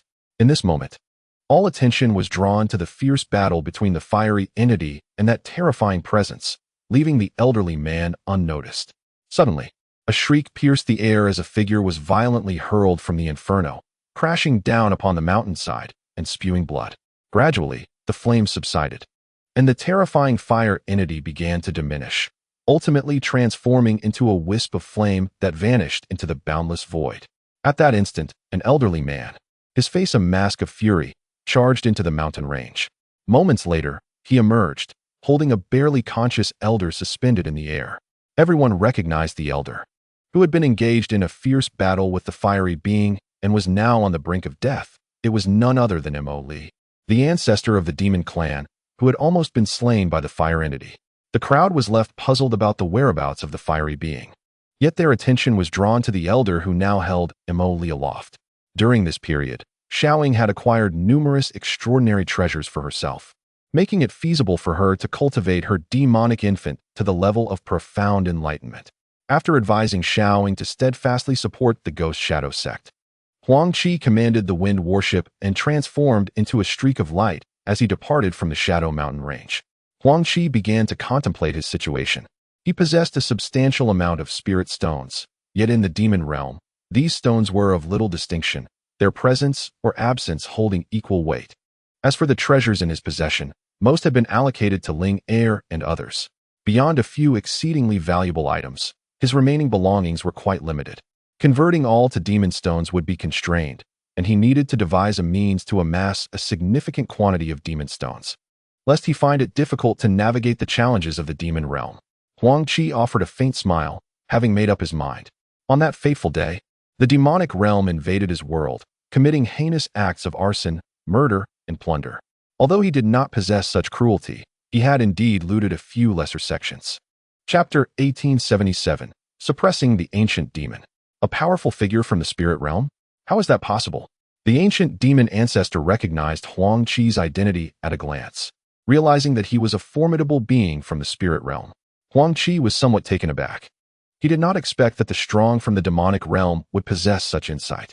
With a cold chuckle, he remarked, "Heh, old demon, you are correct." Suddenly, Huang Qi unleashed his dragon claw, a terrifying force piercing through the void as it reached for the demon lord. Below, countless demon cultivators were left dumbfounded upon discovering that Huang Qi was a practitioner from the spirit realm. Yet, none dared to flee, for an ancient demon ancestor was present, and the outcome remained uncertain. After all, such encounters with spirit realm experts were rare for these demon cultivators. They could not afford to miss the chance to observe Huang Qi closely. The old demon bellowed in rage. "How dare you infiltrate my sacred realm and plunder its populace? You shall pay dearly." Chapter 1878. Temporarily avoiding the spotlight. Regardless, Huang Qi was resolute in his mission, not intending to retreat. Who could discern his true visage? He had sealed his original magical power, reverting to the level of a demon infant. Who could trace him now? Huang Qi felt no anxiety. His arrival in the demonic realm was driven by revenge. He needed to create a stir. With a chuckle, Huang Qi traversed millions of miles through the void, sealing his magical power once more. Instantly, he was enveloped in demonic energy, embodying the essence of a little demon. Emerging from the endless void, Huang Qi sought a forest and swiftly vanished within its depths. Before long, news of a powerful figure from the spirit realm infiltrating the demonic realm spread like wildfire. This spirit realm demon had wreaked havoc upon the sacred realm, laying waste to countless cities and practitioners of the demon race. Most alarmingly, this spirit realm demon had even subdued an ancient demon ancestor of the Demon Star sect. Chapter 1879. One's own folly leads to destruction. Indeed, this was where he would break through the merger of forces. Even if someone caught wind of his activities, he could simply escape. Who could truly challenge him? Huang Qi was resolute and took to the skies, shooting towards a region thick with demonic energy. Before long, he stood atop a towering peak, where his terrifying spiritual sense once again probed the surroundings, revealing that no demon cultivators were within thousands of miles. With a sense of relief, Huang Qi began to circulate his infant demon energy. Moments later, the natural essence of the heavens and earth began to converge upon him from all directions. Huang Qi's pores gradually opened, voraciously absorbing the celestial energy. Subsequently, a resounding boom echoed as the aura of a merger of forces erupted from him. The terrifying essence of the heavens and earth transformed into a swirling vortex, continuously converging within Huang Qi's being. The demonic infant spun rapidly, its pure demonic energy blending with the vast essence of the heavens and earth, entering Huang Qi's dantian where the demonic infant resided. The continuous baptism of the small immeasurable heavenly tribulations emanated a sacred aura from Huang Qi, altering the gazes of all surrounding demons, who now regarded him with trepidation and no longer dared to display mockery. Struck by 9 bolts of heavenly lightning, Huang Qi remained unscathed. Casting a glance at the demons, a subtle smile curved his lips as he ascended into the air, shooting away into the distance. Just as Huang Qi soared beyond the great mountain, a furious roar echoed from the mountain range behind him. Who has slain my disciples? Immediately, Huang Qi sensed a series of thunderous sounds accompanied by anguished cries, which soon faded into silence. In the next moment, he felt a powerful presence pursuing him with great speed. Huang Qi scoffed inwardly. There is always a price to pay for spectating such events. These demons were undoubtedly wronged in their demise. As for the individual behind him, he was of the ancient demon lord level. Huang Qi understood the strength of a 9th-tier demon sage. However, having battled against ancient demon ancestors, he found the battle prowess of the crimson-clad maiden far surpassing even that of the elder demon by more than just a single tier. She was indeed extraordinary. Before Huang Qi could contemplate further, a thunderous roar shook the heavens. The ice poison glass emitted a dark green ice arrow that shot towards the crimson maiden. She snorted disdainfully, wielding her magical treasure to counter. The 2 cold lights collided instantly, unleashing a terrifying wave that radiated outward. Just then, a powerful claw surged forth, tearing through the void and striking towards the maiden's back. Her expression shifted dramatically as she cried out, responding in kind. With a resounding thud, she was forced back several hundred meters, spitting out a mouthful of blood. The massive claw was also sent reeling from the impact. However, at that moment, the ice poison, Huang Qi arrived within the vicinity of Demon Ape Mountain, where a city known as Demon Ape City was located. Upon entering, he learned that this city was established by the formidable lineage of the arm-extending demon apes. The city was vast, predominantly populated by demon cultivators. Even though there were some demonic race practitioners, most possessed high cultivation levels. Otherwise, survival in Demon Ape City would be impossible. Huang Qi, a demon lord, was considered among the lowest tier in the city. Many demon and beast cultivators regarded him with indifference. Huang Qi paid little mind to their scorn. Having traveled for so long, he found the journey monotonous.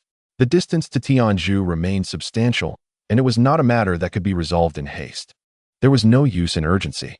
He casually entered a tavern, ordered 2 jugs of wine and several small dishes, and began to drink, listening to the tales told by demon and beast cultivators. With a resounding crash, an endless expanse of void suddenly transformed into a chaotic space. The Haokong magic mirror witnessed Huang Qi transforming into the true spirit of the Kunping, causing a profound change in expression, filled with disbelief.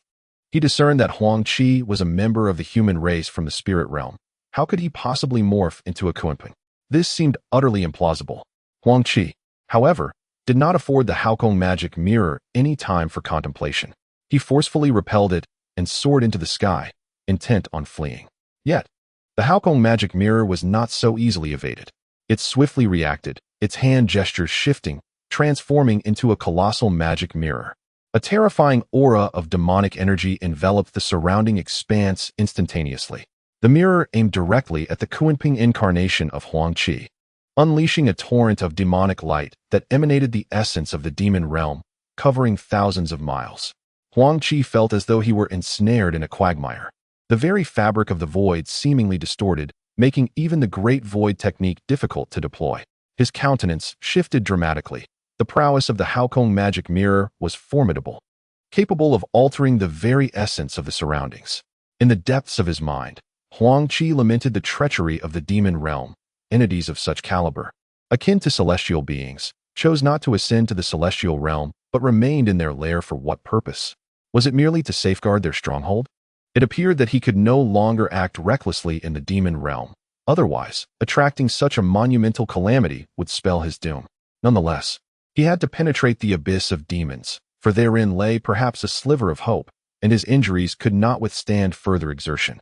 After a month, Huang Qi, bearing grievous wounds, finally reached the abyss of demons. He surveyed the vast expanse of a billion-mile radius, shrouded in chaos, where ominous currents of murderous intent flickered. The palpable danger sent his heart racing. Indeed, the abyss of demons was a perilous place, fraught with the risk of mortal peril. Then, in the depths of his thoughts, he pondered the old monkey's erratic behavior. Had the old fool truly lost his mind, seeking to obliterate the abyss of demons? Observing the monkey's terrifying actions, Huang Qi felt a surge of despair. Given the creature's immense strength, it was entirely plausible that the abyss could be excavated to its very depths. Soon, he would be caught in the fray himself. What could he do?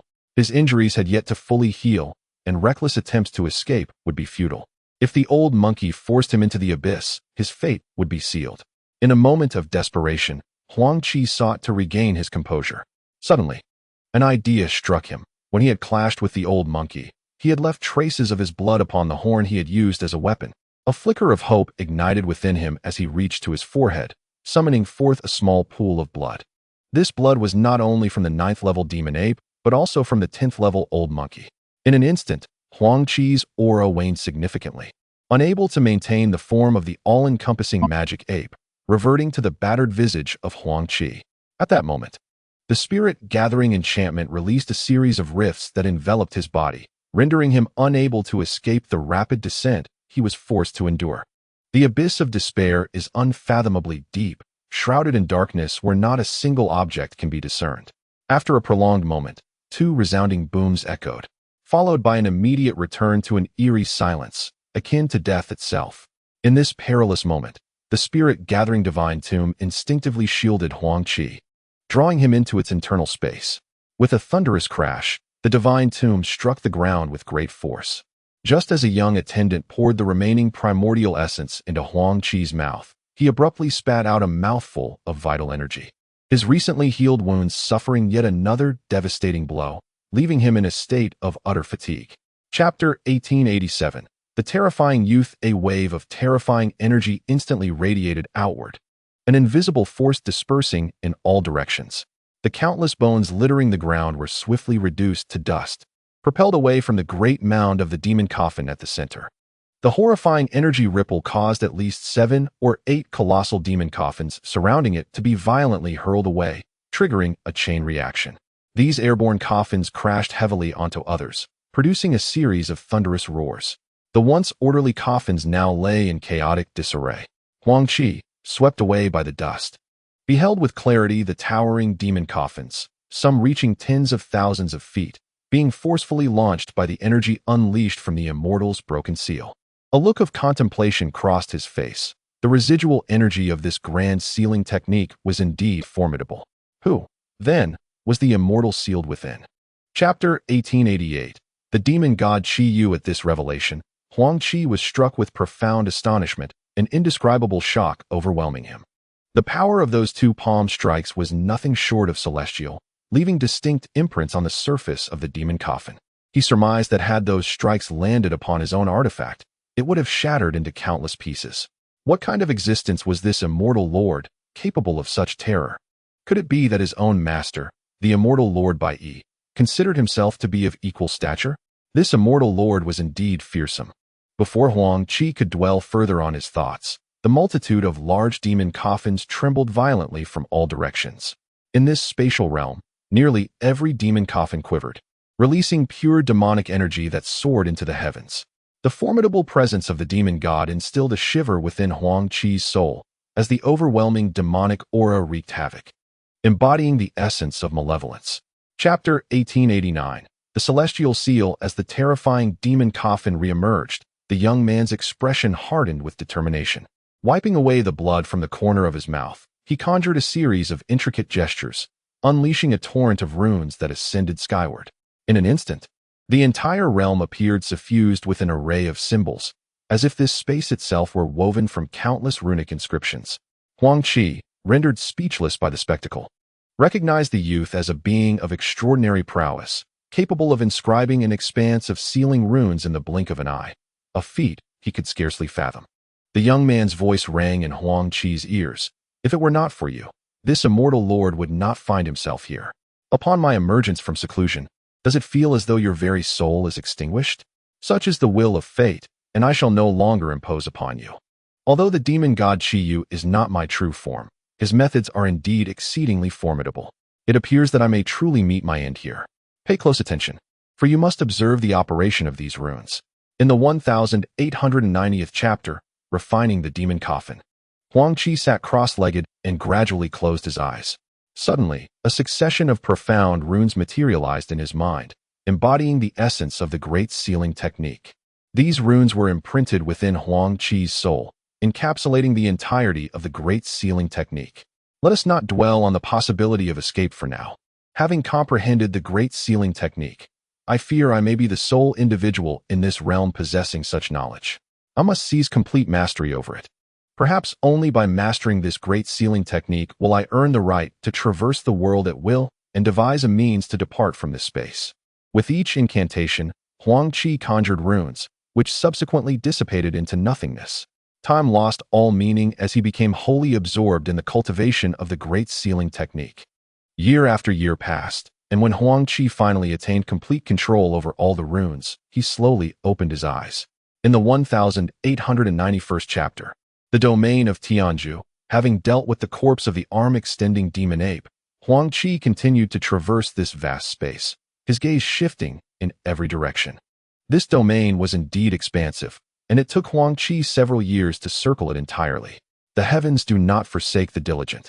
Huang Qi ultimately discovered the pivotal point that governed this space, the key to his escape. After storing Xiao Bao and the Earth's sovereign book within his dantian, Huang Qi commenced the ritual of refining the formation flags and discs. After 6 months, he had arranged a grand formation near this critical point, inserting a substantial quantity of demon stones to activate it. However, to guard against unforeseen circumstances, Huang Qi left behind a puppet, instructing it to dismantle the grand formation once he had departed to prevent any formidable foes from entering later. Once the formation was activated, the oppressive force that had confined the air vanished. Huang Qi smiled faintly, transforming into a kunpeng and soaring into the sky. He ascended, leaving all astounded. In the 1892nd chapter, the distribution of power in the domain of Tianzhu, 2 disciples of the Buddhist sect were visibly shaken. Sensing the overwhelming demonic energy emanating from Huang Qi, their faces paling slightly. Though the forces of Buddhism and demonic practices are traditionally at odds, confronted by Huang Qi's formidable presence, the 2 disciples promptly bowed and spoke. "Senior, this demon has slaughtered a small village to enhance his dark powers. My brother and I, under the orders of our master, have come to subdue him.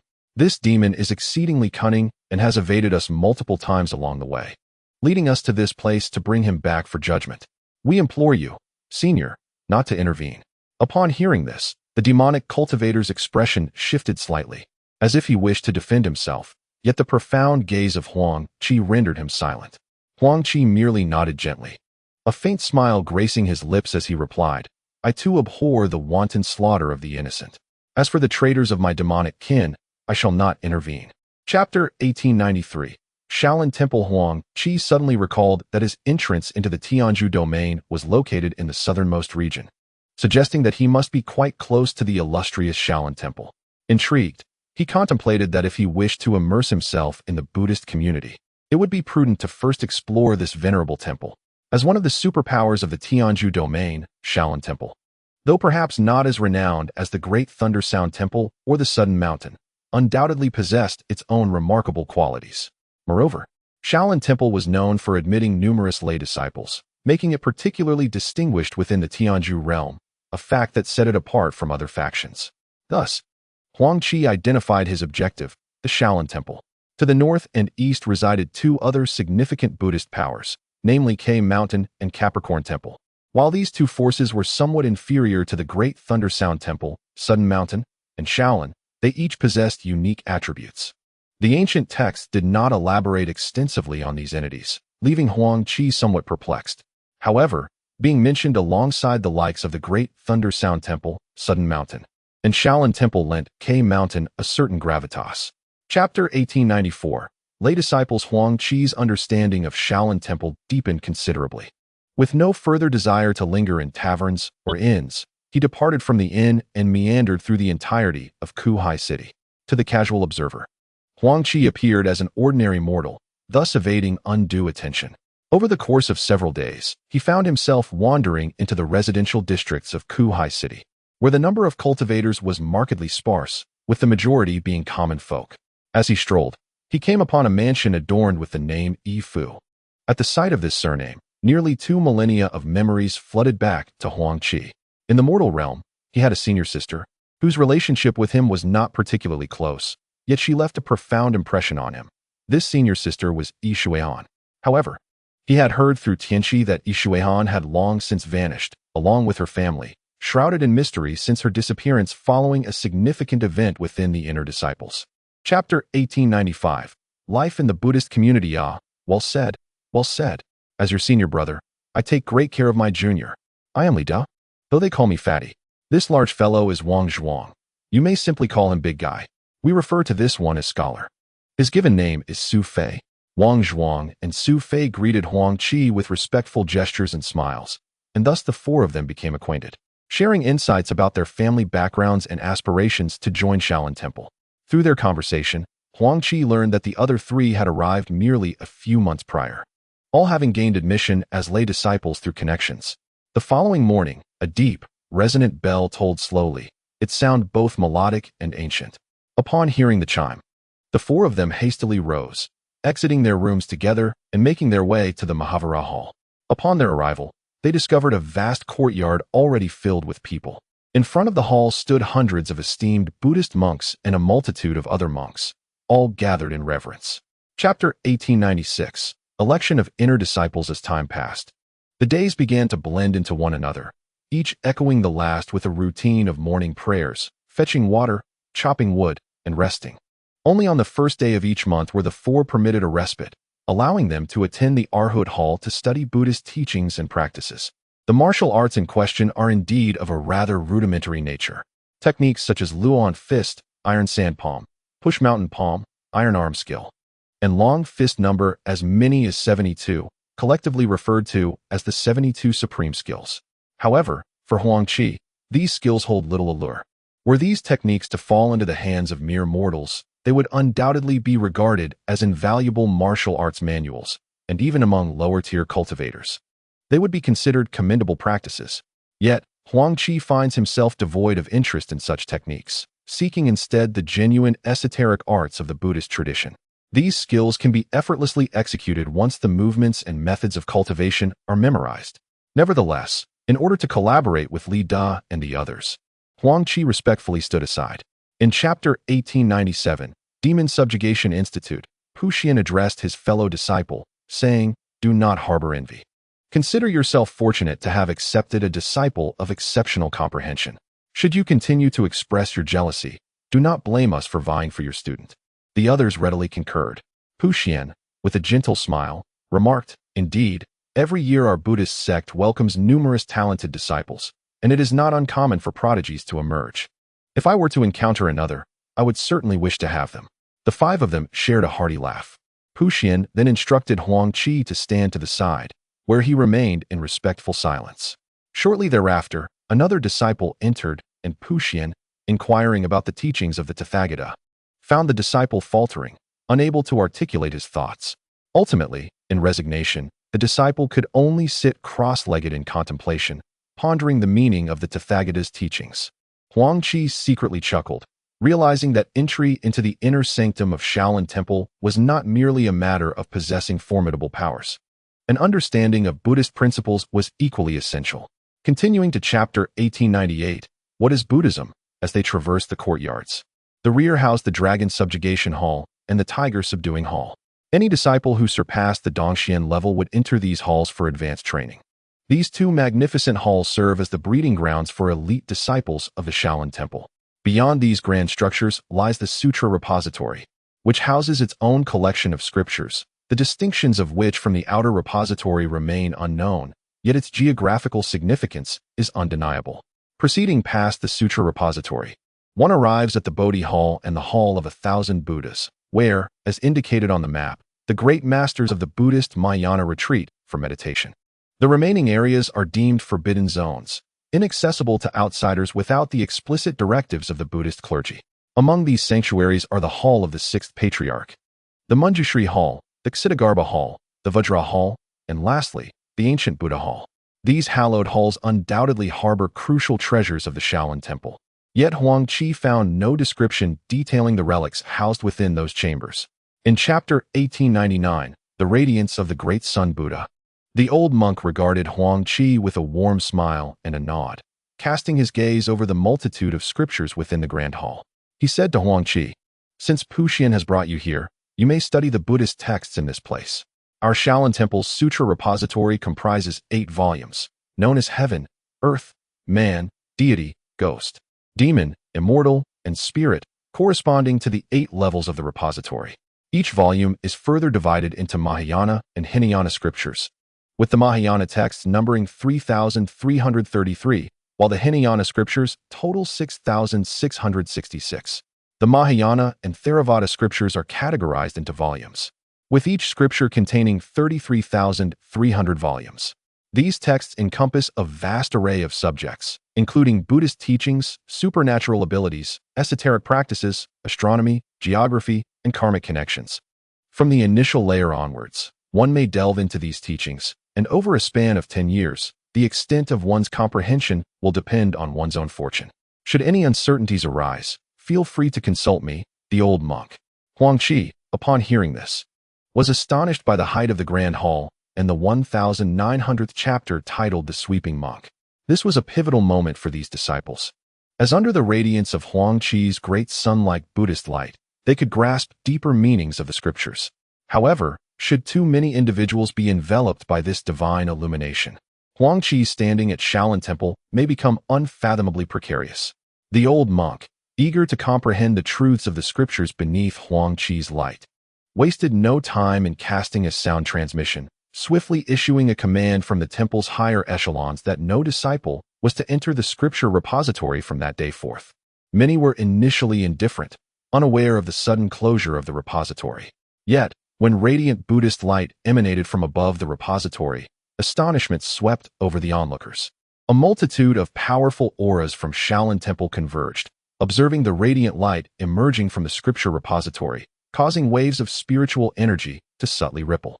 Numerous disciples hurried to uncover the happenings within the repository and the reasons behind its closure. In the 1901st chapter, The Secret of the Stupa Spirit Refining Mantra, it was proclaimed that the great sun-like Buddhist light was a blessing for Shaolin. Little benefactor, your presence here is not for malevolence. Since you are destined to connect with the Buddha, why obstruct this? The eminent Mahayana monks promptly bowed in acknowledgement, exclaiming, Amitabha, we have received your teachings, esteemed elder. They respectfully saluted Huang Qi before retreating. Huang Qi stood somewhat bewildered, pondering why he was being let off so easily. Before he could contemplate further, the sweeping monk's voice echoed in his ear, urging, follow me. Huang Qi hesitated momentarily, witnessing the monk still sweeping, yet in the next instant, he found himself on a mountain path halfway up the slope. Before he could blink, the monk reappeared at a distant square. Observing the monk's silent appearances and disappearances, Huang Qi felt a tightening in his chest, realizing he had witnessed something extraordinary. In the 1902nd chapter, The Relics of the Buddhist Sect, Huang Qi confessed, I dare not deceive the master. I simply wish to attain full understanding. This endeavor will undoubtedly require considerable time. I believe that those exceptional talents within the Buddhist community who practice this esoteric technique will significantly enhance their spiritual prowess, far surpassing other disciples. Moreover, this technique is derived from the 8 scriptures and is profoundly compatible with the study of them. If the master deems it worthwhile, I am willing to dedicate my life to mastering this technique as a token of gratitude for Shaolin's kindness towards its disciples." Upon hearing Huang Qi's words, the old monk was genuinely stirred, gazing at him with eager anticipation, uncertain of how to respond. After a lengthy pause, the sweeping monk's expression settled into tranquility as he let out a wry smile, saying, "Very well. If you truly unravel the secrets of this spirit-refining technique, I shall ensure your safe departure. Now, please share your conditions.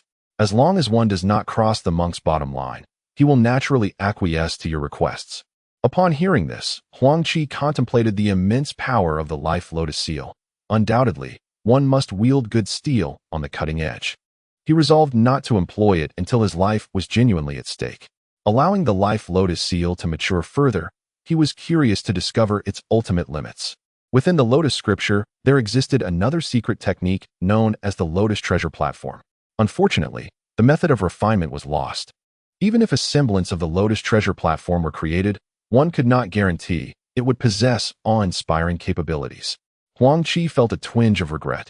However, he could draw inspiration from the refinement methods of the Buddhist lotus treasure platform. Combining his understanding of Buddhist teachings with his skills and formations to forge a lotus treasure platform that integrated formation, flight, and defensive capabilities. Given that he was now a monk, why not refine a lotus treasure platform? After all, he still had some time on his hands. Do you truly desire so many Bodhi beads?" Huang Qi asked earnestly, to which the elder nodded vigorously, his face lighting up with joy. "Haha, splendid. Just remember, these demon stones are valuable currency." Huang Qi understood the implication and smiled reassuringly. "Rest assured, I will not shortchange you on the demon stones. Just procure the Bodhi beads for me." The elder nodded excitedly and departed without further ado, evidently to prepare the beads for Huang Qi. Once the old monk had left, Huang Qi's expression soured. Alas, purchasing these Bodhi beads would likely deplete the demon stones he had painstakingly acquired. Furthermore, he feared that his current stock of demon veins would also suffer significant diminishment. Huang Qi felt helpless. The exorbitant cost of the Bodhi beads was indeed daunting. Yet, he genuinely needed them, especially to integrate the Bodhi beads into his stupa. After an entire month, Huang Qi successfully refined the hand beads, sealing them away for future use once he departed from the Buddhist sect and faced tribulations. In 3 months, he crafted a set of prayer beads for his neck, totaling 108 beads, complemented by several grade 7 Bodhi beads, all of which he sealed to suppress the aura of tribulation. Adorning his neck with these beads, he clasped his hands together, embodying the essence of an enlightened monk.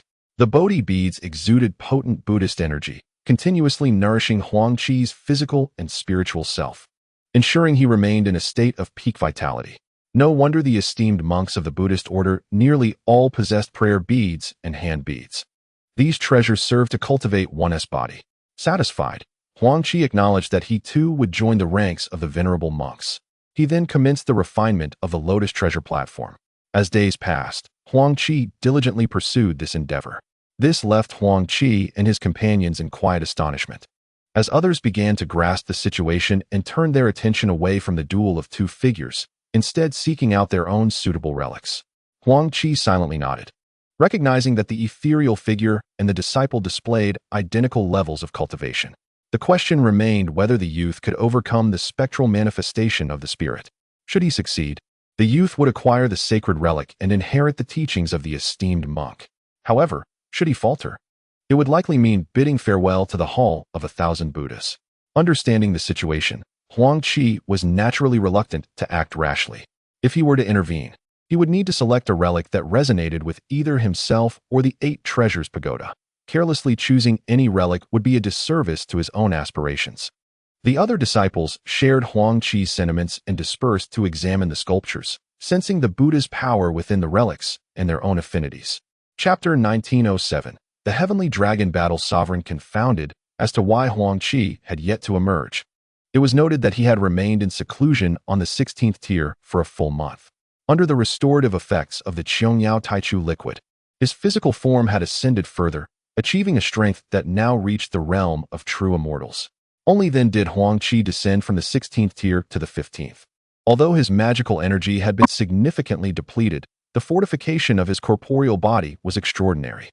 Huang Qi resolved to select a relic that harmonized with his essence on the 15th tier, maintaining the form of a true dragon. He surveyed the fewer than 100 statues within the Grand Hall, inspecting each one meticulously. As he gazed upon the exquisite relics adorning the statues, Huang Qi felt a surge of desire. The owners of these relics had all been true immortal-level beings in life, wielding immense magical prowess.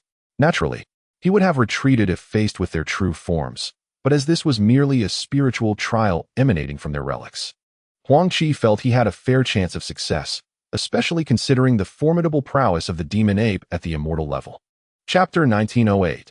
The Dantian transformed into a realm, however, upon realizing that there existed within Huang Qi a Dantian vastly larger than the one housing the demonic infant. Ao Guang was left utterly astonished. In an instant, he comprehended that Huang Qi was cultivating both righteous and demonic paths. Overwhelmed with excitement, he swiftly absorbed the relic into his own Dantian. Huang Qi, albeit somewhat helpless, witnessed the relic burst forth with radiant energy. Its surging Buddha power akin to a river breaking free from its banks, cascading into Huang Qi's Dantian. He immediately felt the pure Buddha power coalesce into a torrent of magical energy, restoring his previously diminished reserves and instilling within him a sensation of explosive growth. Huang Qi rejoiced, wondering if this heralded yet another breakthrough. Indeed, he shattered the limits of the late stage of the Great Ascension, ascending directly to the pinnacle of that realm. Yet, the flow of potent relic energy continued unabated. Huang Qi promptly seated himself in meditation, recognizing that this influx of Buddha power was far from trivial. Chapter 1909. Departing from Shaolin, Huang Qi found himself momentarily at a loss, contemplating how splendid it would be if his inner world contained mountains and rivers. In an instant, the very fabric of this realm began to tremble. The previously flat terrain transformed into towering peaks that soared into the sky, with mountain ranges emerging in grand display. Concurrently, numerous areas gradually sank, and rivers began to converge from unknown origins, ultimately gathering to form a vast ocean. Huang Qi stood agape, astonished at how his mere thought had conjured an entire landscape within his Dantian. This is truly astonishing. Huang Qi, is this the divine power of the immortals? Manipulating the laws of heaven and earth, inscribing the order of the celestial path, embodying the cosmos, and orchestrating the dance of the stars. Whether your realm will evolve in its entirety in the future depends solely on you. This dragon can assist you no further. Before Huang Qi could ponder any longer, a resonant dragon's roar echoed within his Dantian, instantly filling the entire chaotic world. Chapter 1910. The Battlefield of Buddha and Demon. The old monk had indeed heard of the gathering spirit lamp, yet its precise whereabouts remained elusive. It is said to have been forged by a demon ancestor in an attempt to resurrect his beloved wife, but the details are known to very few. In less than 500 years, our Buddhist sect will convene the 10,000 Buddha Conference at Shiyu Mountain. Not only will many eminent monks return to listen to the teachings of Buddhism, but we will also invite renowned ancient demon ancestors and powerful beings from the demon clan. The 10,000 Buddha Conference is a grand event, held once every 10,000 years, and is remarkably splendid. Even formidable entities from the celestial realm are likely to attend. Perhaps you might consider attending, as you may inquire about the whereabouts of the gathering spirit lamp. Upon hearing of your 10,000 Buddha Conference, Huang Qi felt a subtle stir in his heart. Shiyu Mountain is indeed mysterious, and he had not anticipated such a grand Buddhist event would occur there. Thank you for the information, Master. 500 years hence, I shall naturally journey to Shiyu Mountain, and I hope to seek your assistance in inquiring about the gathering spirit lamp's location. Chapter 1911. A Small Trial of Skills. Huang Qi moved like lightning, swiftly entering the battlefield of Buddha and demon, vanishing from sight. However, a figure closely followed him, emanating pure demonic energy, exuding a murderous aura. Huang Qi was unconcerned that the other party would hesitate to pursue him in the battlefield. This was his first entry, and his divine sense and speed were indeed hindered. But he felt confident that his pursuer would not catch up. The other's intent to rend him asunder was palpable, given their familiarity with the terrain. It would not take long for them to close in. While Huang Qi surveyed the surroundings and discerned the direction, he relied on his inherited memories from Ao Guang. Despite them dating back 1,000,000 years, everything here had likely undergone tremendous changes, thus he had to rely on himself. Indeed, the landscape matched his recollections, riddled with deep pits and vast abysses. The appearance of these pits suggested they were created by either punches or heavy impacts. Chapter 1912, The Target. Huang Qi smiled faintly, shedding his robe and donning a fine set of ceremonial attire. His form gradually distorted, and moments later, he transformed into an ordinary-looking youth, suppressing his cultivation to the levels of Dongxian.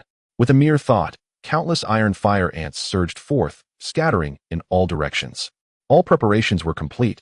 Now, he awaited the harvest of these recent days. Huang Qi quickly assessed the direction and rapidly vanished from view.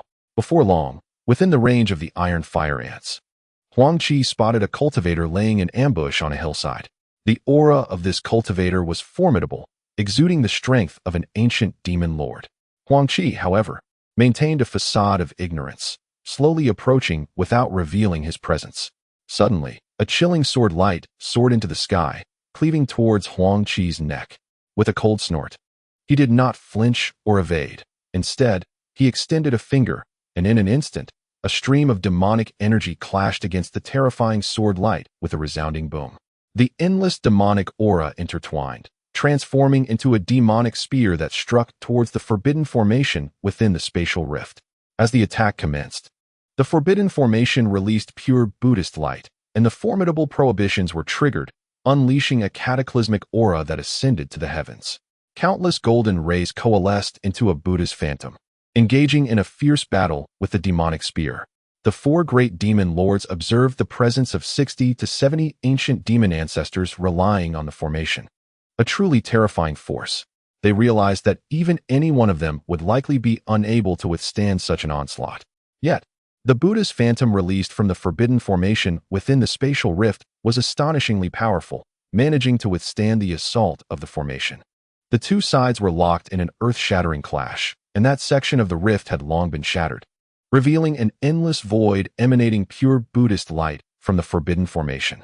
Huang Qi's sudden appearance struck like lightning, severely wounding an ancient demon ancestor and drawing it into the internal space of the Earth's sovereign book, where he was mercilessly exterminating the numerous ancient demon ancestors that had been attacking the iron fire ants.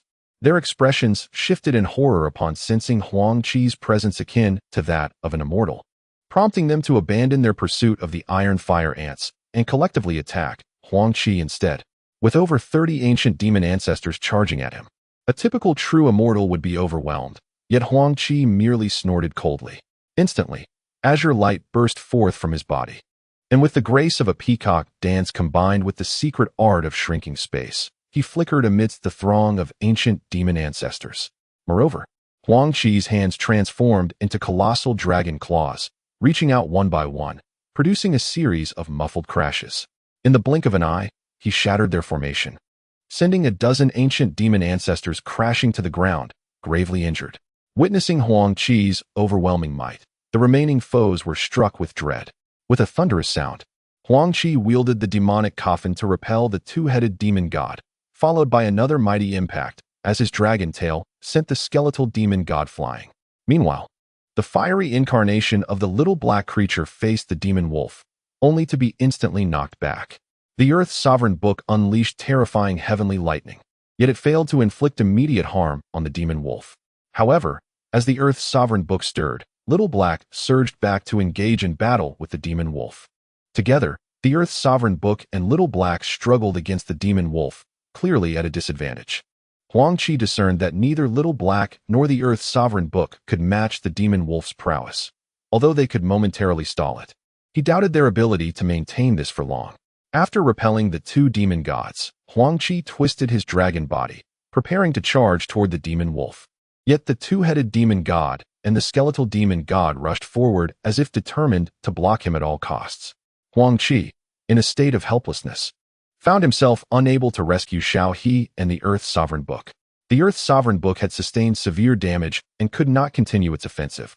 With a deft maneuver, Huang Qi commanded the Earth's sovereign book to shrink and conceal itself within the blazing inferno. Should anything happen to the Earth's sovereign book, Huang Qi would indeed be left in tears. Both the Earth's sovereign book and the Stupa treasure tower were the fruits of his countless efforts and sacrifices. Particularly, the Earth's sovereign book was far more formidable than the Stupa treasure tower in terms of potential. Huang Qi was naturally reluctant to sacrifice the Earth's sovereign book for the sake of the stupid treasure tower. Xiaohe, on the other hand, was in a somewhat better position. As long as the heavenly essence fire seed remained intact, even if its might was diminished, he had ways to restore it. Huang Qi swung the demon coffin vigorously at the two entangling demon gods, causing them to spew blood with each strike. However, after transforming, their combat strength was formidable. Any ordinary person would have been annihilated by these two demon gods long ago. It was only due to Huang Qi's terrifying physical prowess that he could withstand the assault of his peers without faltering, even against overwhelming numbers. In the next moment, a flash of brilliance signaled the disappearance of Lu Yi's spiritual projection. The Stupa treasure tower directly merged into Huang Qi's dantian, with a wave towards the inferno ahead. The flames rapidly coalesced into the pale visage of a youth, Xiaohe, who swiftly entered Huang Qi's body. Observing the endless void, Huang Qi sensed a powerful aura approaching his direction. A faint smile graced his lips as he transformed into the colossal Kuanping, emitting a resounding cry before soaring into the sky. His speed was nothing short of extraordinary, traversing millions of miles in an instant, a truly terrifying feat. Moments later, Huang Qi vanished entirely from this boundless expanse. After a stick of incense had burned, the space quivered, and several venerable monks clad in golden robes slowly materialized. Each exuded a majestic aura, radiating golden light akin to that of Buddhas, their forms imbued with powerful waves of Buddhist energy, unmistakably terrifying in nature. The Earth's sovereign book's speed surged to an astonishing pace, devouring countless bolts of lightning and converting them into energy. With a resounding boom, the Earth's sovereign book ascended to the ranks of the innate spiritual treasures. Huang Qi was momentarily taken aback, not expecting the Earth's sovereign book to achieve such a status, which indeed brought him immense joy. The realization that the Earth's sovereign book had become an innate treasure filled him with exhilaration. As he recalled the legacy that spoke of its powers, reversing yin and yang, overturning the universe, traversing reincarnation, and wielding terrifying might that would undoubtedly instill fear. It was likely that the space within had transformed into a miniature world. The heavenly might intensified, as if the heavens had gone mad, unleashing terrifying bolts of divine thunder. Yet, the Earth's sovereign book welcomed them all, absorbing them into its internal space. In the midst of an intense confrontation, Xiao Bao and the Lotus Treasure Platform, adorned with two strings of Buddhist beads, witnessed the ceaseless ebb and flow of vitality. Chapter 1919, The Ghostly Vehicle's Escape. The formidable demon vehicle was also taken aback. Even the most powerful beings among humanity, those of true celestial caliber, lacked the physical prowess exhibited by this young man before him. What kind of extraordinary technique had he cultivated to possess such a terrifying physique? However, as Huang Qi suddenly radiated an overwhelming azure light, accompanied by the resounding roar of a dragon, the demon vehicle's expression shifted subtly. It braced itself as Huang Qi unleashed another thunderous punch. With a furious roar, the demon vehicle enveloped itself in a fearsome armor of flames, its aura surging dramatically. It charged directly at Huang Qi. The clash was akin to two bolts of lightning colliding, resulting in a thunderous boom as both combatants were sent reeling backward. The demon vehicle, it seemed, was adept in arcane arts, a realization that caused Huang Qi to scoff in disdain. As the sound of clashing metal echoed around him, Huang Qi donned his dragon-scaled battle armor, the overwhelming pressure of the dragon ancestor descending upon the demon vehicle. The latter's countenance altered slightly upon sensing the dragon's might. Chapter 1920, A Surge in Power. Huang Qi perched upon a mountain peak, gazing at the colossal avian head with a faint smile. With a mere thought, the weakened form of Xiaohe materialized. Upon witnessing the blazing, formidable fire emanating from the avian head, Xiaohe's spirits soared. "Young master, is this for me?" Huang Qi nodded with a smile, instructing, "Absorb these flames." Overjoyed, Xiaohe promptly enacted his abilities, drawing in the terrifying flames of the demon vehicle. Moments later, the fire upon the avian head vanished, while the essence of that fearsome flame surged into Huang Qi's being.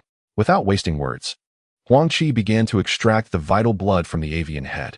Several hours later, the avian head lay shriveled, while Huang Qi held 13 droplets of crimson blood, each adorned with an ethereal image of the demon vehicle transformed into a 9-headed bird, emitting a haunting cry. Huang Qi smiled gently. swiftly storing 11 droplets of the precious blood into individual jade vials. Chapter 1921, Mastery of Demonic Arts. Huang Qi returned to the pagoda of floating relics, sitting cross-legged. An overwhelming devouring force manifested, enveloping the immense demonic coffin nestled within the magic infant's dantian. Pure and vast demonic energy surged forth, flooding into Huang Qi's dantian. Engaging the secret art of the great Sun Buddha's light, he refined this demonic energy at an astonishing pace, transforming it into his own magical power. Nurtured by such potent demonic energy, the magic infant's strength surged tremendously, rapidly ascending toward mastery. As days melted into weeks, Huang Qi immersed himself in seclusion. Oblivious to the passage of time, yet his cultivation advanced at an extraordinary rate. A year later, a deep rumble resonated within him, causing the entire interior of the pagoda of floating relics to tremble. Huang Qi's aura erupted, propelling him to the mid-stage of spirit separation in an instant. Notably, he did not draw upon the natural energy within the pagoda. Rather, he continued to cultivate at an even more terrifying speed. Chapter 1922, The Great Demon 9 Infants. One must be content, for my dantian pales in comparison to the first dantian's formidable nature. The demonic infant continued to expand, and the dantian also persisted in its growth. Ultimately, Huang Qi sensed that the dantian housing the demonic infant was approximately half the size of his original dantian. Subsequently, he ceased its expansion. Huang Qi nodded with satisfaction. A dantian of that magnitude, hosting the demonic infant, was indeed extraordinary. It was likely that an ordinary Great Ascension cultivator would struggle to attain even half of that size. He deemed it wise to feel content. Once the expansion of the dantian ceased, the demonic infant relentlessly absorbed the energy from the Great Hill's demonic coffin. Although the absorption speed was somewhat diminished compared to that of the natural essence of the world, Huang Qi held no worries, for he had ample time.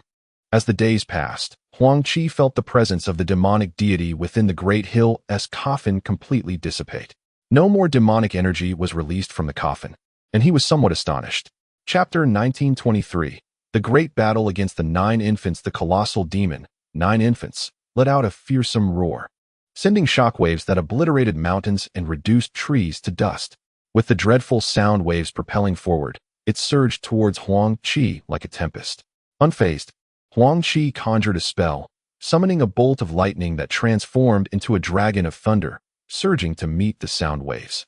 The ensuing clash of thunder illuminated the entire primordial expanse. The sound waves were shattered by the thunder dragon, scattering into countless attacks that radiated in all directions. Yet, the thunder dragon seemed to lose its potency and dissipated. The terrifying celestial lightning continued to rain down upon Huang Qi without relent. However, in retaliating against Huang Qi, the 9 infants instantly became the target of numerous bolts of lightning, which split and struck towards it. Chapter 1924, A Desperate Struggle Against the Hordes of Demons. Witnessing Huang Qi wielding the Great Hill's demonic coffin, surrounded by a powerful energy that intertwined fiercely. The colossal demon, 9 Infants, underwent a drastic change in expression. Having just been struck by the celestial wheel of sun and moon, it was now met with another coffin. With a furious roar, the demon braced itself for impact. A resounding crash followed, and the 9 Infants was forcibly driven into the ground, spewing forth a mouthful of blood. Without a moment's hesitation, Huang Qi transformed into a true dragon and burrowed underground, with a claw seizing one of the 9 Infants' heads. The demon, dazed and disoriented from the impact, barely had time to react before Huang Qi captured its head.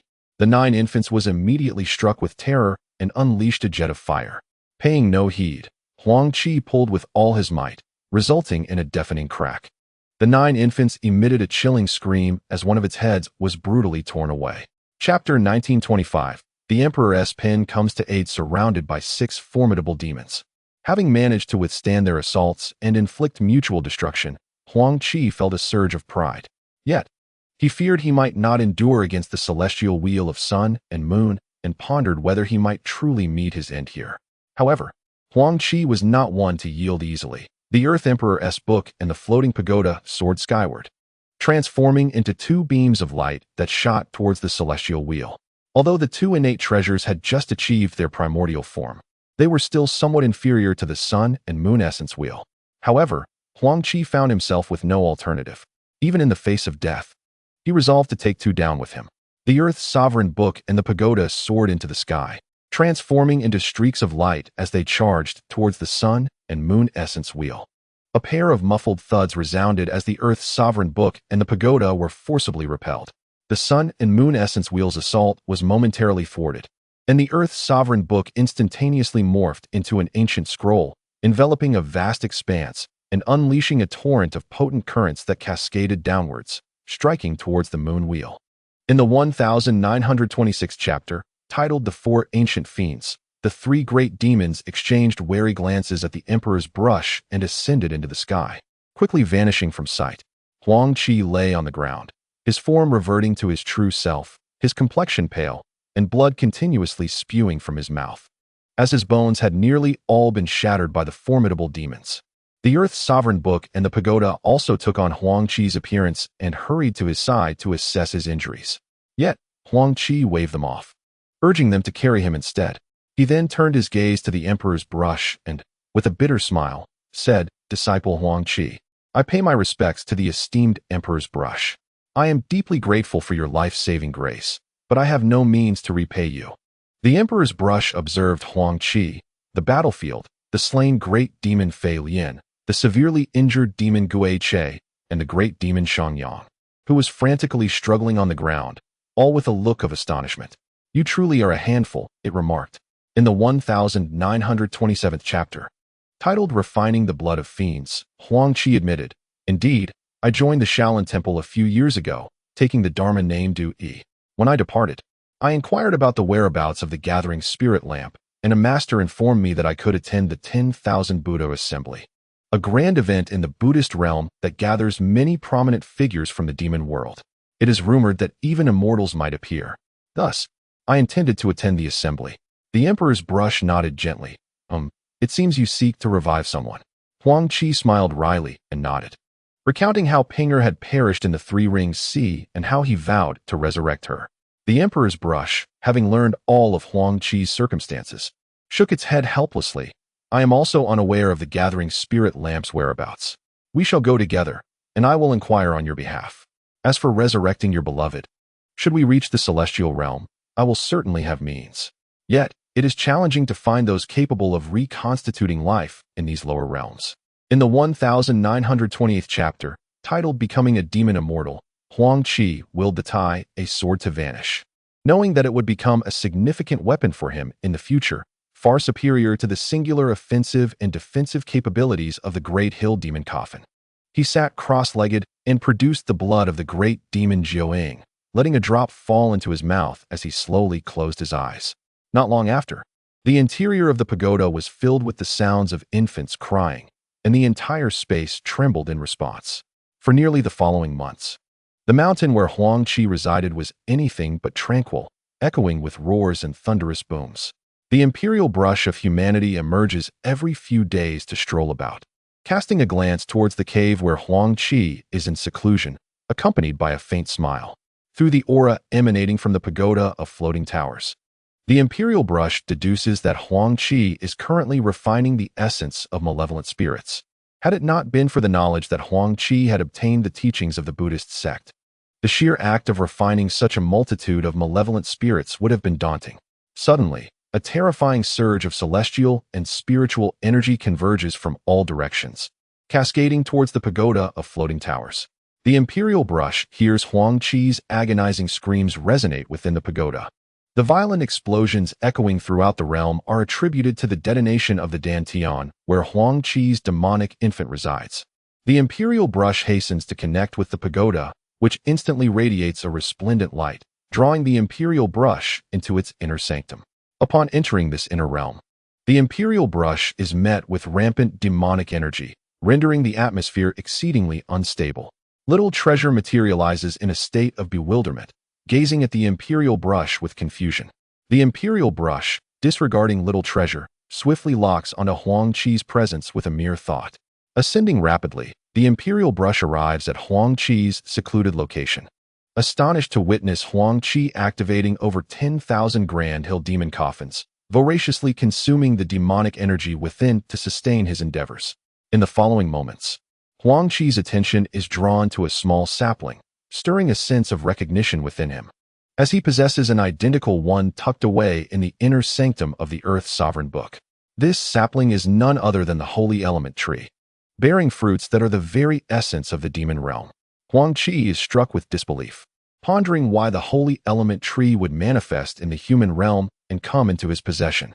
Noticing Huang Qi's incredulous expression, the imperial brush smiles and remarks, "Do not underestimate this holy element sapling. Should it flourish, it could stabilize an entire world and exude the primal energies of the demon realm, enhancing the strength of your domain." Understanding the significance of the holy element tree, Huang Qi's heart swells with joy. Through this revelation, he comprehends the reason for the tree's emergence in the human realm. It is a ploy by the demon realm to corrupt that world, transforming it into their domain. Fortuitously, he has secured it, for had it matured unchecked, it would have posed a grave threat to the human realm. 2 years later, Huang Qi, alongside several treasures, has absorbed nearly all the celestial and spiritual energy from this realm, finally ceasing his efforts. Feeling the surge of magical energy within his body, Huang Qi smiled faintly. With a mere thought, the Earth Emperor's book and the floating pagoda returned to his interior. Chapter 1932. Linxiang Tower. The crowd offered their hands in salute, and Master Guanghan led the assembly out of the teleportation pavilion, engaging in light-hearted conversation as he recounted the splendid scenery of Ziyushan. Indeed, upon entering and observing Ziyushan, one could sense an added aura of majesty. According to Guanghan's narration, the area surrounding Ziyushan, known as the Outer Gate, served as a place for outer disciples to engage in their cultivation. In contrast, Ziyushan itself housed the entirety of the inner sect, its vast mountain range capable of accommodating countless disciples. This year's 10,000 Buddha Conference was to be held atop the summit of Ziyushan, where inner disciples and elders would naturally be present to guide those ascending the mountain to partake in the grand event. Huang Qi and his companions were led by Master Guanghan into a Zen courtyard, a designated resting place for esteemed monks visiting from the Buddhist sect. For the ensuing days, Huang Qi and his companions would reside within this tranquil abode. Guanghan instructed his disciples to assign rooms to everyone, and Huang Qi shared his accommodations with the Emperor's brush. Chapter 1933. Free Trade Conference. The elderly monk held a prominent position within Ziyushan. Upon his arrival, nearly all present rose to their feet in respectful greeting. The Emperor's brush conveyed through thought that this venerable monk was the esteemed elder of the Dharma Academy within Ziyushan, Master Huiran. Huang Qi nodded subtly, noting that most of the attendees recognized the venerable monk. Huiran, observing the crowd's reaction, appeared quite pleased as he gracefully took his seat at the main position, smiling gently and inviting everyone to sit down. Once the assembly had settled, Master Huiran spoke with a warm smile.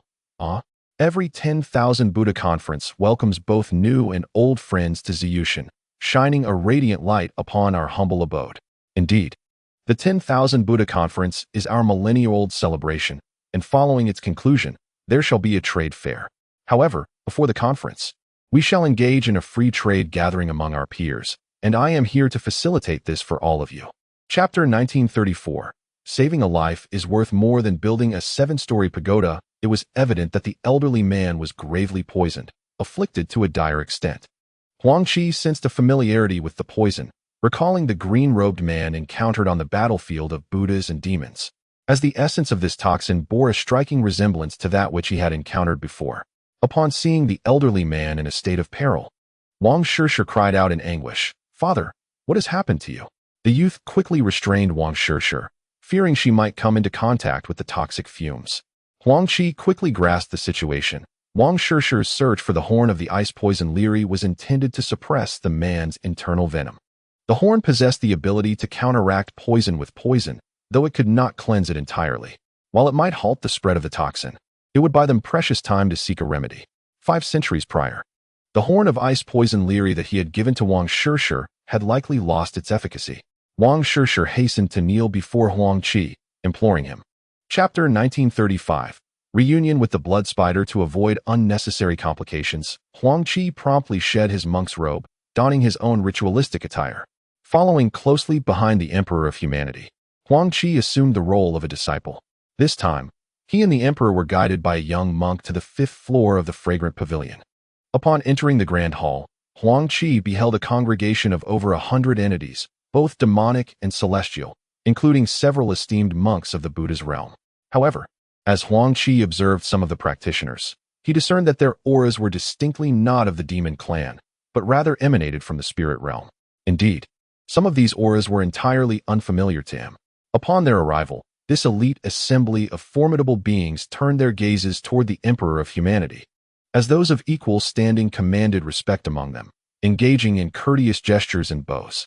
As for Huang Qi, still at the level of great ascension, he found himself relegated to a mere standing position behind the seated emperor, a circumstance that left him feeling somewhat helpless. In the ensuing moments, the Emperor of Humanity, seated in a meditative posture, eventually opened his eyes and regarded Huang Qi, whose turbulent emotions were evidently at play.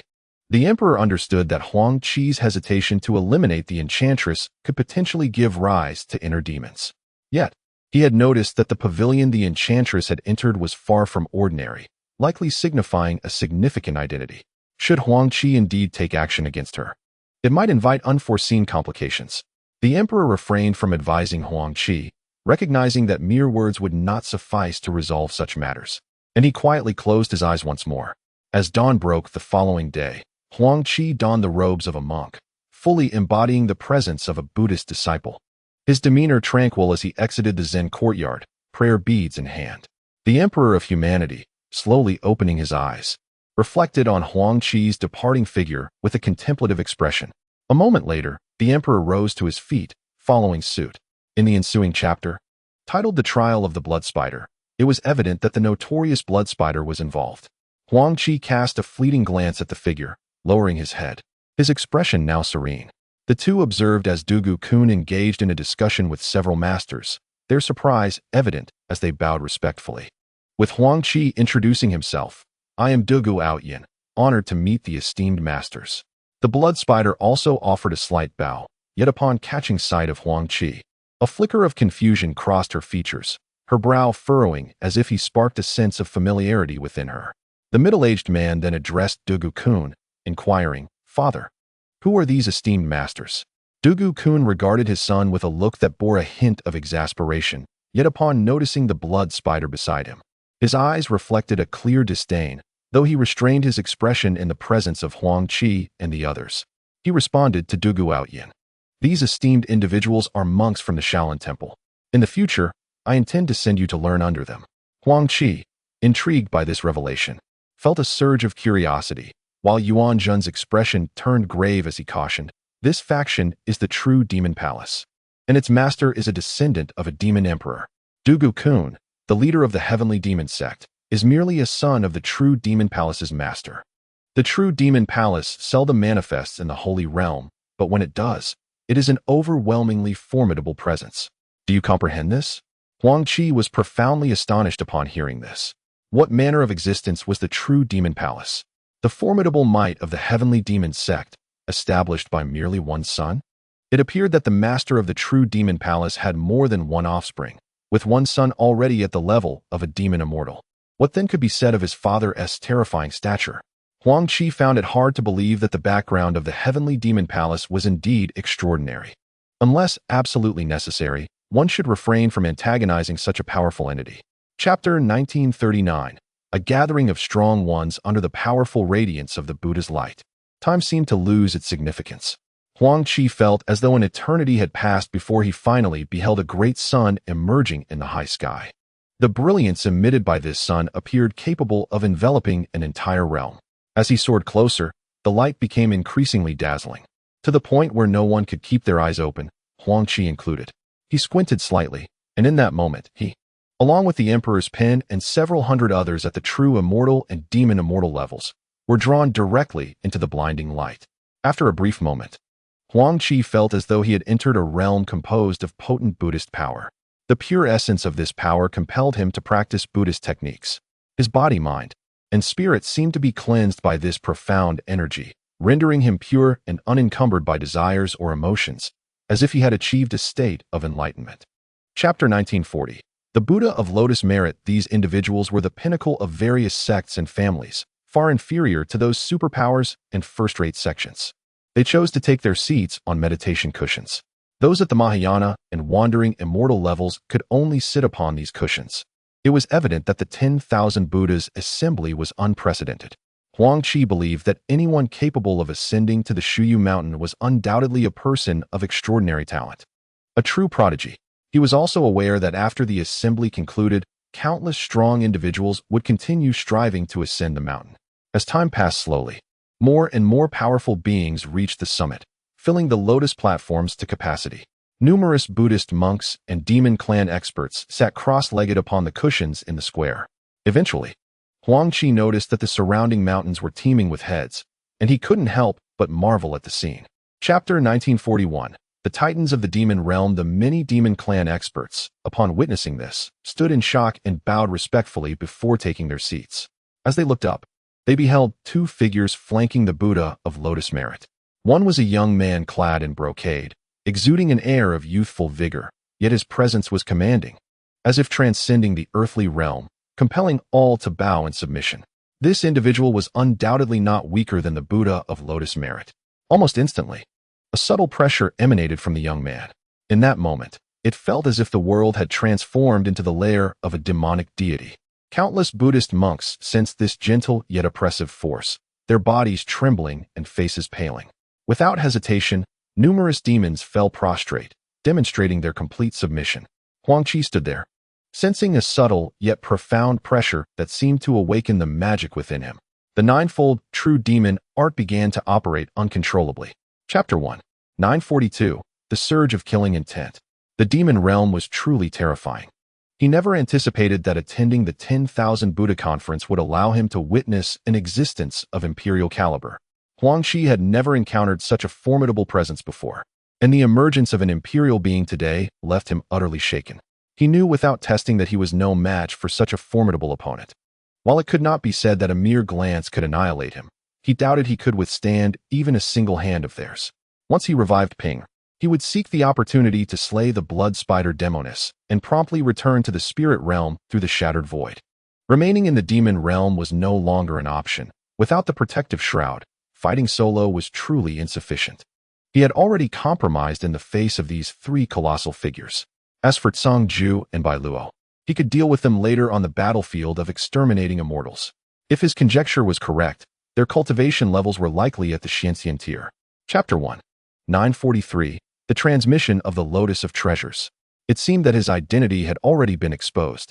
After the conclusion of the 10,000 Buddha conference, we shall depart alongside the monks of Shaolin. We must not linger any longer, for the consequences could be dire. Huang Qi understood the gravity of the situation and nodded solemnly, disregarding the provocations from Dugu Outyin and the blood spider Demonis. He silently weighed his chances of escaping if he were to be besieged by Zhang Zhu and Bai Luo. The thought of defeating them was inconceivable. The 10,000 Buddha conference officially commenced, with the Lotus of Treasures Buddha beginning to chant a segment of Buddhist scripture. All phenomena are ultimately void. For what reason? All are contingent upon causes and conditions, devoid of inherent essence. Inquiry. If all phenomena arise from causes and conditions, why speak of essential nature? Response. What is termed causes and conditions is the truth. In the ultimate sense, there is no essence to discuss, nor is there birth. Devoid of birth, there is also no extinction. No birth, no extinction.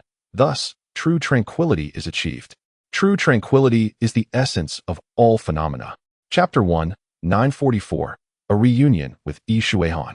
Hearing a Buddha expound on the true scriptures would aid in future cultivation.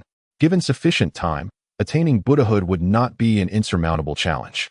Huang Qi contemplated the idea of simply entering the monastic order. If he diligently practiced within the Buddhist realm, becoming a Buddha would indeed be within reach.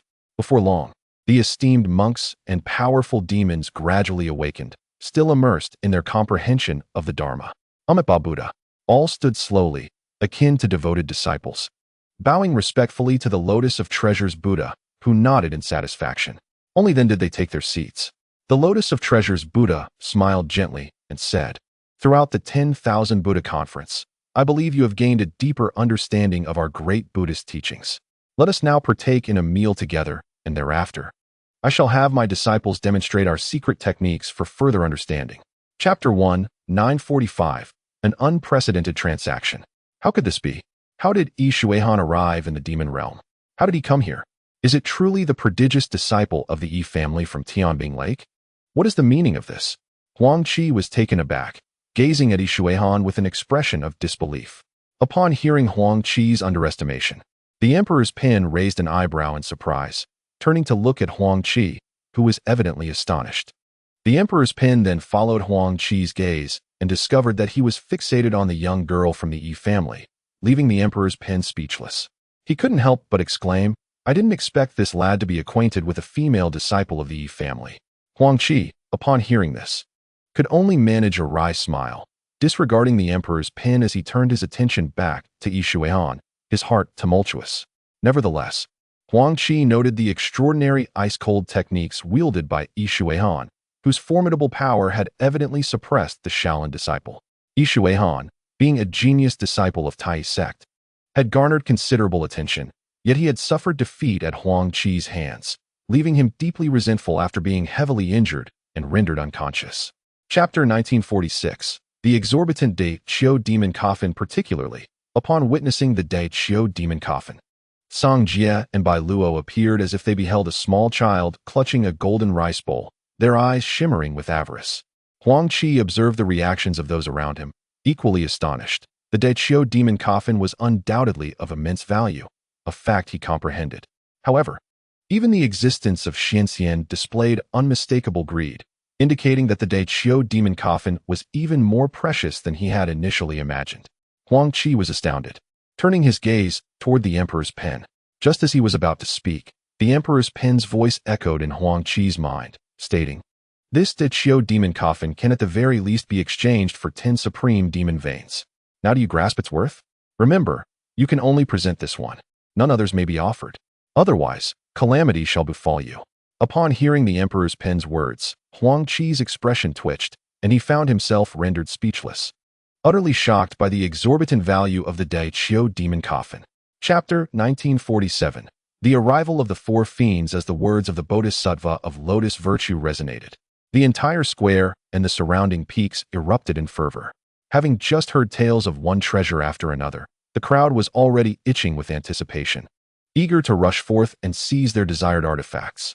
The moment the Bodhisattva spoke, it was as if a kettle had boiled over, with many rising to negotiate for their coveted treasures, as those who acted first would surely seize the advantage. However, at this moment, a hearty laughter echoed from the heavens, resonating throughout the earth, followed by an overwhelming aura of demonic energy, a dreadful malevolence descending from the sky. "Ha ha, it seems my brothers and I have arrived too late. I hope the Bodhisattva of Lotus Virtue, the Lord of Dugu Palace, and the Yi family fairy will not hold it against us." All who felt the terrifying pressure of the demon race changed countenance, with only those above the Xianxian level managing to maintain their composure. Soon thereafter, four youthful figures emerged. Chapter 1948. Acknowledgement between senior and junior disciples. The emperor's pen observed Huang Qi's cautious demeanor and shook his head in resignation. Now that the four fiends had found this place, they had likely already locked onto Huang Qi. Regardless of Huang Qi's caution, it would prove futile. The four fiends refrained from revealing themselves, primarily because this was a sacred ground of the Buddhist sect. Although they feared nothing in the world, they needed to temper their demeanor in the presence of the three great emperors. Huang Qi waited patiently, yet no one approached him to examine the Dai Qiu demon coffin. His calm demeanor was not due to a lack of interest in the coffin, which was undoubtedly a priceless treasure beyond the reach of ordinary individuals. He anticipated that the formidable sects and families would soon arrive to discuss matters regarding the Dai Qiu demon coffin. After a moment of contemplation, he considered having the emperor's brush examine the coffin. This place was brimming with countless treasures, many of which could enhance his own abilities. Such an opportunity was not to be missed. Chapter 1949. The schemes of Huang Qi. A figure clad in black gradually approached the opposite side of the Dai Qiu demon coffin. The crowd, previously engaged in discussions about the recent embarrassment of the arrogant Dugu Outyan, fell silent upon hearing this voice. Their expressions shifted slightly as they turned to see one of the four fearsome spirits making his entrance, prompting everyone to promptly close their mouths. It was evident that those familiar with the young man harbored a deep sense of trepidation. Huang Qi observed the boy, who emanated a terrifying aura, reminiscent of a fearsome deity, instilling dread in all who beheld him. Feeling the overwhelming pressure of the boy's presence, Huang Qi experienced a moment of unease, especially as the boy smiled in his direction. A sense of alarm gripped Huang Qi's heart. Although he had been bold in his previous actions, he now felt the weight of the boy's attention, akin to being targeted by a venomous serpent, a decidedly uncomfortable sensation. Observing the boy's aura and the intensity in his gaze, Huang Qi understood the gravity of the situation. Chapter 1950. The invitation of the lotus. The phantom of the Buddha directly merged with the golden spear, which seemed to struggle momentarily but was ultimately subdued by the power of the precious lotus, rendering it unable to resist. After a brief interval, the demon spear ceased its trembling, and Huang Qi established a mental connection with this formidable weapon. The name Great Abyss Demon God Spear carried an imposing weight. It was likely a celestial artifact of the ancient demon god from the Great Abyss, a weapon capable of wreaking havoc on a grand scale. Though Huang Qi was unaware of the full history of the Great Abyss Demon God, acquiring such a spear was akin to gaining a powerful ally. He decided to bestow upon it the name Great Abyss henceforth. With a respectful bow, he promptly accepted the spear, which felt as heavy as a mountain in his grasp. Huang Qi was taken aback by its weight. This demon spear, while it may not rival the Daiqiu demon coffin, certainly belonged to the category of heavy weaponry. It seemed that even an ordinary demon cultivator would struggle to wield such a terrifying implement. Chapter 1951. A grand gesture eventually. Many demon emperors and Buddhist monks practiced their skills until they managed to slay the Qiyu demon god.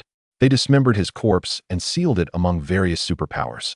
However, unbeknownst to us, a fragment of the Qiyu demon god's spirit mysteriously escaped, possessing strength close to that of a demon emperor. Later, this fragment of the Qiyu demon god, having acquired an ancient forbidden technique, utilized the Daiqiu demon coffin to reconstruct its physical form. The demon realm's great Qiu was almost entirely seized by this fragment. Yet its ultimate destination remains a mystery. Astonishingly, it lay hidden within the abyss of the fallen demons. The fact that you managed to navigate through and escape from there indicates that you are no ordinary individual. Huang Qi felt a subtle stir within, while Dugumo smiled gently and said, "Rest assured, we have not come to trouble you. We merely wish to inquire about the whereabouts of the avatar of the demonic god Qiyu. Now that we are aware, we shall hone our skills by eliminating it." Chapter 1952. Refining the blood of the Vermilion Bird. The expedition to Mount Suyu proved immensely fruitful, much to Huang Qi's surprise. However, with the 10,000 Buddha conference now concluded, it was time to depart. The thought of the Tsang Jie and the four malevolent spirits fixating on him caused his countenance to twitch involuntarily. With his current abilities, he might contend with a being of the Xianxian level, but facing one at the pinnacle of that realm seemed daunting, especially with so many Xianxian watching him. It was imperative that he leave in advance, change his appearance, and devise a plan to reach the demon gate to resurrect Ping'er, which was of utmost importance. The Bodhi Buddha swiftly reviewed the jade slip Huang Qi had provided, his eyes revealing astonishment. Given the Bodhi Buddha's cultivation and capabilities, few things could truly surprise him. Yet Huang Qi's Sutra of the Stupa refinement managed to do just that, indicating the extraordinary nature of this secret technique. Chapter 1953. The Emperor's Brush Trapped. Huang Qi understood that unless he refined the blood of the four malevolent spirits, relying on blood to enhance his combat prowess would soon reach its limits. He felt quite helpless. Nevertheless, he decided to reserve this substantial amount of blood for his disciple and future generations. It was time to leave. Although Huang Qi yearned for seclusion and cultivation, this was, after all, someone else's territory. Even if he wished to meditate, he would need to find a secluded place where he could do so undisturbed, as he was not accustomed to practicing under the watchful eyes of others. 2 months had passed, and the Emperor's brush had yet to arrive, leaving Huang Qi uncertain about what might have transpired. Exiting the internal space of the Earth Emperor's book, he sensed that Xiao Bao was still refining the 9th rank Bodhi Pearl, though its aura was rapidly ascending. This pleased Huang Qi immensely. Should the Stupa treasure ascend to the ranks of celestial spiritual treasures, it would undoubtedly bolster his strength. However, he also understood that such a transformation might be unlikely. Chapter 1954. The Emperor battles the four malevolent spirits. Meanwhile, in another direction, powerful beings from the Great Thunder Sound Temple, Shaolin Temple, and numerous esteemed Buddhist monks from Mount Gaia and Capricorn Temple watched the battle with grave expressions. The forces of the Demon Gate were also present. with Dugu Kun's expression reflecting the weight of the situation. The powerful members of the Tianlang clan, along with many other demonic sects and families, including nearly all Xuanxian-level demonic beings, had gathered to witness this monumental clash. Among them were members of the demonic cult. Before Wang Shirshir stood an elderly figure, who had regained some color in his face, observing the battlefield with a furrowed brow. Wang Shirshir, filled with concern, was acutely aware that the emperor's brush was allied with Huang Qi. Now, with Huang Qi's whereabouts unknown, the emperor's brush had become the target of the four malevolent spirits' onslaught. Although the human emperor's pen is exceptionally formidable, the opponent resides within the same echelon. In a one-on-one confrontation, the human emperor's pen may not fear. Yet the adversary is not to be underestimated. In chapter 1955, Huang Qi takes action as the fierce beast, Taotai, howls in rage and lunges towards the illusory figure of the emperor, its enormous maw seemingly intent on devouring the emperor whole. Chaos manifests as a colossal shield, possessing 4 wings and 6 legs, unleashing a terrifying aura that ascends to the heavens.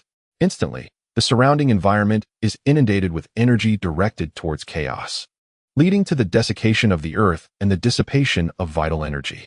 Chaos, having reached its maximum size, charges towards the illusory figure of the emperor. The emperor's visage remains proud, embodying an impervious monarch as he gestures with his hand, causing the human emperor's pen to materialize within his grasp. He begins to inscribe characters upon the canvas of the sky. Each grand character emerges instantaneously, blocking Taotai and chaos with a multitude of runes. A pair of muffled thuds resounds as the 2 fierce spirits are sent reeling backwards, while the runes tremble, extinguishing swathes of energy.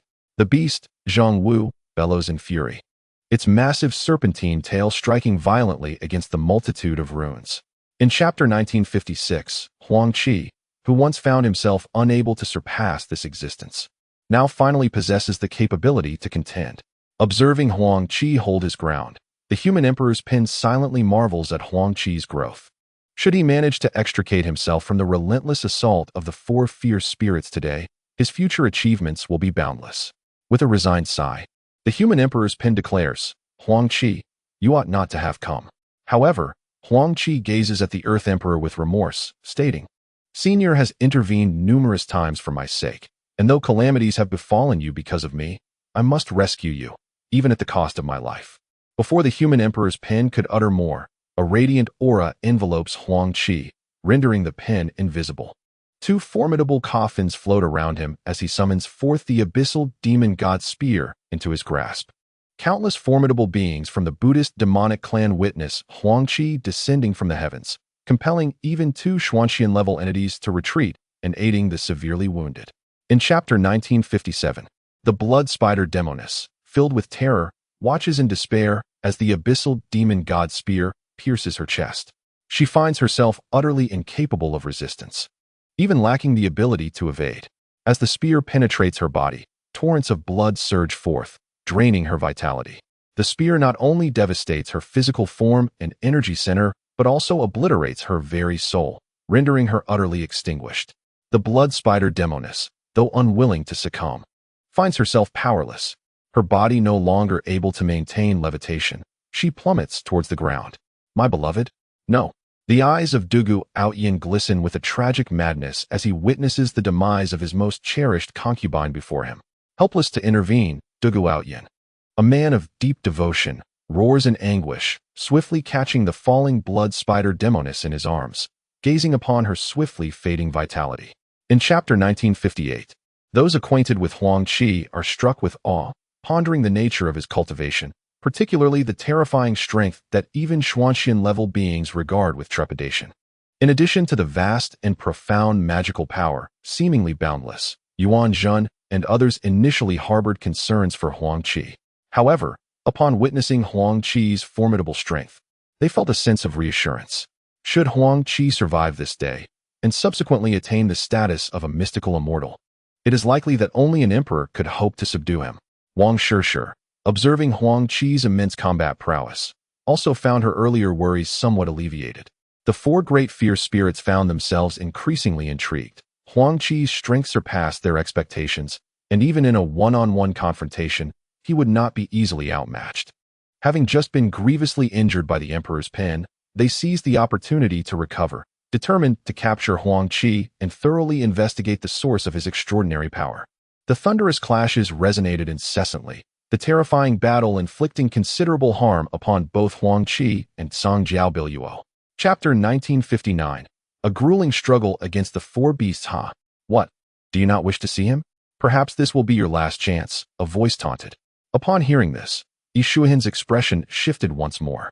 His thoughts toward Huang Qi were devoid of ulterior motives. Rather, he cherished a bond of camaraderie from their past as senior and junior disciples.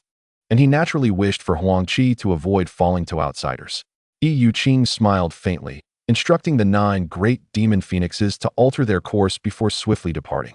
Within the confines of an ethereal space, 5 true dragons of varying hues pulled a magnificent dragon carriage, traversing the endless void. Melodious strains of music emanated from within the carriage, punctuated by the sounds of laughter. Inside, a man donned in a resplendent yellow dragon robe exuded the aura of an unparalleled warrior, seated alongside a woman clad in regal attire, whose beauty was nothing short of breathtaking. Below them, several young men and women raised their goblets in joyous conversation, the merriment led by a particular youth. Chapter 1960. The power of the Buddha's treasures. More than 30 figures coalesced into a formation, soaring skyward, and a colossal defensive shield materialized, meeting the titanic foot of the 2-headed demon god head-on. The ground quaked as the foot collided with the shield, producing a cacophony of cracking sounds. Each of the 30 figures spurted blood, sent reeling backward, while the ancient scrolls shone brightly, enveloping the group. In an instant, fearsome bolts of lightning surged upward, targeting the demon god's massive foot. With a resounding crack, countless bolts of lightning struck the demon goddess' foot, causing it to recoil in pain as it let out an enraged roar. The Buddhist pagoda ascended, radiating a brilliant light, and a chilling beam shot forth, tearing through the heavens. It was none other than the Tea's sword, slicing through the air, as 9 spectral forms of true spirits charged toward the 2-headed demon god. The demon's expression shifted slightly, and it roared in fury. Chapter 1961. Mutual destruction. However, Huang Qi's presence exerted an even stronger influence over the demon clan, causing their faces to pale in shock. One by one, they could not help but bow down. Even those at the level of demon immortals found it impossible to remain composed, retreating in disarray. Their faces betrayed utter astonishment. Even more astonishing was the 6-word mantra transforming into 6 celestial runes, descending upon the 4 great true spirits and the 2-headed demon god with overwhelming force. The expressions of the 4 true spirits and the 2-headed demon god finally shifted, as the 6 celestial runes soared into the sky, imposing an unprecedented sense of terror upon them. It felt as though an entire realm was intent on suppressing them, and the formidable pressure rendered their movements exceedingly difficult. The faces of the 4 fierce spirits paled, and they unleashed their immense magical powers to resist the rune's oppression. Particularly, the 2-headed demon god, already significantly restrained by the Buddhist techniques, felt the terrifying pressure even more acutely than the 4 fierce spirits, unable to suppress their alarm. Chapter 1962. Questioning the Emperor. Suddenly, a series of muffled thuds echoed as the advancing demon clan warriors spewed forth blood, each one propelled backward. Then, a resounding phoenix cry ascended into the heavens, heralding the arrival of a phoenix chariot brought forth by the 9-headed phoenix, the ancestral figure of the Yi family. Someone recognized the chariot, their expressions shifting slightly, and none dared to speak. An emperor-level presence had just sent countless demon warriors flying with a mere flick of a hand, showing remarkable restraint. Otherwise, many would have perished. As the phoenix chariot approached swiftly, 2 enchanting figures gradually materialized, none other than the returning ancestor Yi Yuqing and Yi Shuihan from the frozen lake. Yi Yuqing, upon surveying the ravaged surroundings, furrowed her brow slightly, and then spotted the 4 fierce spirits alongside Song Jiaobiluo and the severely weakened Huang Qi, all lying in a state of pallor, their vitality waning. Chapter 1963. The final card. Yi Shuihan wished to dissuade Huang Qi, fully aware of his deep sense of loyalty and commitment to vengeance in the demon realm. Could he truly stop him? Countless disciples of the Buddhist sect clasped their hands in prayer, their eyes reflecting a profound compassion. Yi Yuqing cast an odd glance between Huang Qi and Dugu Mo, uncertain of what to say. Dugu Mo sat calmly, a subtle smile playing at the corners of his lips, nodding in approval at Huang Qi. You are quite impressive. Perhaps you are the only one here with such audacity. Since you wish to know why, allow me to enlighten you. Dugu Mo disdainfully glanced at everyone else before addressing Huang Qi. This emperor is willing. What can you do about it? Huang Qi's complexion darkened, his eyes glinting with murderous intent, yearning to confront him in a final battle. Yet, what could he truly achieve? Could he genuinely slay an emperor? Such a notion seemed utterly preposterous.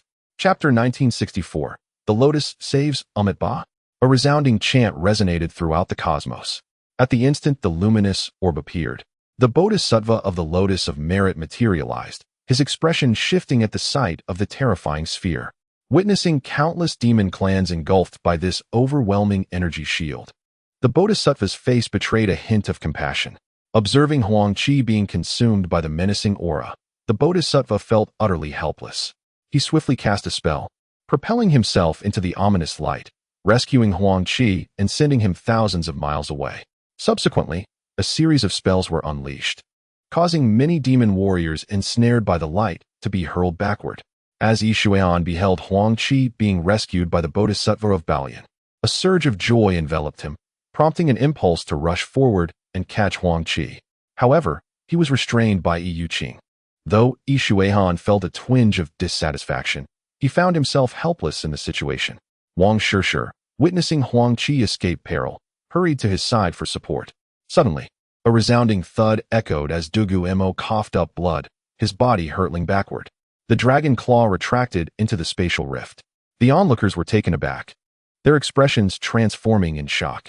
Whose dragon claw had appeared so fearsome, capable of injuring Dugu Mo? How was this possible? Despite Dugu Mo's disarray from Huang Qi's ambush, he was still an emperor. How could he be so easily overpowered? The only plausible explanation was that his adversary was another emperor, perhaps one of even greater strength than Dugu Mo. Who could it be that arrived so unexpectedly? It appeared to be a supporter of Huang Qi.